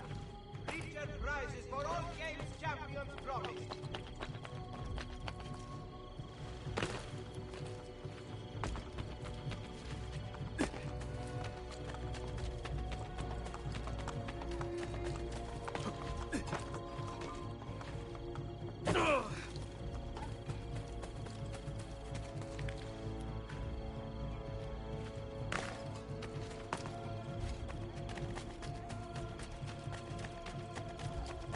King Luigi of Francia has made a solemn proclamation that the food of Milano must be improved to Francese standards before the modern food.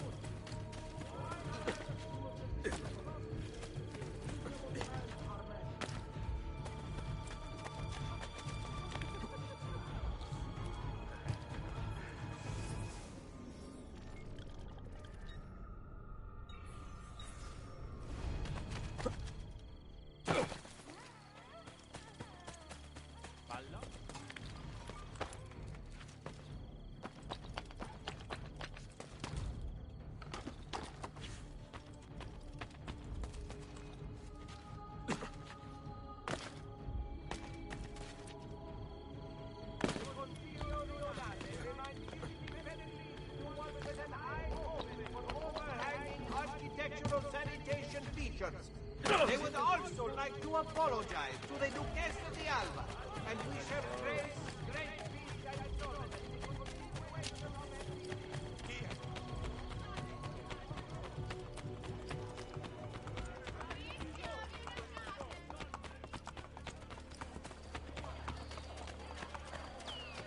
Se vuoi.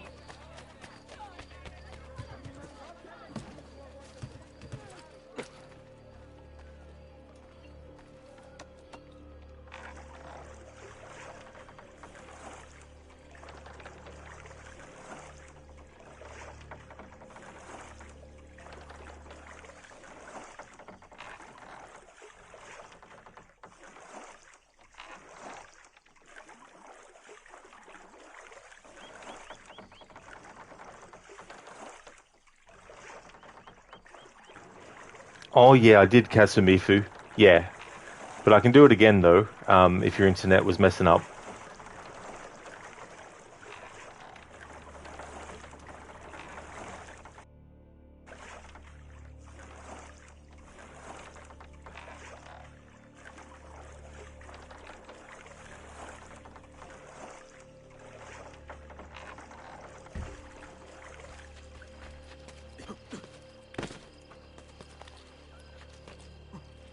You've hurt someone pulling stunts like that.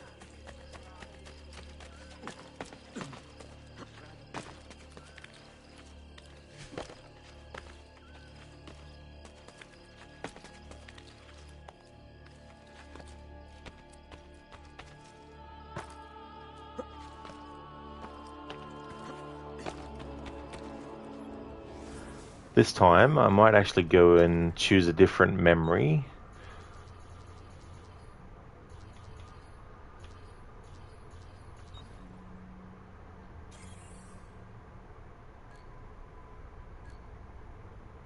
This one here.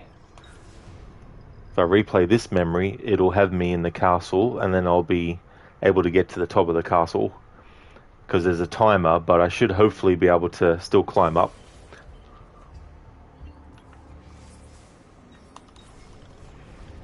Oh, that's okay, Casamifu. I don't mind doing it now, before the tomb.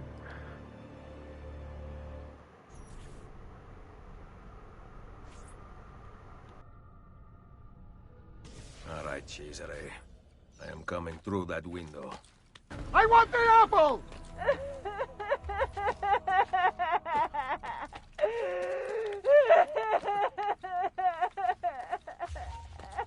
Am I hurting you? Give me the apple! It's mine, not yours! I want the apple!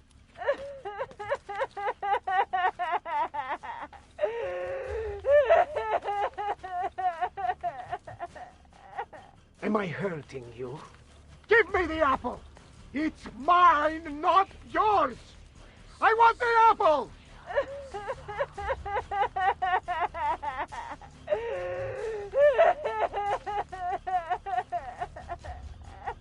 Am I hurting you?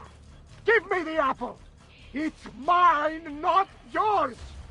I want the apple!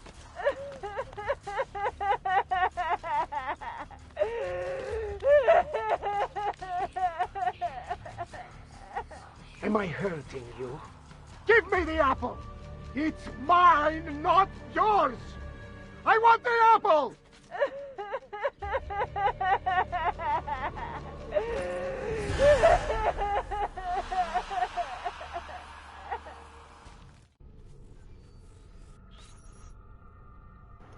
There we go, Casamifu. Thanks for redeeming the leap of fail. Berhan, those cries make you want to jump for real. Come. Bind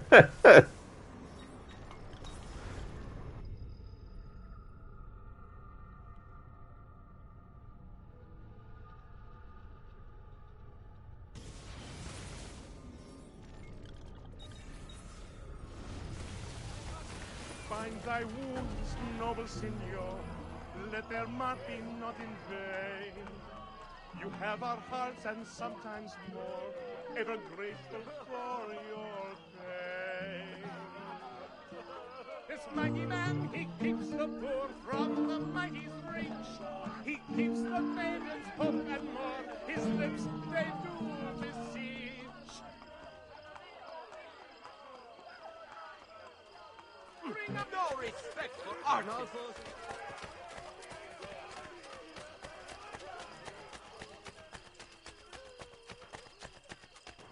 Berhan, there's no haystacks around you, so it'll likely be a fail. Anything to make the cry stop.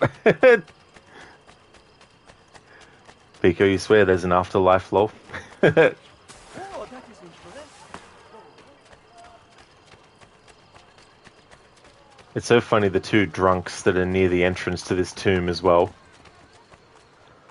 So the first thing I'm going to do is, when I get to the end of this tomb, I'm going to kill the target just in a normal way, and then I'll reload, restart the memory, and then I'll show the alternate way that you can kill the target to get a different cutscene than you normally would.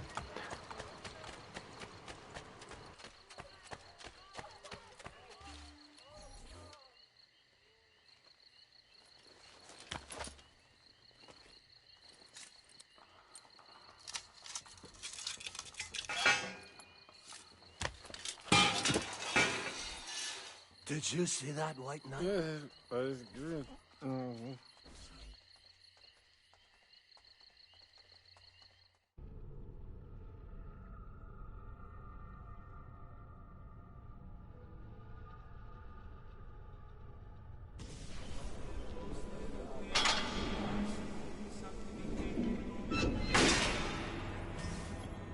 A wolf in sheep's clothing. Find the shrine to Romulus. Not worried about the optional objective. Just want to show the two different outcomes with the target you need to kill.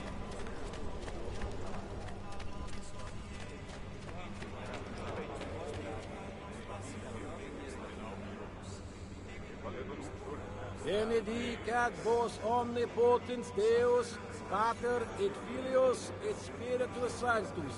Amen. Ite missa est Deo gratias.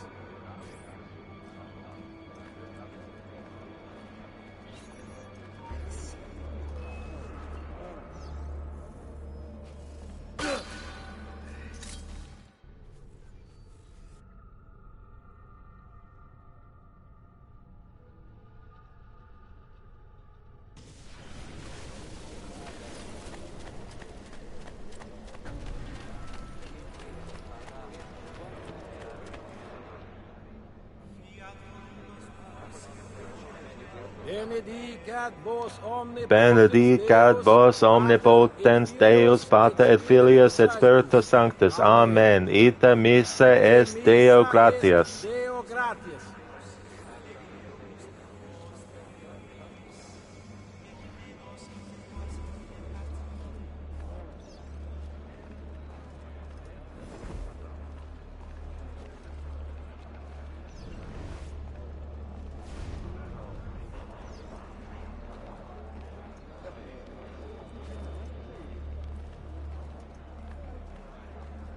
Did you hear? The Baron de Valois is dead. No. Now Bartolomeo d'Alviano is sure to rise up against the Pope. Cesare's campaign will be in trouble. Is that such a bad thing? Perhaps not. Some say the papal funds lie in disarray. So serio? The Pope's treasury is never empty. His Holiness will simply kill another wealthy cardinal if he requires funds. Disgusting.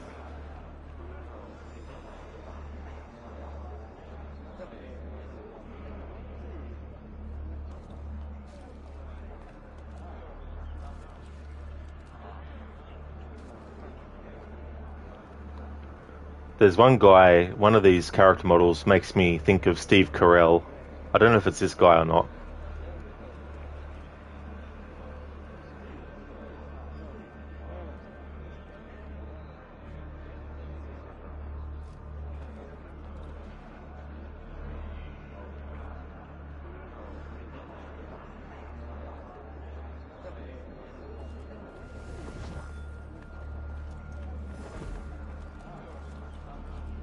His name is Ezio Auditore.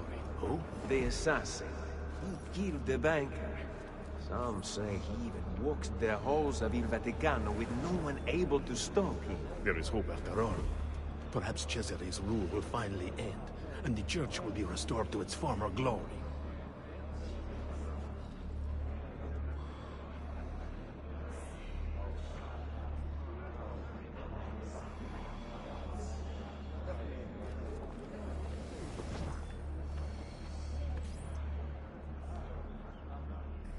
I will write the sermons, then leave them for you within the shrine.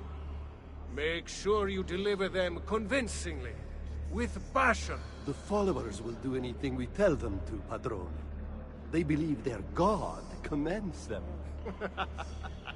Bene. Do you have the key? Yes, Padrone. May the Lord be with you. And also with you, Padrone.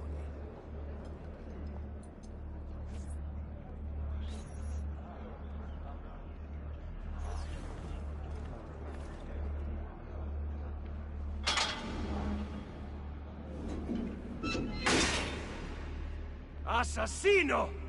You will not get me!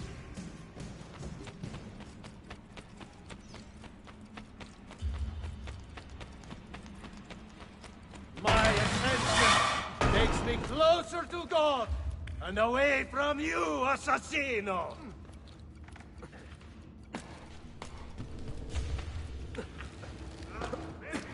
I'm out of here!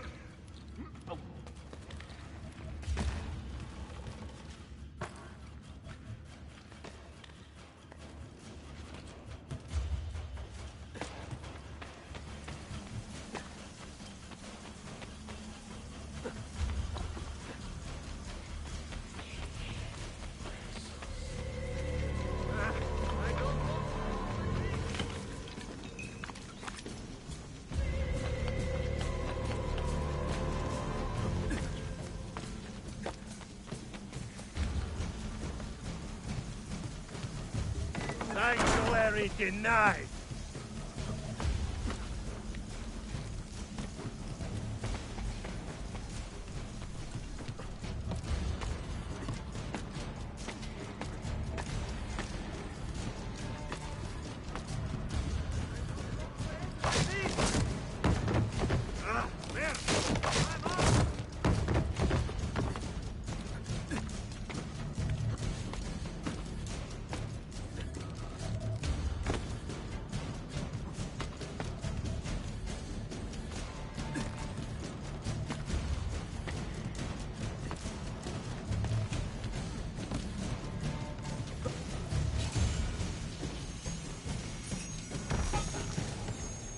It seems God is on my side, assassino!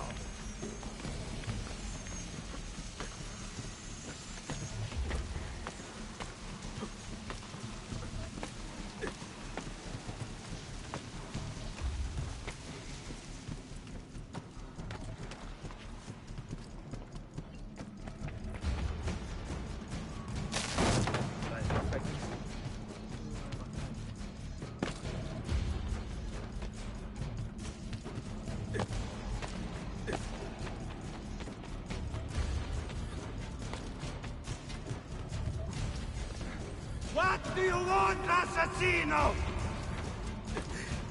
The followers of Romulus work for the Pope's gain. Of course. They are ignorant. We are enlightened. Their savagery will lead the people to the light of the church.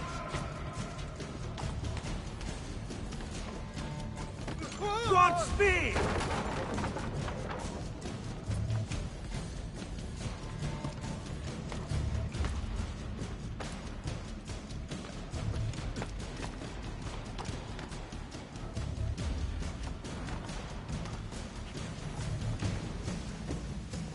You have nowhere to run. What a fool! You wage war against the very instrument that prevents the people from overthrowing order. Your order is no order at all. Oh, no, you don't! So this is what happens if you just fight him normally.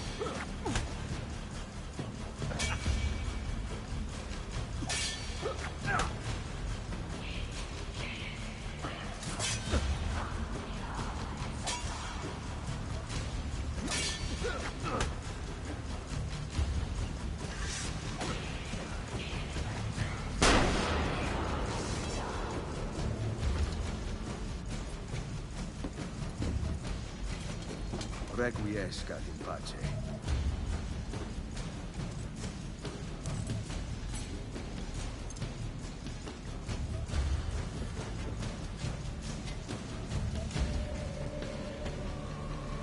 So that's what happens if you kill the guy in any other way except for throwing him over this railing. I can't do replay checkpoint. All I can do is restart memory. So I'll restart it and then show what happens if you throw him over the railing.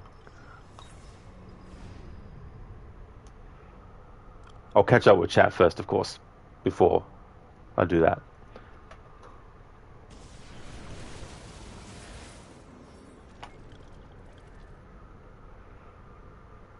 Burhan, it does look like Steve Carell. Yeah, it's so funny. Like, in Assassin's Creed 2, what's the target's name? Bloody hell. I hate when names of characters just completely leave my mind when I'm about to actually say their name.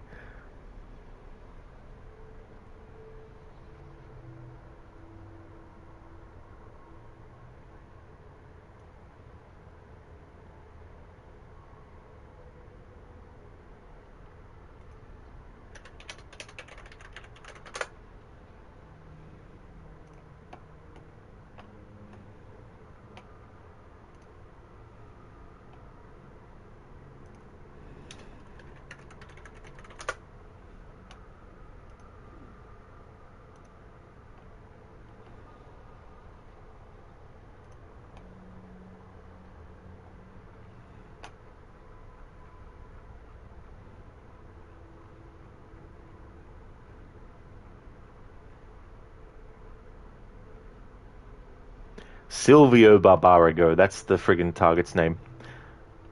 Silvio Barbarigo, his character model reminds me of actor John C. Reilly.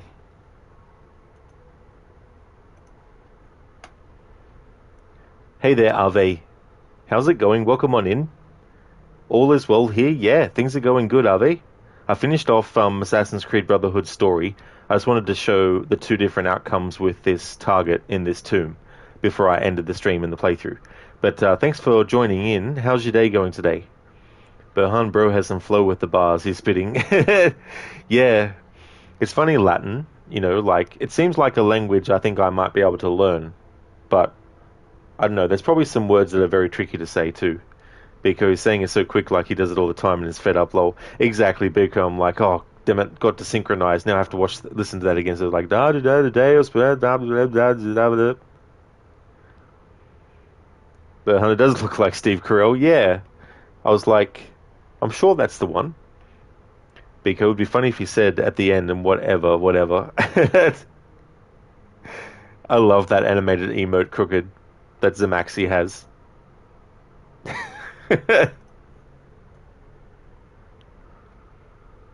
Yeah, Crooked. Assassino! It's so funny in the Assassin's Creed movie because, you know, it's like in Spanish too. I think it's like assassino as well. Kasumifu, thank you so very much for the follow. Thank you. I really, really appreciate that a lot. And I hope that you enjoy your TV show as well. And I hope that you have a good rest of your day or night, whichever the case may be. And thank you. I definitely will enjoy the stream time off. That's for sure. I hope you have a good one. And thanks again for the follow as well. Must have been the wind. The wind is responsible for everything. So, okay, what could an assassin possibly want?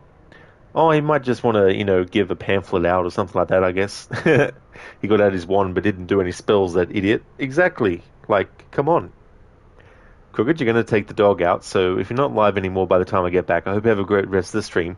No trouble at all, dude. I really hope that you enjoy the walk with the doggo. Thank you so much for being here, dude. And I'll definitely see you around on Twitch and Discord and that over the next few weeks. But thank you so much for being here, dude. Would like to highly recommend people check out Crocodile's channel. He's doing a playthrough of Ghost of Tsushima. He's doing it on the hardest difficulty, so pretty much one hit and you're dead. Maybe the game will be generous sometimes and let you get hit twice. He's also doing it as part of an overall project. He's playing games in timeline order, and he's up to Ghost of Tsushima. And he's also going to be doing games like Red Dead Redemption 1 and 2 as part of that. Also, A Plague Tale, Innocence and Requiem also. And many other games too. He's playing games all the way up until the ones that are set in the 1940s. They are nice. You're doing good. You just got home from work, decided to play some AC3. You still haven't finished your replay of it, so you're speed running through it right now. Glad to hear that, Ave. That's awesome that you're going good as well. AC3 is a good one. I like that one. I'm looking forward to replaying it again for my annual runs of it. But I definitely understand that too when, you know, you speed run it a bit as well. Oh yeah, that's all good, Ave. So this is the last stream of January, and then it'll be the 5th of February will be the next stream then, and I'll be doing the Tomb Raider remasters.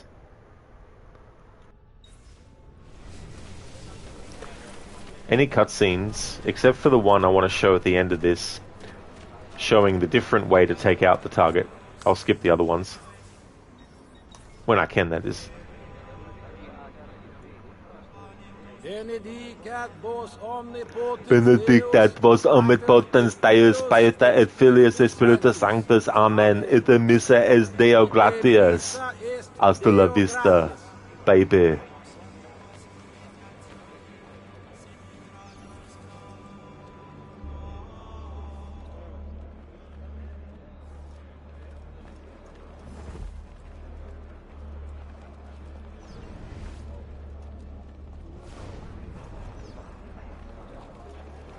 Tom Brady, that's right. The Tom Brady remasters. Did you hear? The Baron de Valois is dead. I'm guessing that's where you're gonna go. Tom Brady, the infamous Brady, whose adventures are well known amongst all who loves here. The Brady whose skill is unmatched. Thanks for redeeming that RV as an Arnie impression. Very nice, thank you. Yes, Elcat, these hats that they wear, like, holy shit. Like mushroom hats, pancake hats. Some say the papal funds lie in disarray.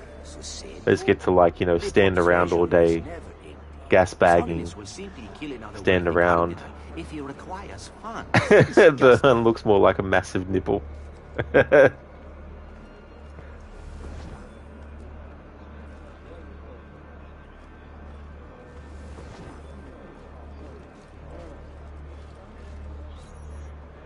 Oh, thanks, Ave.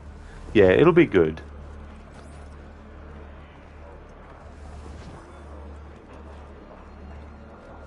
So this stream well, technically it's Tuesday now for me, but I wanted to do a Monday stream, even though I've changed the schedule to not do Monday streams or Tuesday streams anymore. But I figured since I'm going to be not streaming for a few weeks, that I would make an exception for this week and stream on a Monday. Walks the halls of Il Vaticano with no one able to stop him. There is hope after all.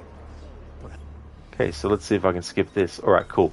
So when we get to the point where we kill this guy, instead of actually fighting him like I did before, I'm going to actually throw him over the railing, and you get a whole different cutscene that happens when you do it like that.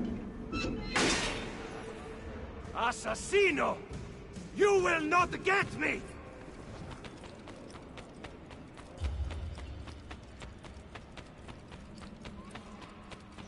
My ascension takes me closer to God and away from you, Assassino!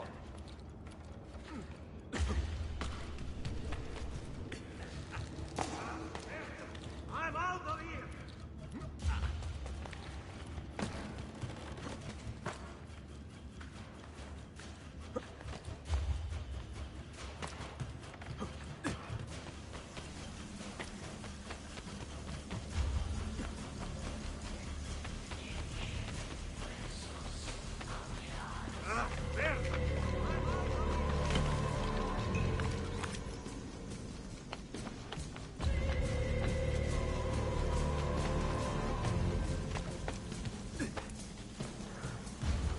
To get the different variations of this, when I do a playthrough with the Italian language selected, I'll show the two different outcomes as well to get the dialogue in Italian.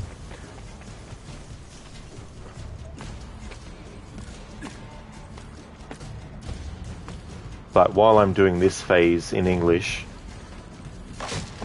I thought I'd actually show it, so I can at least get it in the English language in one of these phases.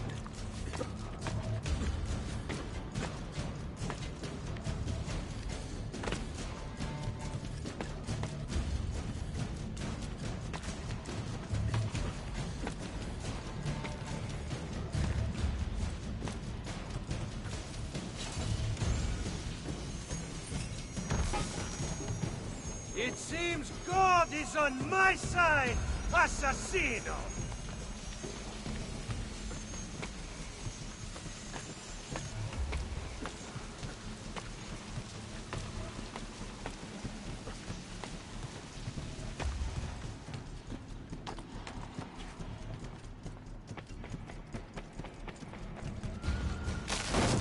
Never seen a stranger man, truly.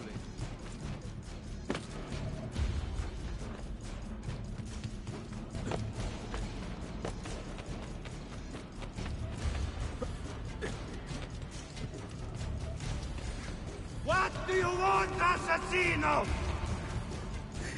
Did the followers of Romulus work for the Pope's gain? Of course! They are ignorant! We are enlightened! Their savagery will lead the people to the light of the church! Okay, so this time, when we get to this guy, I'm going to throw him over the railing.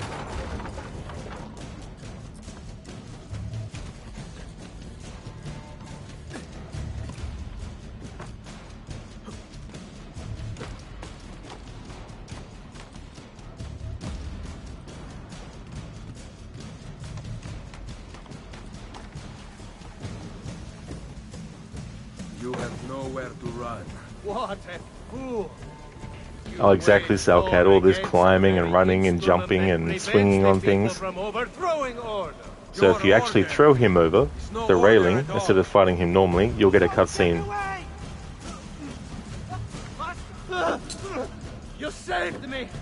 Praise God! Requiescat in pace.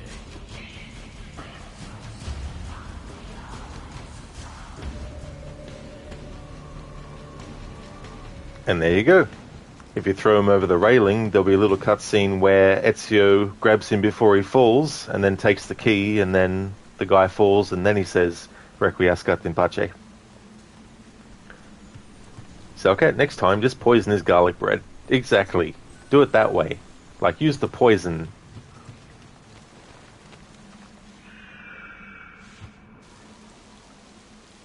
So there we go. Just thought I'd show that in this phase for its 15th.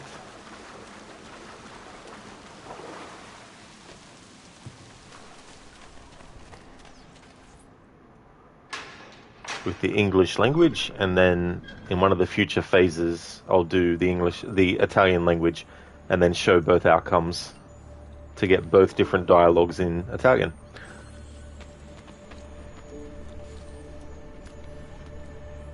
Because especially his garlic bread.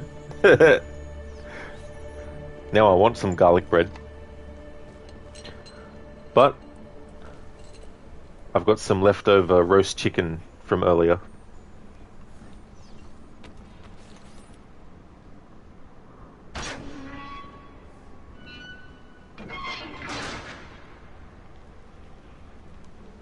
And there we go. That is what I wanted to do for this playthrough.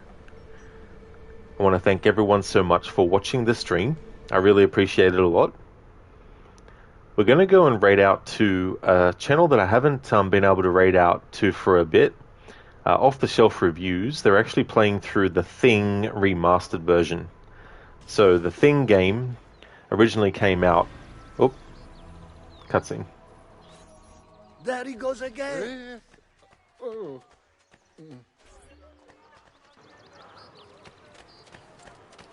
So there's a 1982 movie called The Thing, and in the early 2000s they did a video game sequel to that movie, and recently they actually released a remaster of that game as well. So that's where we're going to head out to, but before we do though, just want to give some shout outs.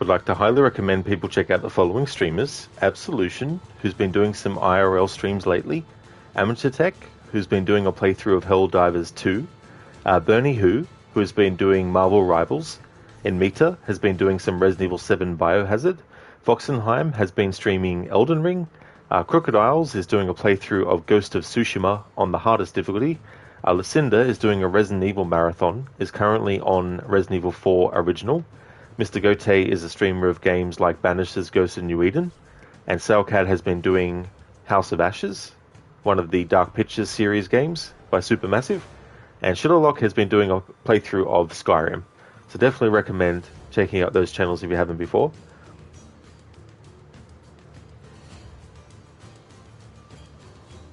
Biko, how to hurt an Italian's heart. Sabotage their garlic bread. It's like, how could you? Why sabotage this? Or even worse, dare you say, sabotage their pizza roll with pineapple. Oh yeah, Schiller, that's no worries at all for the stream, and I definitely will. Thank you so much, dude. Oh yeah, Biko, that's no trouble at all. You know, and thank you very much. I definitely will. It'll be good, so be able to have a bit of a stream break. So thank you so much for your support as well, Biko. Thank you, everyone. Really appreciate it a lot, and glad that you enjoy the streams, Biko, as well. Stan, have a nice family time. Rod, see you in 2 weeks. Absolutely, Stan. Definitely will. I hope that you have a good one. Oh no, Salcat, I won't be, at least not in the near future though. But I haven't played and finished the original version of that game. I actually traded the game in after I got stuck on the final level, and I got really annoyed with the game, so I traded it in for something else. But I would like to actually finish the game, because I think I was halfway through the final level. That's it, Dr. Darling? Yep, that's it. But after that, it'll be heaps of weeks after that. That's okay, Sailcat, for the shout-out. No worries at all. And same to you as well, Schiller. No problem for the shout-out, dude. Yeah, Ave House of Ashes. Such a good game, that one. Really, really good. Yeah, Biko. So, that'll be it. But I'll still, be in other people's streams and that on and off, so... Pardon me. Ave, that game is not going my way, Rod. 4 people have already died. Now there's only Eric, Nick, Jason, and Salim left. Oh, really? Well, that's definitely fair too, as well. It can be, difficult, especially too when you just don't really know, because anything could end up killing your character, And that's all good for the stream, Ave. No worries at all. Thank you for putting that raid message in as well. So there's a general raid message that everyone can feel free to copy and paste. Oh, no problem at all for the stream, Lone Star. Thank you for being here too. That's all good, Tech. No worries for the shout-out, dude.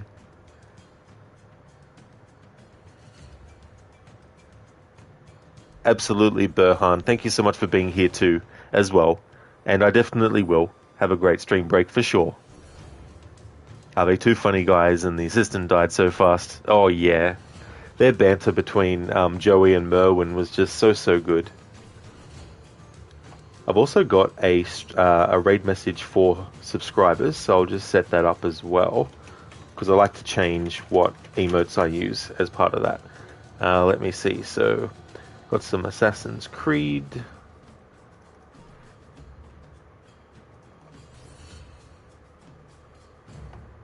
And we're going to be rating out to off-the-shelf reviews, and since they're playing a horror game, I'll also put in some of my Alan Wake emotes and control emotes as well.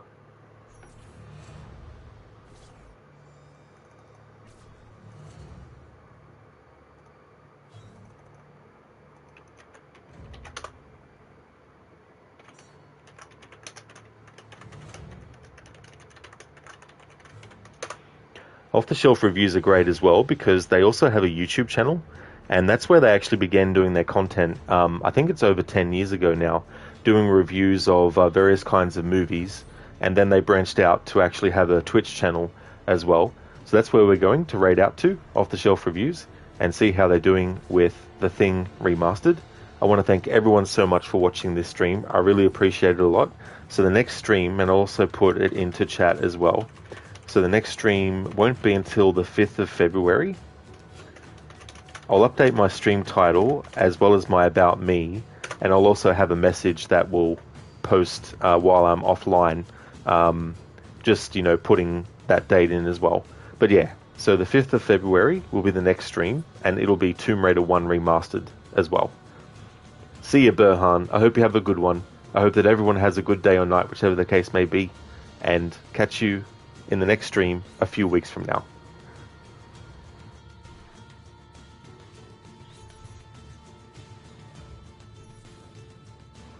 Thank you, Biko. Really appreciate that a lot.